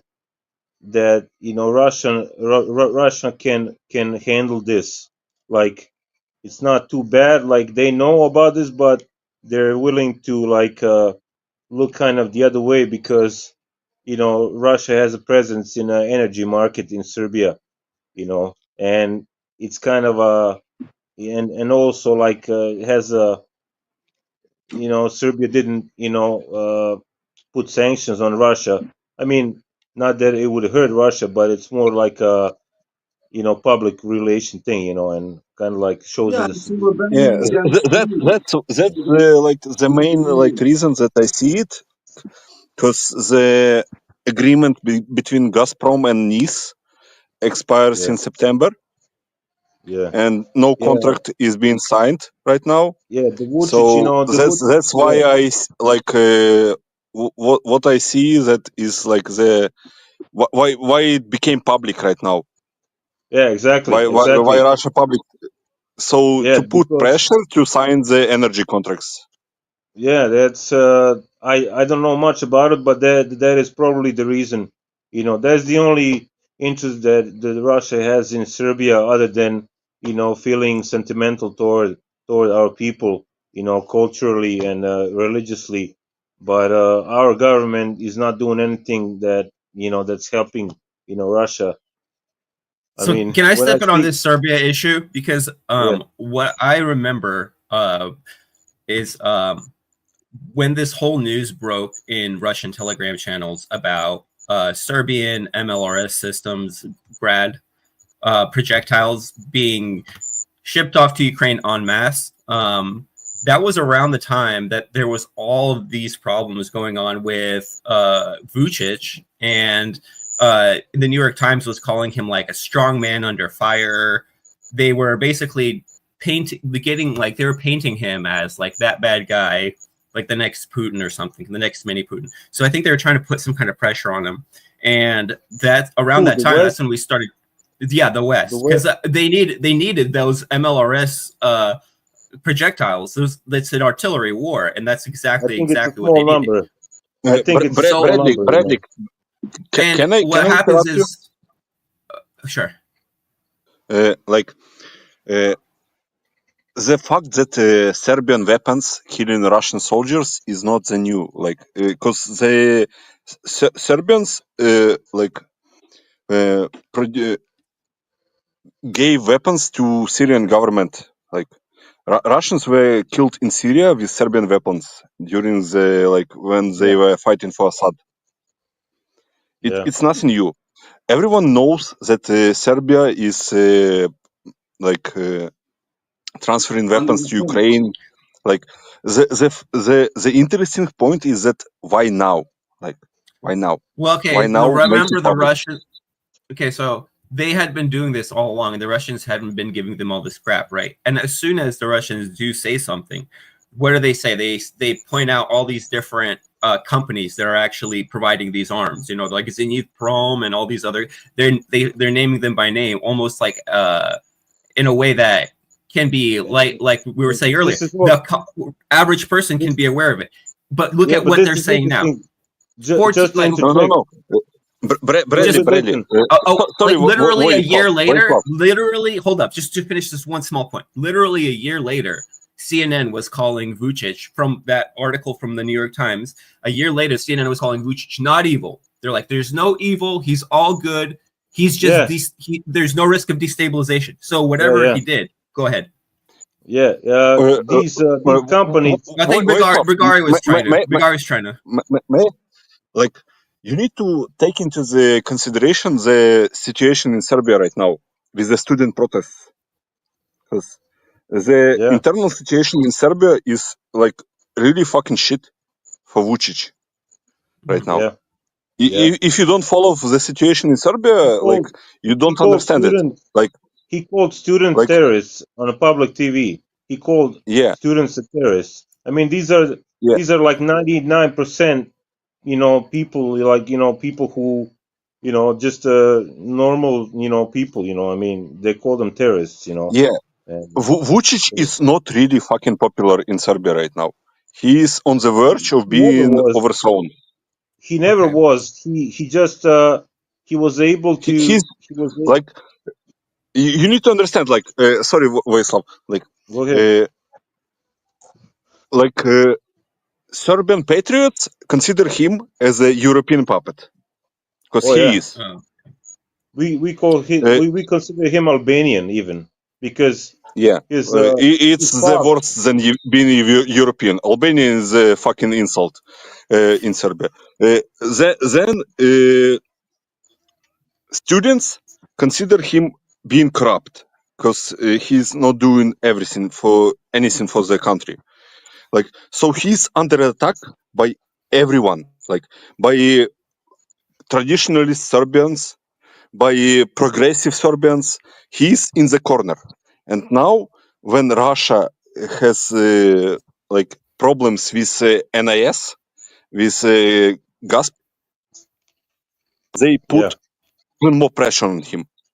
Yeah, but So that's the only reason.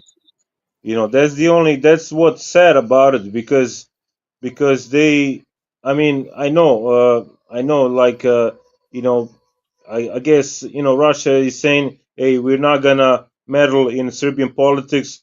Whoever you guys put on the power, we're gonna support him just as long as our interests are, you know, looked after, you know." And that is exactly what you said. You know, he's probably not wanting to sign or renew the contract, so they pulled this out of the file on him. And like you said, Bradley, all these companies that they named, these are actually all his what do you call it, godfathers, you know, because they have They're like his support base. Yeah, they fund yeah, him and stuff. they're like all brothers, cousins on him. I mean, this is all like one cartel of like you No, know, of the that's even cousins. worse than I And thought. So you're saying it's nepotism straight up? Because okay, I was reading oh about yeah, this, but dude. I I guess mean, it's crazy. They're all connected, and it's so. I mean, like what the students are protesting against. It's like the little piece of the puzzle. It's like 0.0001% of the corruption that goes on. And if they open up the papers, financial papers of this corruption, it will show the whole scheme, how everything works. And they don't want to do that because, you know, that's how they operate, you know. And that's basically they bought everybody. They bought, you know, people who works.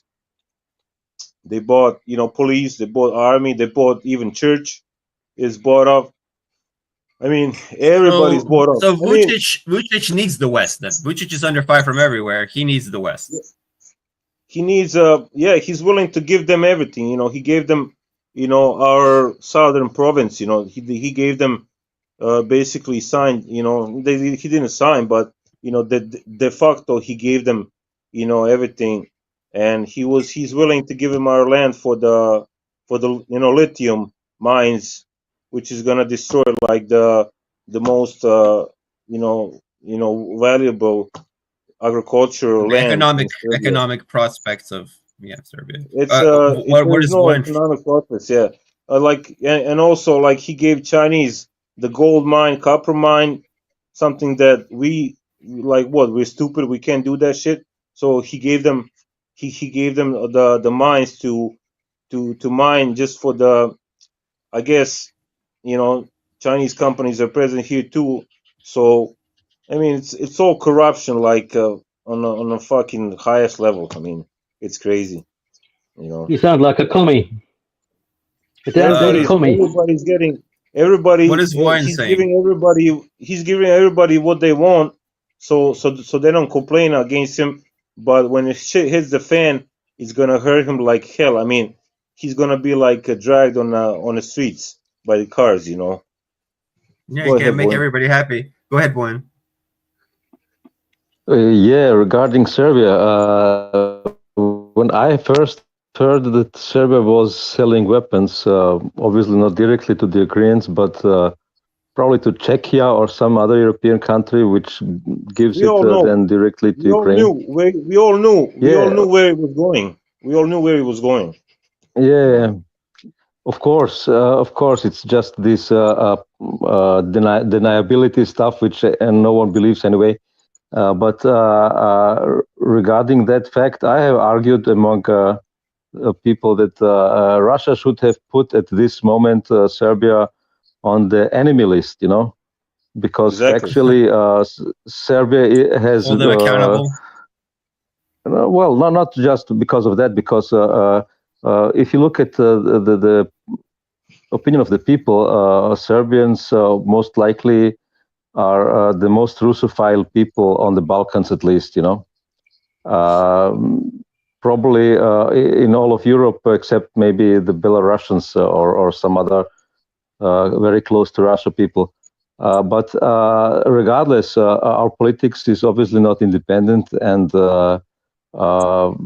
whether another politician would be able to do a more independent politics than Vučić in the current situation is questionable. Maybe not. But the issue is with setting Serbia on the enemy list. Probably this would have meant sanctions from Russia towards Serbia, which would be much more effective than any kind of sanctions that Serbia would put on Russia, which they're being pressed to do by the Europeans. But they would be just symbolic. And this would maybe have really influence on the population, and they would feel it, because Serbia is consuming a lot of gas and energy from Russia, which is relatively cheap compared to the other sources. This could probably influence decision making in Serbia, regardless of Serbia being kind of a puppet state right now. On the other hand, if you look at it historically, you know, Serbia has basically lost the war against NATO, and they're not free to decide what they do, obviously. And as I said, and whether it's Vučić or another one would not change a lot, I think. And if you look 30 years ago, Russia sold weapons to Croatia. So though they are closer to Serbs, and there have been Russian volunteers fighting for Serbs, just like Serbian volunteers are fighting for Russia. But politics is a dirty game, and these things happen, and everybody is there to get his cut, you know. Yeah, but the way that they said it, the way that the Russians were saying it, it made it sound like they were basically saying, this is war profiteering. And I don't think it's just war profiteering. I think there's more to it than that. I think there's like Warren said, they should have. Super chat. Vučić is no friend of Russia. I found out recently he's a Tony Blair disciple by FE. Dun, dun, dun. The Dark Lord you know, every time he needs to gain like political points with the more, you know, patriotic side, or you know, Russo feels in Serbia, he goes to Moscow to take a picture with the Putin, and just and you know, like basically he just goes over there. He doesn't like do anything good for us. He just poses over there just to, you know, show the pictures that you know, that he was, you know, that he's pro-Russian, just to pass, you know, just to get better, you know, election results, and that's basically as much as he loves, you know, Russia. And Putin knew all this, you know, Russians knew all this, but I guess, like Voin said, you know, because of the gas and transit to Hungary, you know, and then the sales of gas and Nice, you know, oil industry, I guess they're kind of like, you know, they were kind of willing to look the other way, you know. But this, I guess, think that there's but I'm just interested. Sorry, I'm just interested in what like regular Serbians like think, because like I know what regular Russians think, like that Serbia is like brotherhood country, same, blah blah blah. same thing. Same thing. We think the same. We're pissed off, but we're pissed off at the Russians because they kept him on the power. They should have let him go 2 years ago. Told him, you know, you're a piece of shit that supports the West, and you know, you choose, you know. But I don't know. Yeah, Like, but but Voin is also correct. Voin is also correct by saying that if somebody else came, the question is how different would they react. So I don't know. I can't be smart. Maybe. Yeah, this is what I've heard about the situation. Like on one side, Serbia lost the war against NATO, and they couldn't. So they're stuck in between a rock and a hard place. They're locked by NATO, and so like what I've seen other Serbians talk about this subject is that like if they kick Vučić out, then even more NATO puppet is going to take his place. So Vučić is trying to keep like a balancing act between Russia and NATO, which is between the Serbian population and NATO, and it's really tough. So I think Russia understands that. So that's why it's leading. Yeah, Gabriel, sorry. You need to understand the connection between Russians and the Serbians. Like, you probably like living in South America don't understand that. Like, without Russia, Serbia would not exist. I know. It started in the 16th century when the Serbians were. Hey, Bigari, you guys wouldn't exist if it wasn't for us. You migrated from Serbia to Ukraine. What the fuck are you talking about? I'm Russian, man. That's what I'm saying. Also, we did hold up Hitler for 2 months. We think that we came before you. Yeah, you guys outdid France. Before you guys did better than France. Let's argue who would exist if not for us.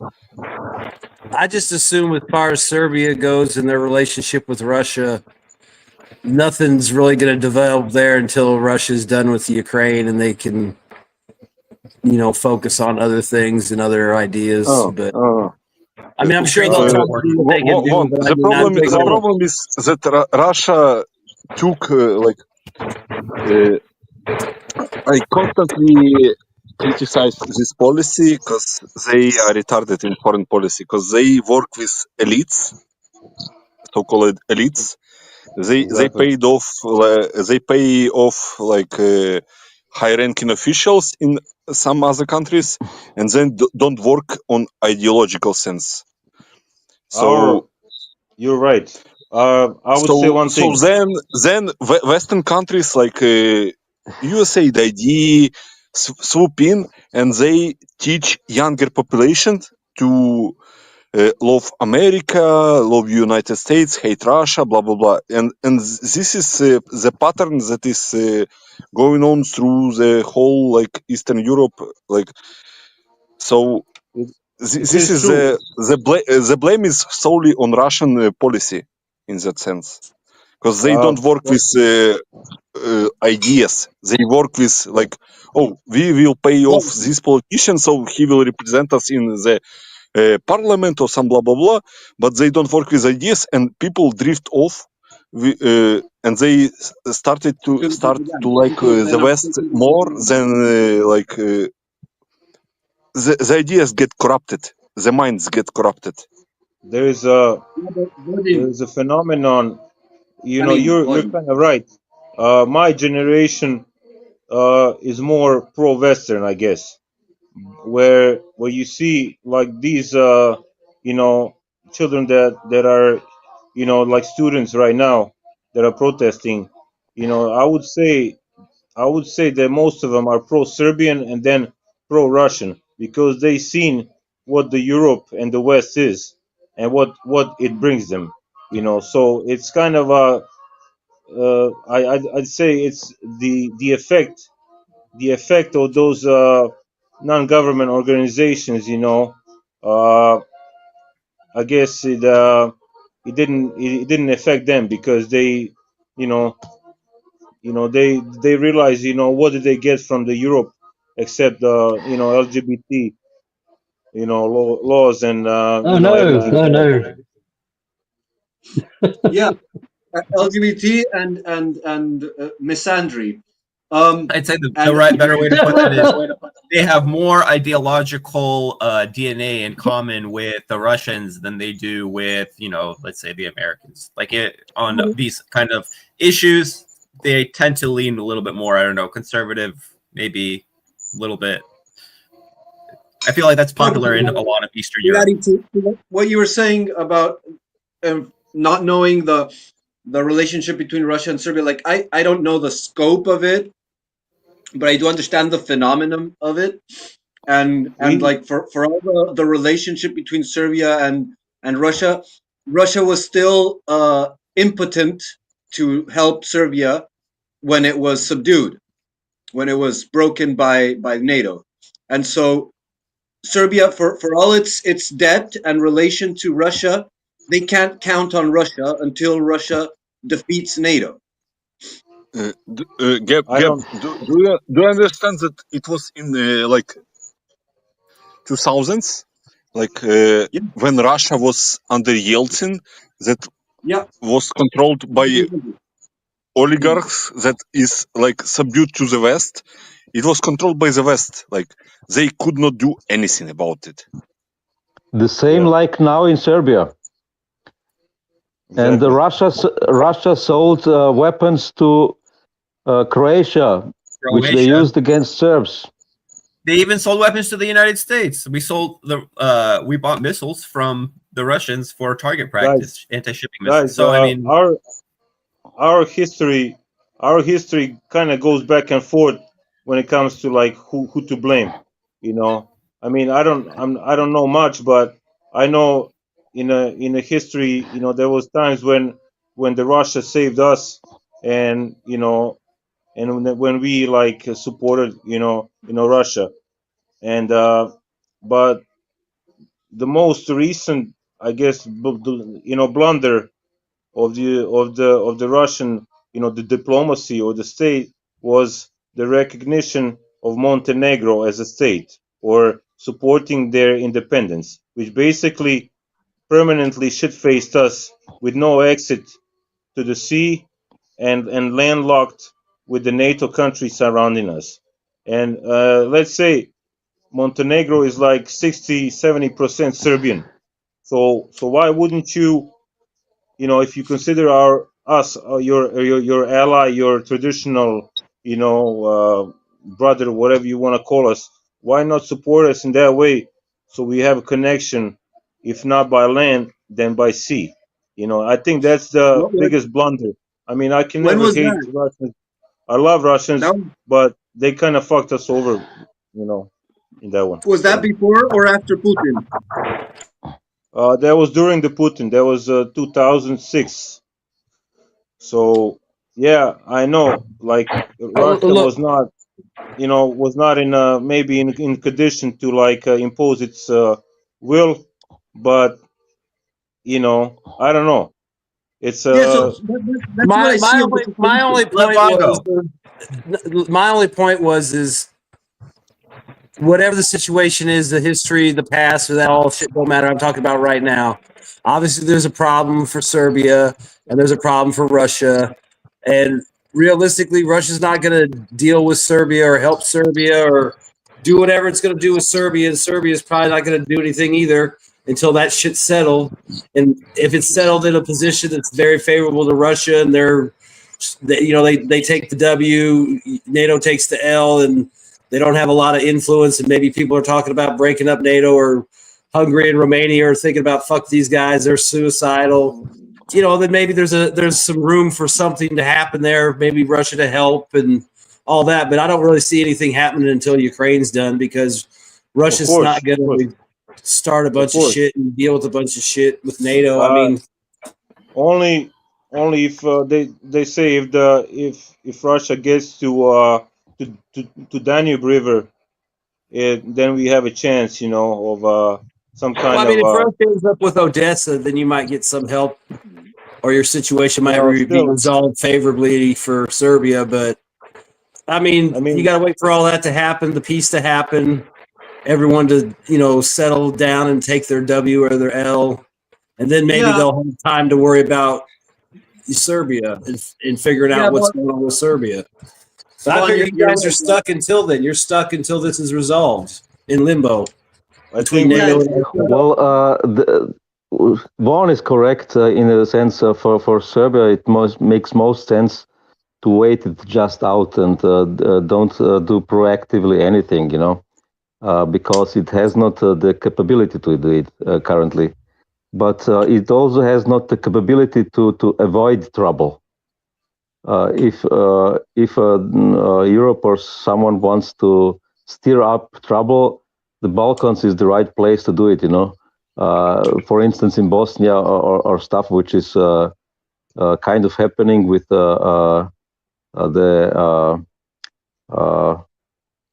Dodik was like criminalized for not obeying the German high representative, which was named by the Germans to be there, basically the governor of the protectorate of the colony of Bosnia.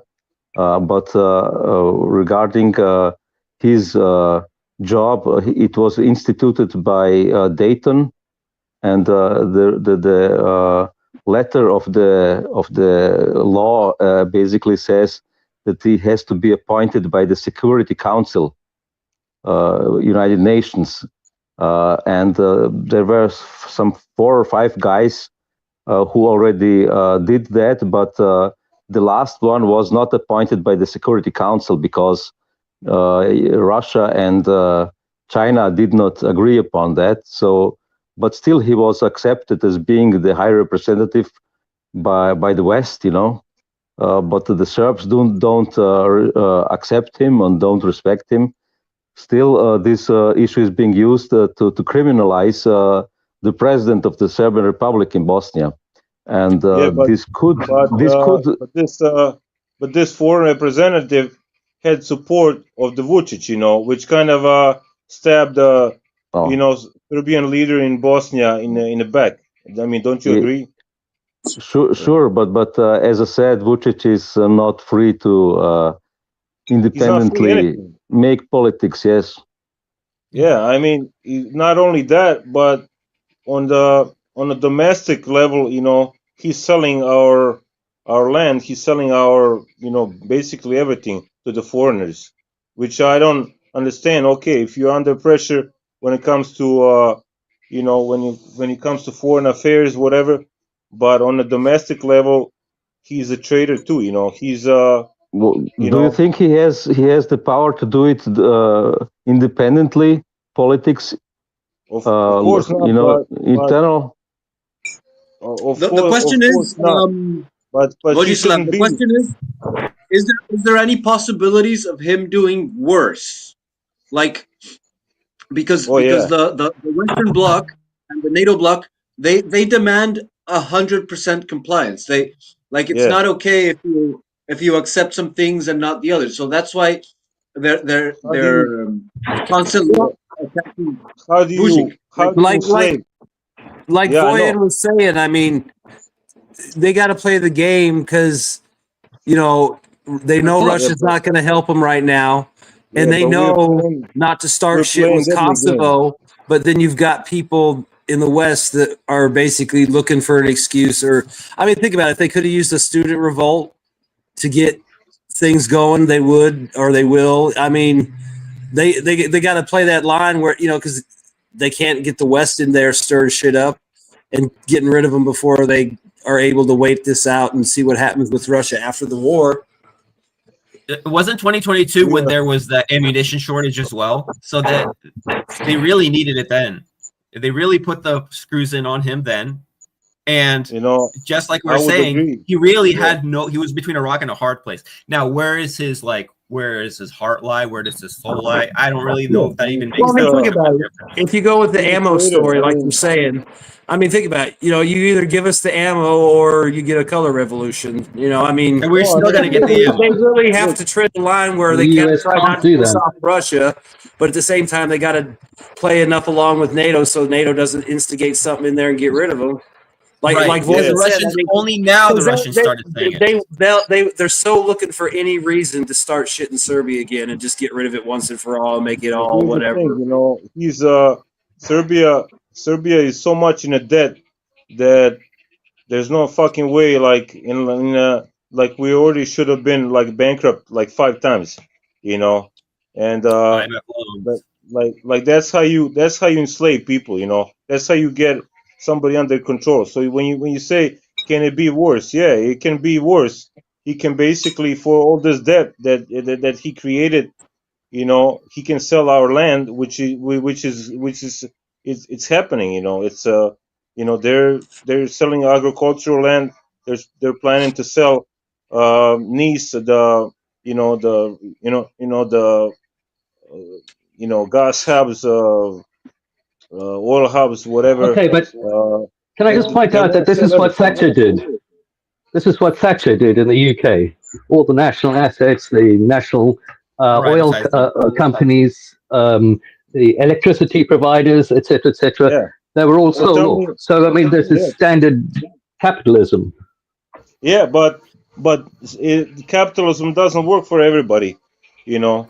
Like we're not that kind of a, like if you look at the Russia, if you look Russia, yeah, you can say they're capitalist, but still they have sovereign rights on a certain fields, you know, like energy, you know, I don't know, infrastructure, whatever.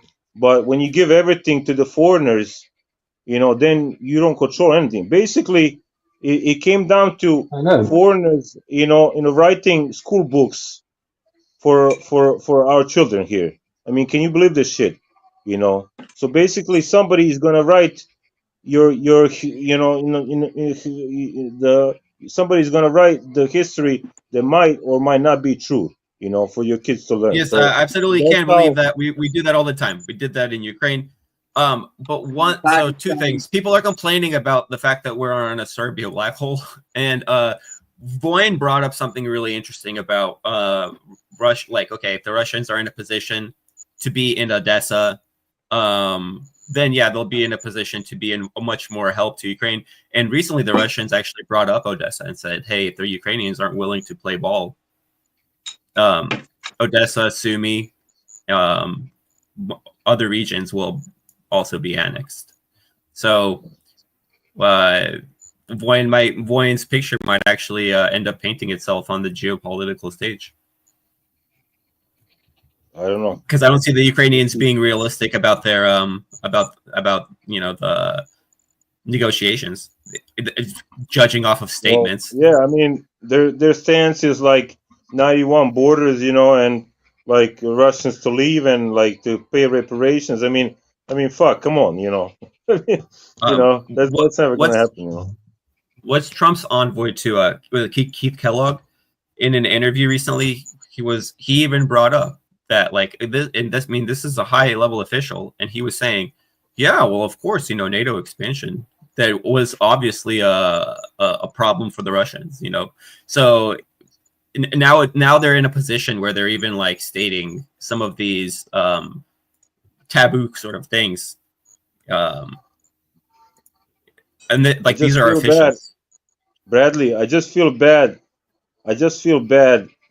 First days of the SMO, that the Russians didn't have enough troops, because there was a chance to put end to this for once and for all. I mean, if Russia had enough force to basically to cut off, Ukrainian forces on the eastern side of the Dnieper River, and basically say, you have no choice, you have to, I think it would have been much, because the West actually thought that Russia is coming in with a lot more troops, and when they realize they're not, that's when everything, flipped. No, I think the Russians are still playing the same game, because remember how right away, the second day after the invasion, or might have even been the first day after the invasion, the Russians already tried to speak with the Ukrainians and get a deal going, right? And the deal was a good deal.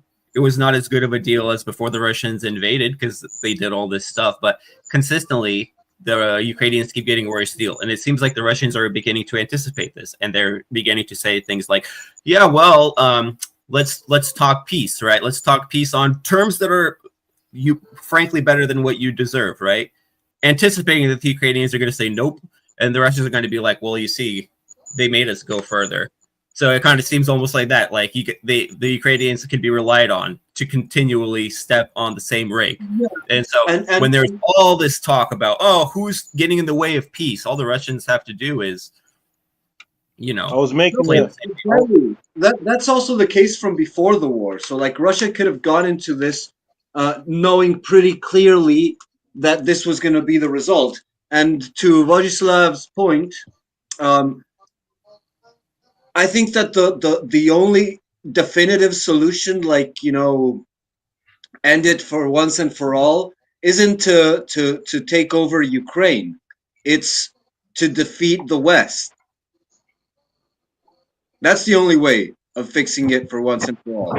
I mean, on this thing with the initial days of the invasion, I mean, if you've been on DPA since the beginning, I mean, I think Wyatt and everybody else here pretty much agreed that the whole point of the attack on Kiev and the smaller amount was troops was what they had ready to go, and it was a high risk, high reward operation to try and get Ukraine to capitulate. The only place that they really went hard militarily is down south out of Crimea, and where they did that and coordinated and put the effort in, they completely locked that shit down, and nobody ever touched it to this day. They've never lost, you know, anything other than minor positional fighting. They've never lost anything. So, yeah, I mean, and the thing was, they hit Gossamer Airport, you know, where there was supposedly a headquarters there. They were trying to get in there and then create an airhead where they could flood the zone with a bunch of Russians and threaten Kiev even more. And then hopefully Zelensky, you know, blinks and they get the deal they want. But it didn't work.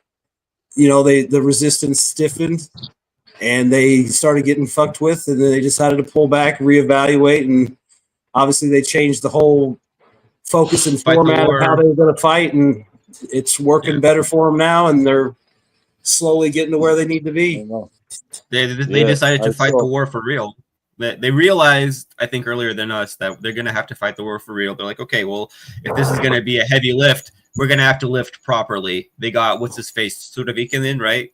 And he pulled the troops back, made these complicated, like really hard decisions that really looked like egg on face at the time for the Russians, but over time proved to be the correct decisions. So right at that, already right then, they probably already understood plan A, not going to plan. And the thing is, the Russians actually had a plan B. And the plan B took years of preparation, but it was there. It was all along. Plan B existed. And for us, it seems like the plan A and plan B was all the same thing. Like, we didn't really have a plan B. The sanctions were supposed to work. It seems really like that was the plan. Yeah, Bradley. Sorry for cutting you, Bradley. I'm gonna say you're wrong about that. Russia never had a plan B in the beginning. They never planned for plan B. They only have a plan A only. Because if they knew that the West, if the Russia knew that West are really waiting for them, right? They will have a plan B. They never thought all this at the beginning. But thing I'm going to say Mike, yeah, let me tell you why you're wrong. Because the plan B required a decade of preparation. You couldn't have had a plan B without a decade of preparation. So if they had a plan A, which was quick, get them to the bargaining table, which almost succeeded, and as soon as plan A failed, plan B required a decade of preparation. They already did that decade of preparation. So, like always, you don't know what you're talking about. Sorry to say no. Their goal is the thought of Russians that they're going in and they're going to defeat in. They don't count West in at the beginning. They never thought West is going to jump in. Okay, because their belief is that whenever West go to Iraq, Russia do not jump in. Whenever West go, Russia do not jump in. So they always believe that the West will not jump in. The best the West will do is to stop the gap, not to jump in. Okay, We but already knew the West was there, dude. Mike, you're yes, an they idiot. knew. No, But I don't really Finish your are not believe. second calculating point. that the Finish your West second is point. gonna. Make it quick so we don't have to listen to the retardation for very long. I Go. don't really believe No, that fuck off. They had a plan B either, in the sense that if that failed, I think they just realized quickly enough that they had to do something else, and because they had been in the process of, modernizing their MIC, they were already in the middle of sanction proofing their economy and their military. They were already Why? building up, reformatting their military. It was just a quicker transition than from going straight cold. So, I mean, the pieces were probably there, and that probably helped, and that probably makes it look like it was a quick transition. But I don't really believe they had a plan B. Because think about it, they had to get the reserves. They had issues with troops when they were around Pipsana and Why all were that. they late? What did Why were they Vladimir Putin late with say? the Vladimir Putin mobilization? said that the reason why they couldn't go hard body right away is because they weren't prepared to deal with the sanctions, and they weren't ready for that heavy lift. In order for them to prepare for the heavy lift, they had to take that time. It's literally stuff that he said. I think that they were looking at doing a shock and awe, like they thought they could pull it off like the USA does with a quick Right. strike. Right. I agree. Crimea 2.0. I agree. But because they've already had these preparations, and because they're a militaristic country, and they've been, kind of worried about the West and everything, they've still been building it up. So when they stopped the plan A, it was just easier to get plan B in motion, because they already have vast surpluses of tanks, and they got a program in place quick to get volunteers and recruits, and they never really have, as far as we know, they've never used their conscripts a single time. Right. Other than maybe supporting roles Right at the inside of beginning, Russia. yeah.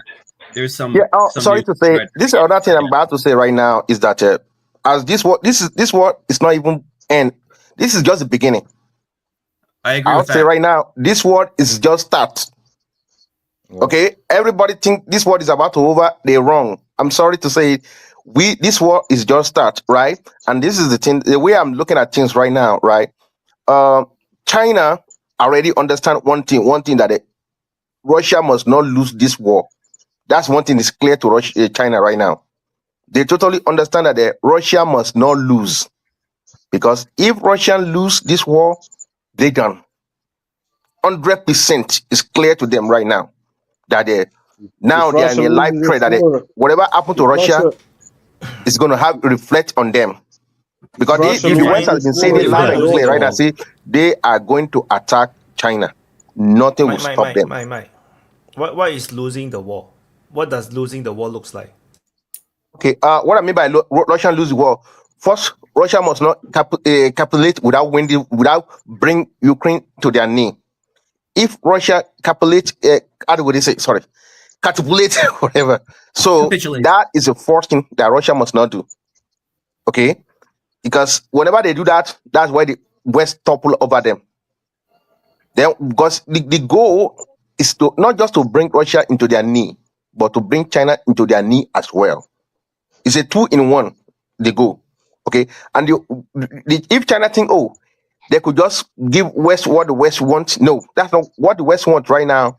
Is to break China into pieces, Tibet onto their own, Shenzhen into their own, to make sure they make China into little country. Same go with Russia. Break Russia into pieces, make it into little country. Okay, that is the goal right now. So nothing China can offer the West, because over the years, right, China has been enjoying one thing that China has been enjoying. Everything will come to them.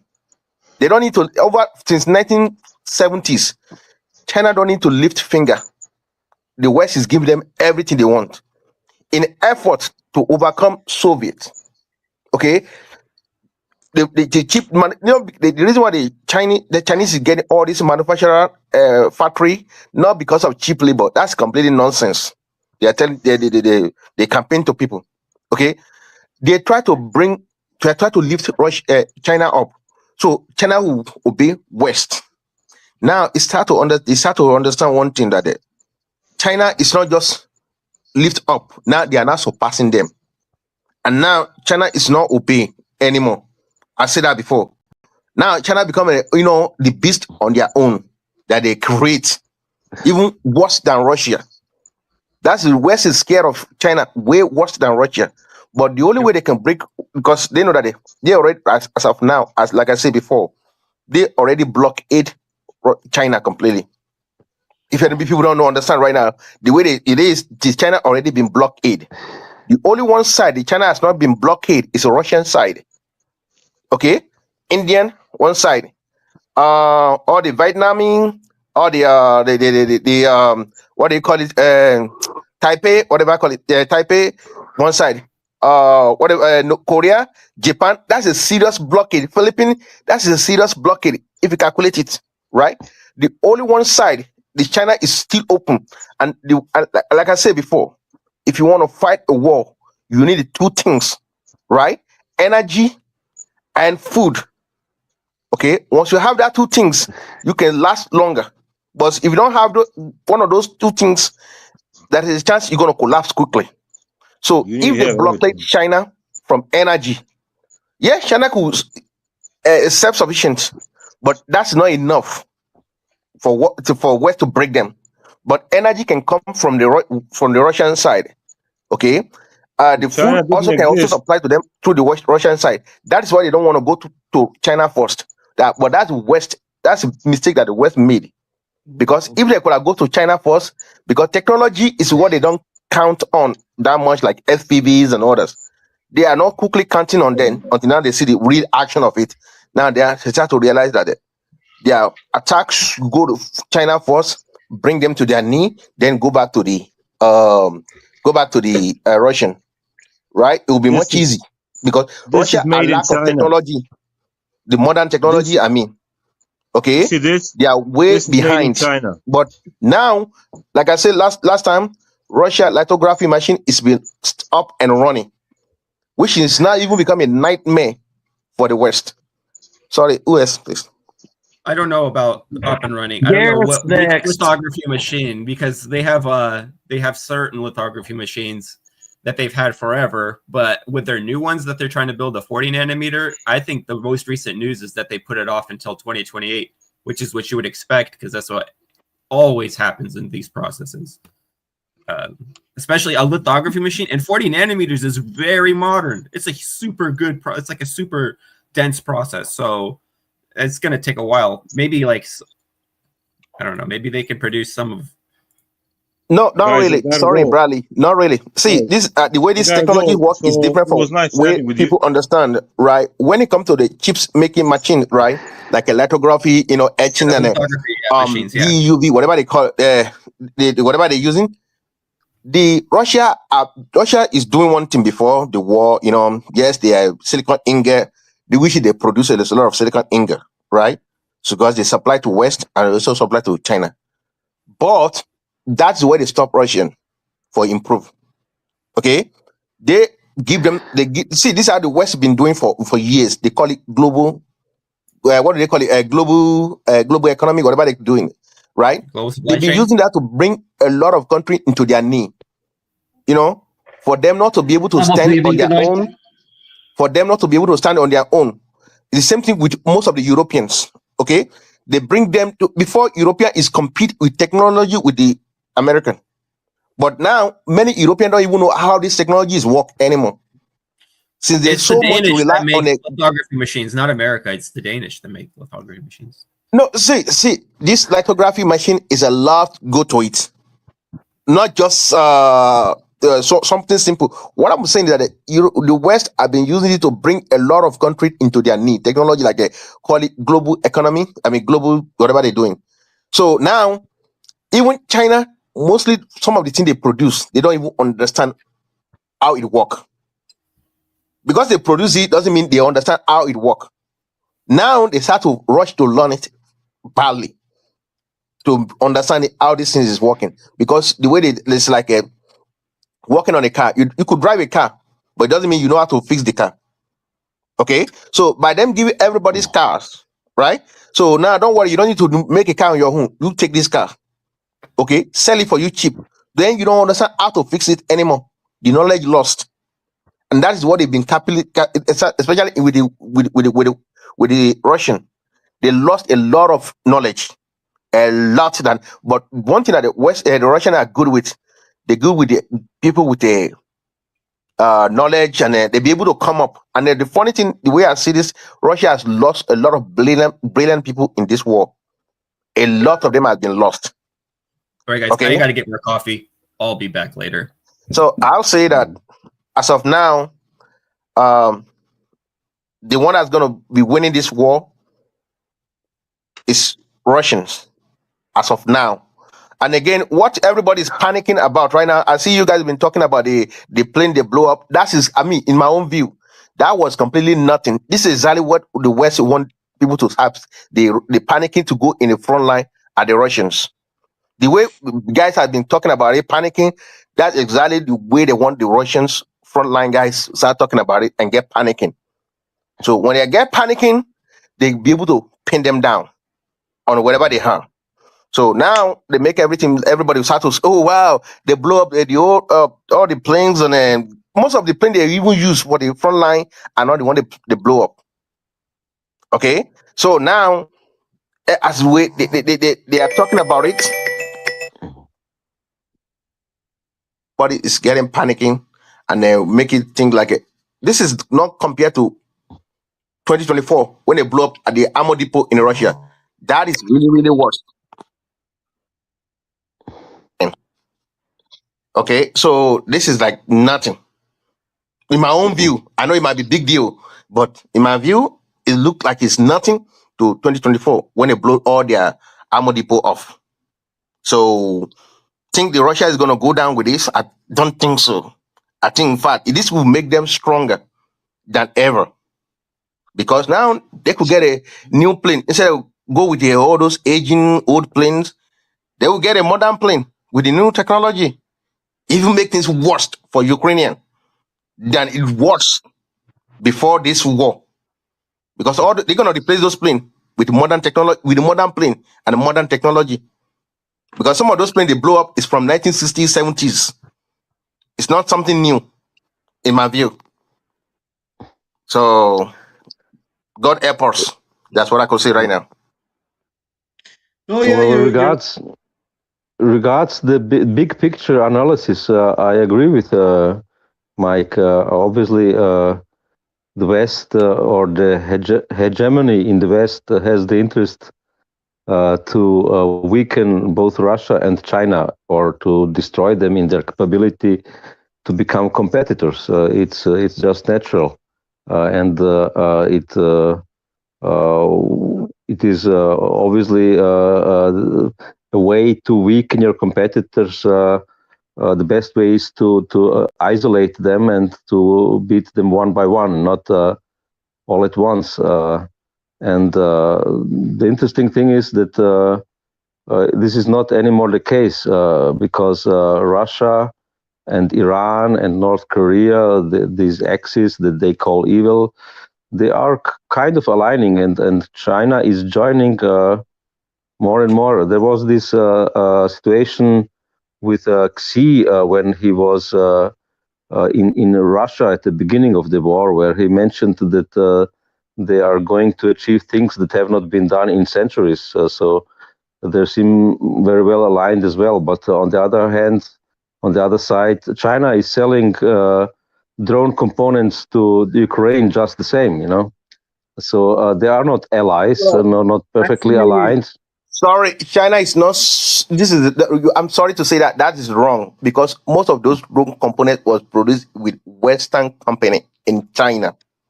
That's two different things. Something remarkable that happened recently. Something remarkable that happened recently is precisely that China started sanctioning their exports of electronic components for drones to the Western countries.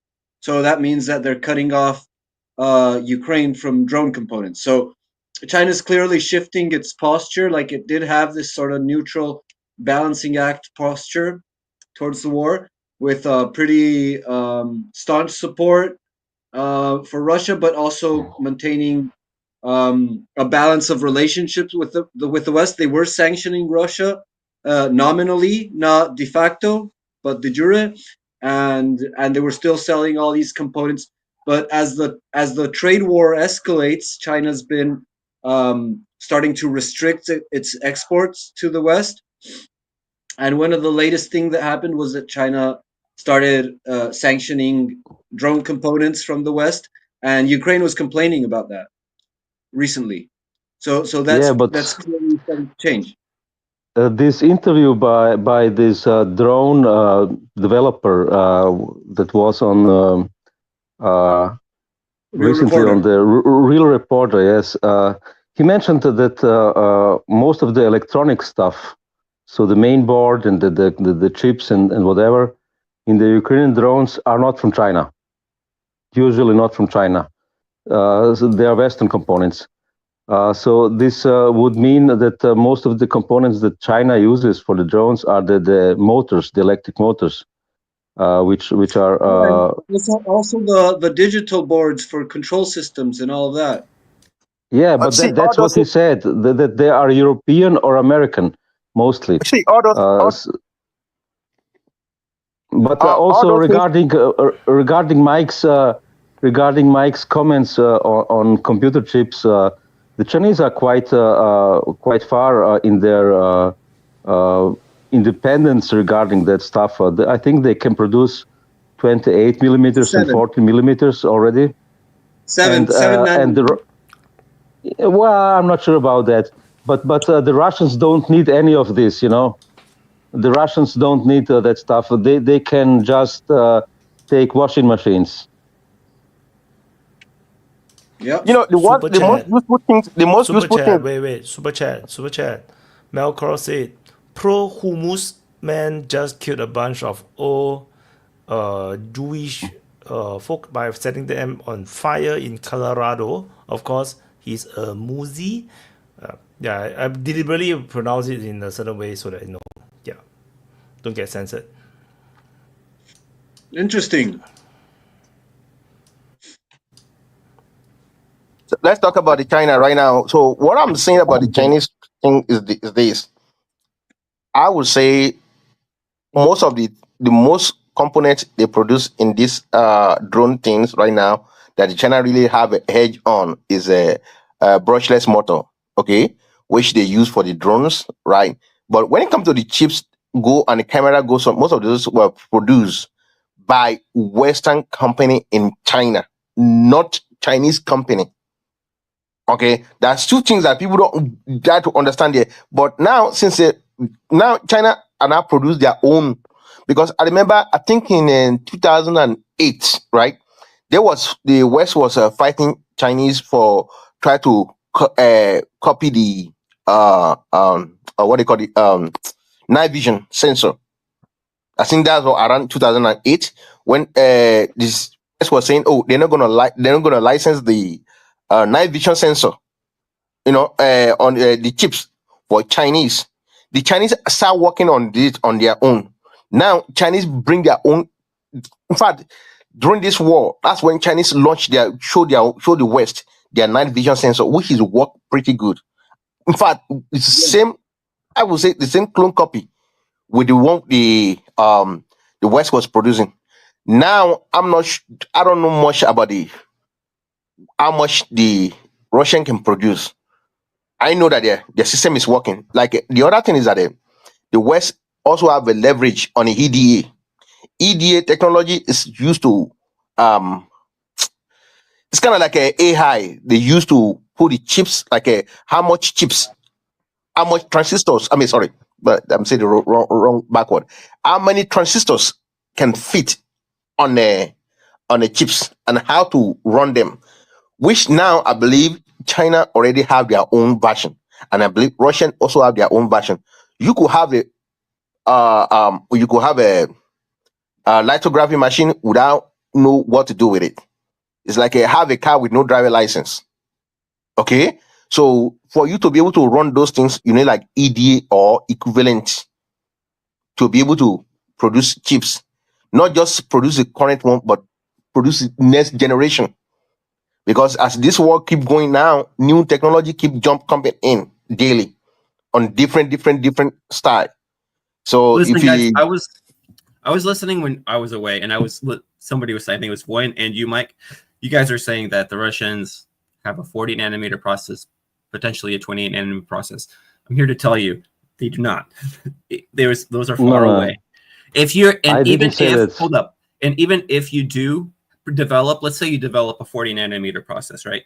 That doesn't mean necessarily that it's going to be the same, that is going to be applicable across all chip types that you might need to make equally. So like it's something that might work great for manufacturing a VLIW Elbrus CPU might not work so well for manufacturing maybe an ARM processor or memory modules or something like this, right? It's just because you've developed a process, even if they have like, let's say a 65 nanometer process, I've heard that number thrown around, even though even there I'm a little bit skeptical. It's most likely super specific. Sorry, just go ahead. Yeah, but you didn't catch it correctly. I didn't say Russia, I said China. China has a 28 nanometer process already, which they most likely can completely all the production line is in their capability to keep it up, you know. Including lithography machines too, really? Including lithography, yes. That's insane. This whole issue with Huawei, you know, right after being restricted from chips from Western companies, was that they got a breakthrough of 7 nanometers. That's Huawei. So like they are building that, but nevertheless, on the lower end chips, China is dominating the market. China has a major exports of like, which is what you use for drones and missiles and all that type of stuff. Like the high end chips are used for like quantum computing and AI systems. But for the most of the use for like domestic and double embedded appliances, all of those are low-end chips. They're not the highest technology in chips. The highest technology in chips has a very restricted use, and so that's the issue. And also, there's the thing of the semiconductors and the transistors, which is also produced mainly in China, and that's where they can restrict the drone productions from the West, not only from Ukraine, which is like the last the final point in the chain of supply, but mostly they're starting to restrict the access to these basic components to all of the Western countries. So it's also crippling the US drone production capacity and Europe, of course, by the way. I thought that was tit for tat for NVIDIA sanctions and stuff. Yeah, exactly. Whenever you hear nanometer, it doesn't mean nanometer in length on the chips. So that gets confused a lot of people. When they say nanometer, 3 nanometer, 2 nanometer, it doesn't mean 3 nanometer on a chips. It's the node. I understand. The nanometer node doesn't mean nanometer node on a chips. These are complicated terms, and they can mean a lot of different things. The important thing that you got to know is smaller number equals more technology. That's all that matters to people. Exactly, it's a gimmick they are using. What the other thing is that now the new system they are using, the EUV, is the etching is what really matters here, because they used to use the wet etching, right? Which the wet etching, or compared to the dry etching, which is what they call it, the Dutch company are really ahead than the Japanese technology, Canon, because the wet etching, right, have a lot of contamination compared to dry etching, which the Chinese don't have capability of doing. I might be wrong what I'm saying here, but I'm not getting it right yet. But I think that might be.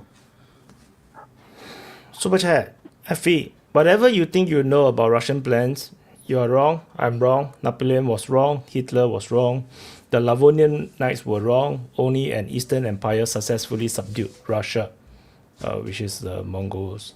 And NGS super chat. No need to produce fancy smartphones to win a war. Yes, Exactly. this is true. Exactly. It doesn't matter how high tech the nonsense is. No, you don't need so high tech. You can see all the drones that is being used right now by the Russians. The Garand drones, you don't need such a high tech stuff. The only difference is how big your device is going to be, or your equipment is going to be. How much energy you can use it a bigger chip. You can use a bigger chip to do a smaller chip things. It's the same. So anyway, Hey, real quick on that thing in Colorado, I just did some checking.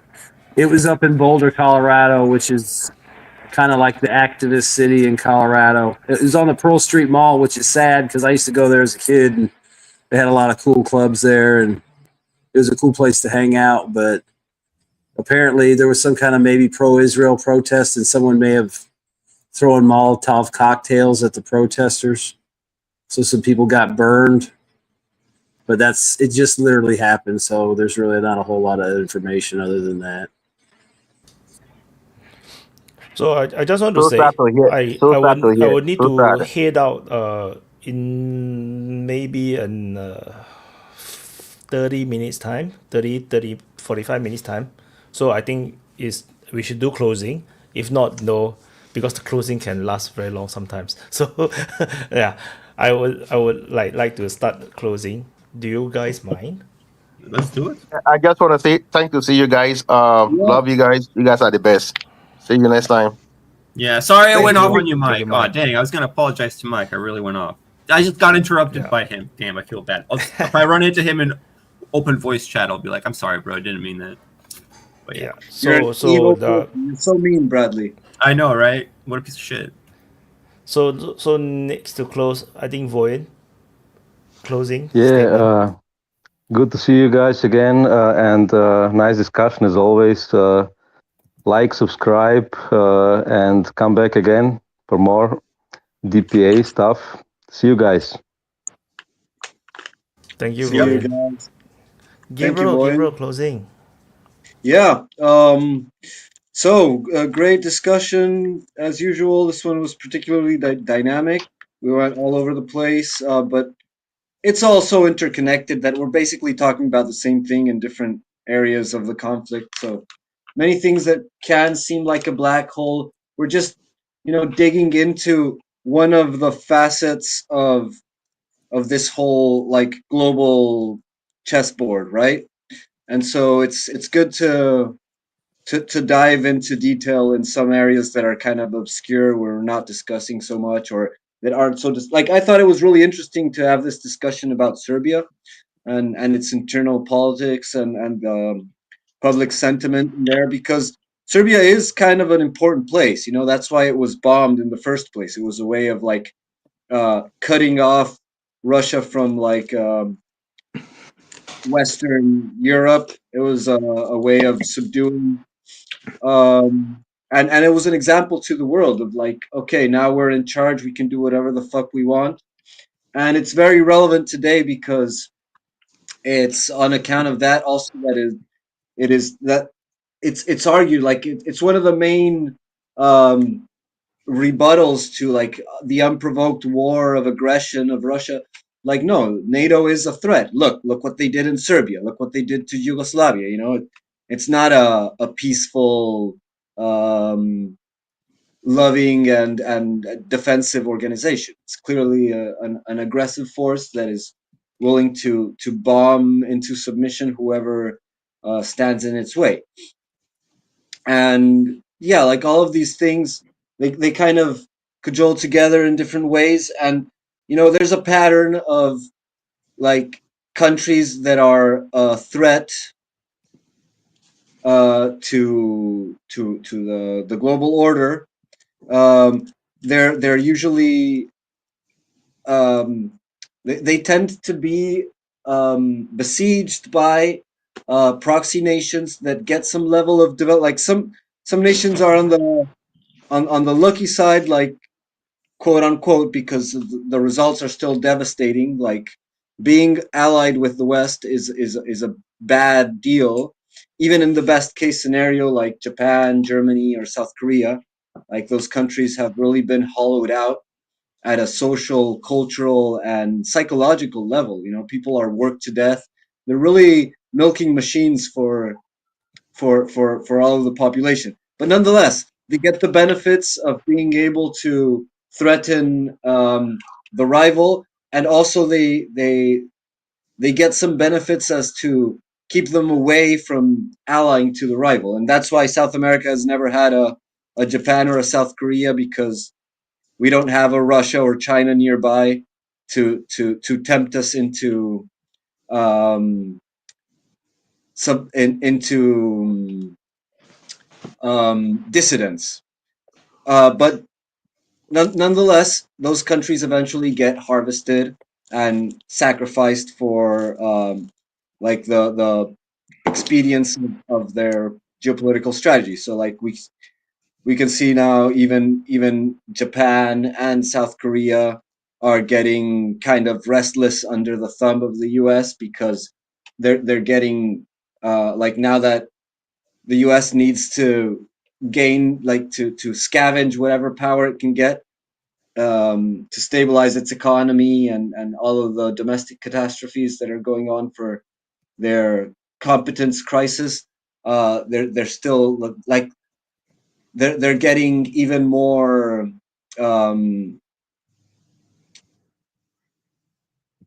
strangled, so to speak, and Germany too, and Western Europe. But for some reason, they are like pathologically compliant. They're like, you see no not even the slightest hint of resistance from Europe. They're like their only resistance, their only act of sovereignty is to like reassert their submission, and it's crazy to see that. So I guess they're cooked. So yeah, these these countries are gonna have to like assert their sovereignty in one way or another, or they're gonna be swallowed, like eaten by the needs of a falling empire. And so be on the lookout. It's coming to an administration near you, and yeah, try to assert as much civil authority as you can to keep yourself away from being crushed by geopolitical ambitions of a grand chessboard. And oh, we never discussed the Taurus missiles thing. I think that's an interesting. Goddamn. Yeah, I think that's an interesting development. This whole telenovela of the Taurus missiles is coming to fruition, and I'm really curious to see what will happen once they start flying into Russia. Seems pretty obvious that they will, and I wonder what's going to happen then. Like, I'm pretty sure that Russia is probably going to have to respond, and I think that the time is ripe. I think Russia has probably been strategically holding out to see how these like normalization sort of insinuations that the U.S. has been making, and seeing how this whole peace process plays out. And once that's done and dusted, they'll probably kick up a new gear into the whole conflict. That's sort of my prediction.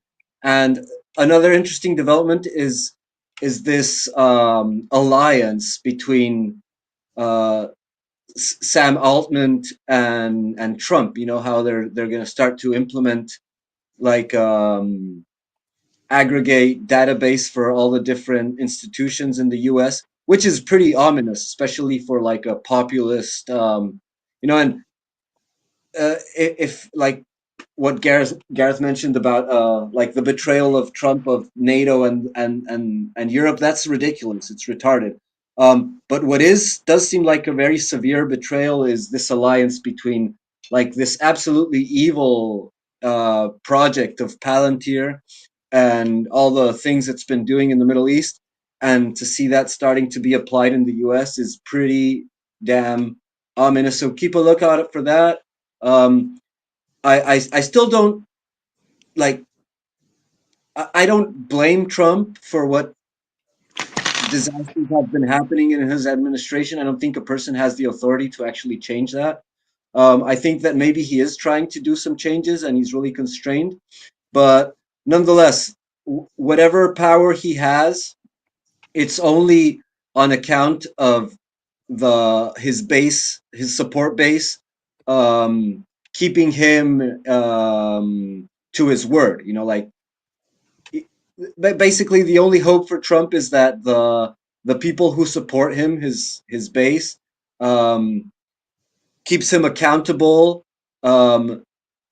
more than whatever the establishment can coerce him into doing. And if not that, then you're cooked. The fucking Toby predicted is gonna come on you, and you're just gonna take it because he's your guy, and you can't criticize him. So like, just avoid that partisanism that blinds you to the errors of your own side, and try to keep him accountable, and maybe he can actually do something. Who knows?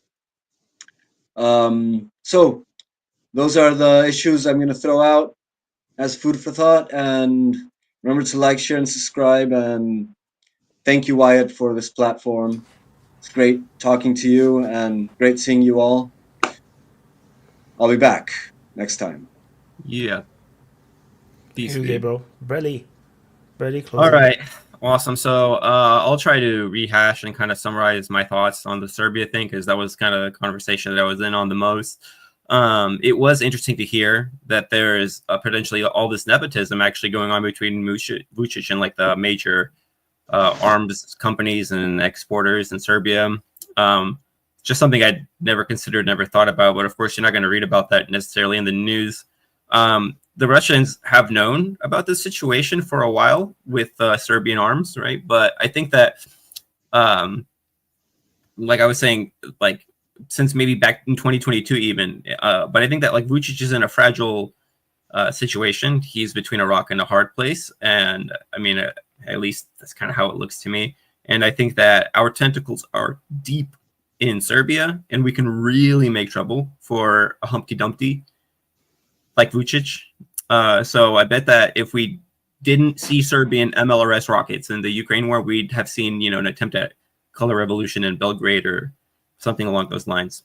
So with enough influence to align the incentives of the leadership of Serbia, as well as like the arms companies, we're able to influence the flow of Serbian rockets and bullets to Kiev. So I think, you know, I think that's kind of how it is. And just to touch upon the Taurus missile thing, because it is a shame that we didn't really talk about that. So apparently after the Russians said that they would hit the manufacturing plants of the missiles fired into Russia, even if they were in Germany, Germany magically conjured up some kind of a manufacturing operation in Ukraine for the missiles. So I don't know how true that is. It's like a rumor I heard. I think I heard it on Military Summary channel. So I guess it's up in the air if that's true. But if that is true, that would be hilarious. And I really wonder what's going to happen with this whole Taurus missile thing.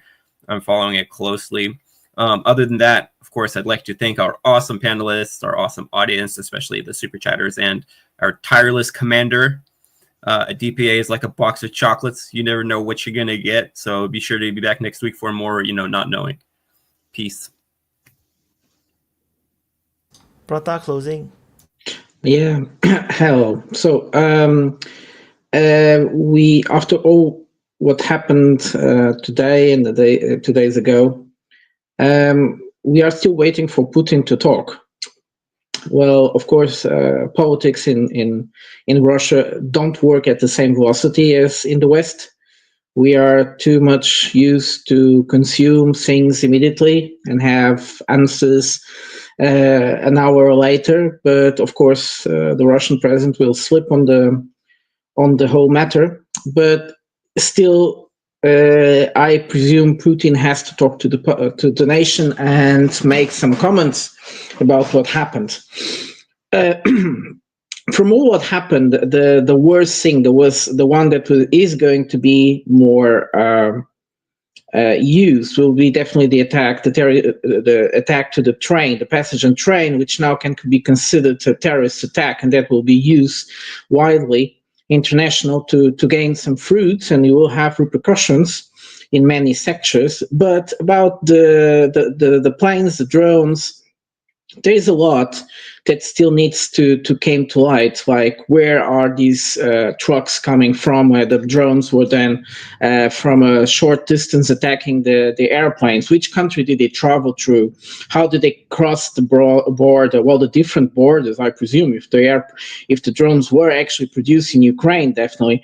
I can't imagine a truck like that entering to the European Union and then crossing into Turkey and the Caucasus and all the way to Russia is way too strange to believe that nobody ever noticed. So somehow complicit into this attack. But there is also something very interesting, which is why were these bomber or many of these planes out on the air? And there is something very interesting is that a few days ago, the Russians made the deal with Americans again to put those airplanes always on visible to satellites in order to create confidence due to the treaty of what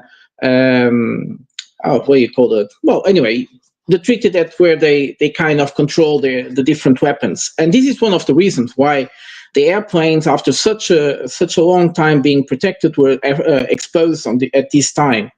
And this brings us also to a question that many tend to forget: is the US really a mediator or war party? And this needs to be questioned again and again, because the thing is that whatever the Ukrainians are doing, which they don't do very badly, they still have a lot of support from the United States in all these matters.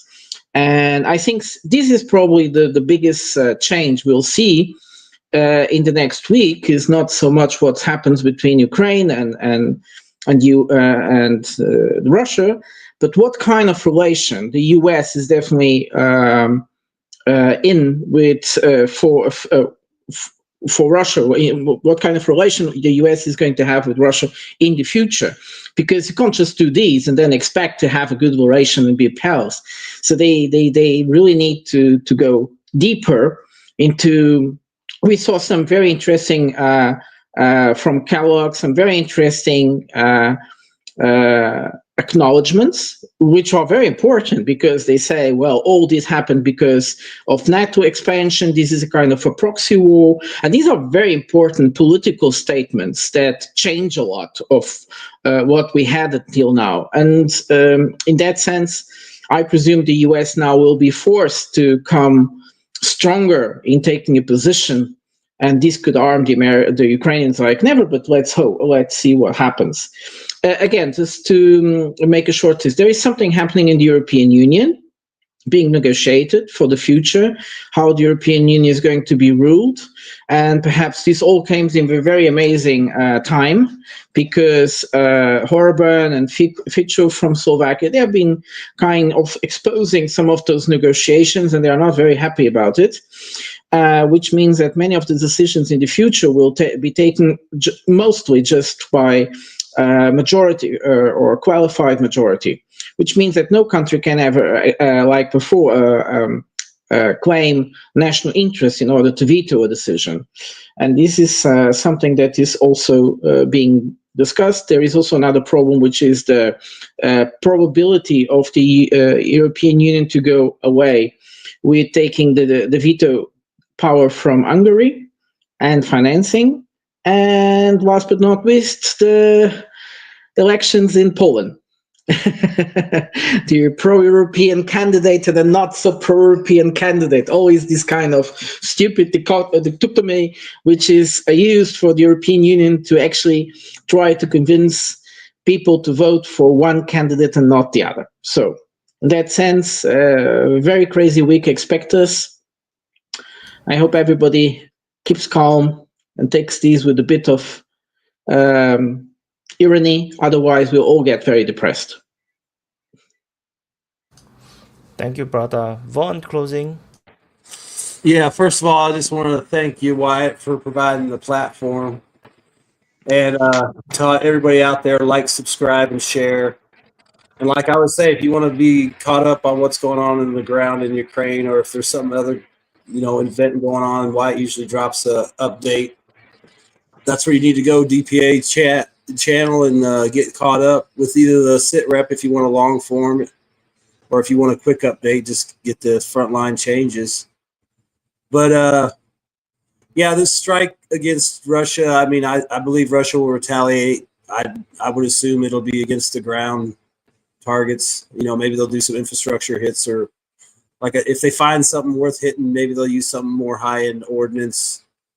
But, I figure the Ukrainian army will take the brunt of whatever retaliation there is, because the Russians have a lot of operations going on the ground. There's a lot of potential, so why not just focus it on some part of the front instead of wasting time hitting a train station or a bridge that you've already hit 20 times. I mean, and like I said, unless there's something worth getting, like a train load full of equipment, you might as well just go at the front, which sucks for those guys. Like some of the people have said, those guys don't have a choice. They're mostly conscripted and dragged there, and they're going to pay the price for, these PR stunts. But yeah, with like Sumy, I definitely think that's going to start getting really hot, and you might see some pretty good movement around there, especially if they lock them in the woods and start moving around the sides. And I think you'll see an increase in all the strikes around there, because Ukraine will probably start moving troops there. And then you've got, Kupiansk might get going pretty good, because they've talked about evacuating areas around that. Supposedly the Russians have gotten to, like the outskirts or the suburbs of Kupiansk proper. So maybe that starts breaking loose, because like I said, they've got to put these fires out and move troops around. So that means one of these places is going to get neglected. Then you've got, Shavish Yar, and then Tourette's, New York. There's a bunch of stuff happening on the north side, northwest, east side of Pokrovsk. There's little things happen down around the south side of Pokrovsk that could, anytime something could happen down there. I mean, I think that's the thinnest area for the Ukrainian army, so that's probably where you'll see some bigger action. Plus, it's more wide open and easier to get down the roads quick and, take tree lines and all those open fields. But yeah, I mean, I would definitely watch Sumy and maybe Kupiansk, and, obviously wait and see what kind of retaliation the Russians do. But I would expect it to be pretty heavy, but I would assume they would use it on the front lines and not, like I said, unless there's a special target that pops up that they want to get, to send a message. But yeah, everybody have a good week. Thank you, Wyatt. Take it easy. I'll see y'all later. Thank you, Vaughn. So anyway, that's it. This is the DPA Open Mic. I need to rush off, so so I'm not going to talk too much, and I'm going to put the outro. Thank you for all the super chats. Thank you for participating, and I'll see you guys in the next update.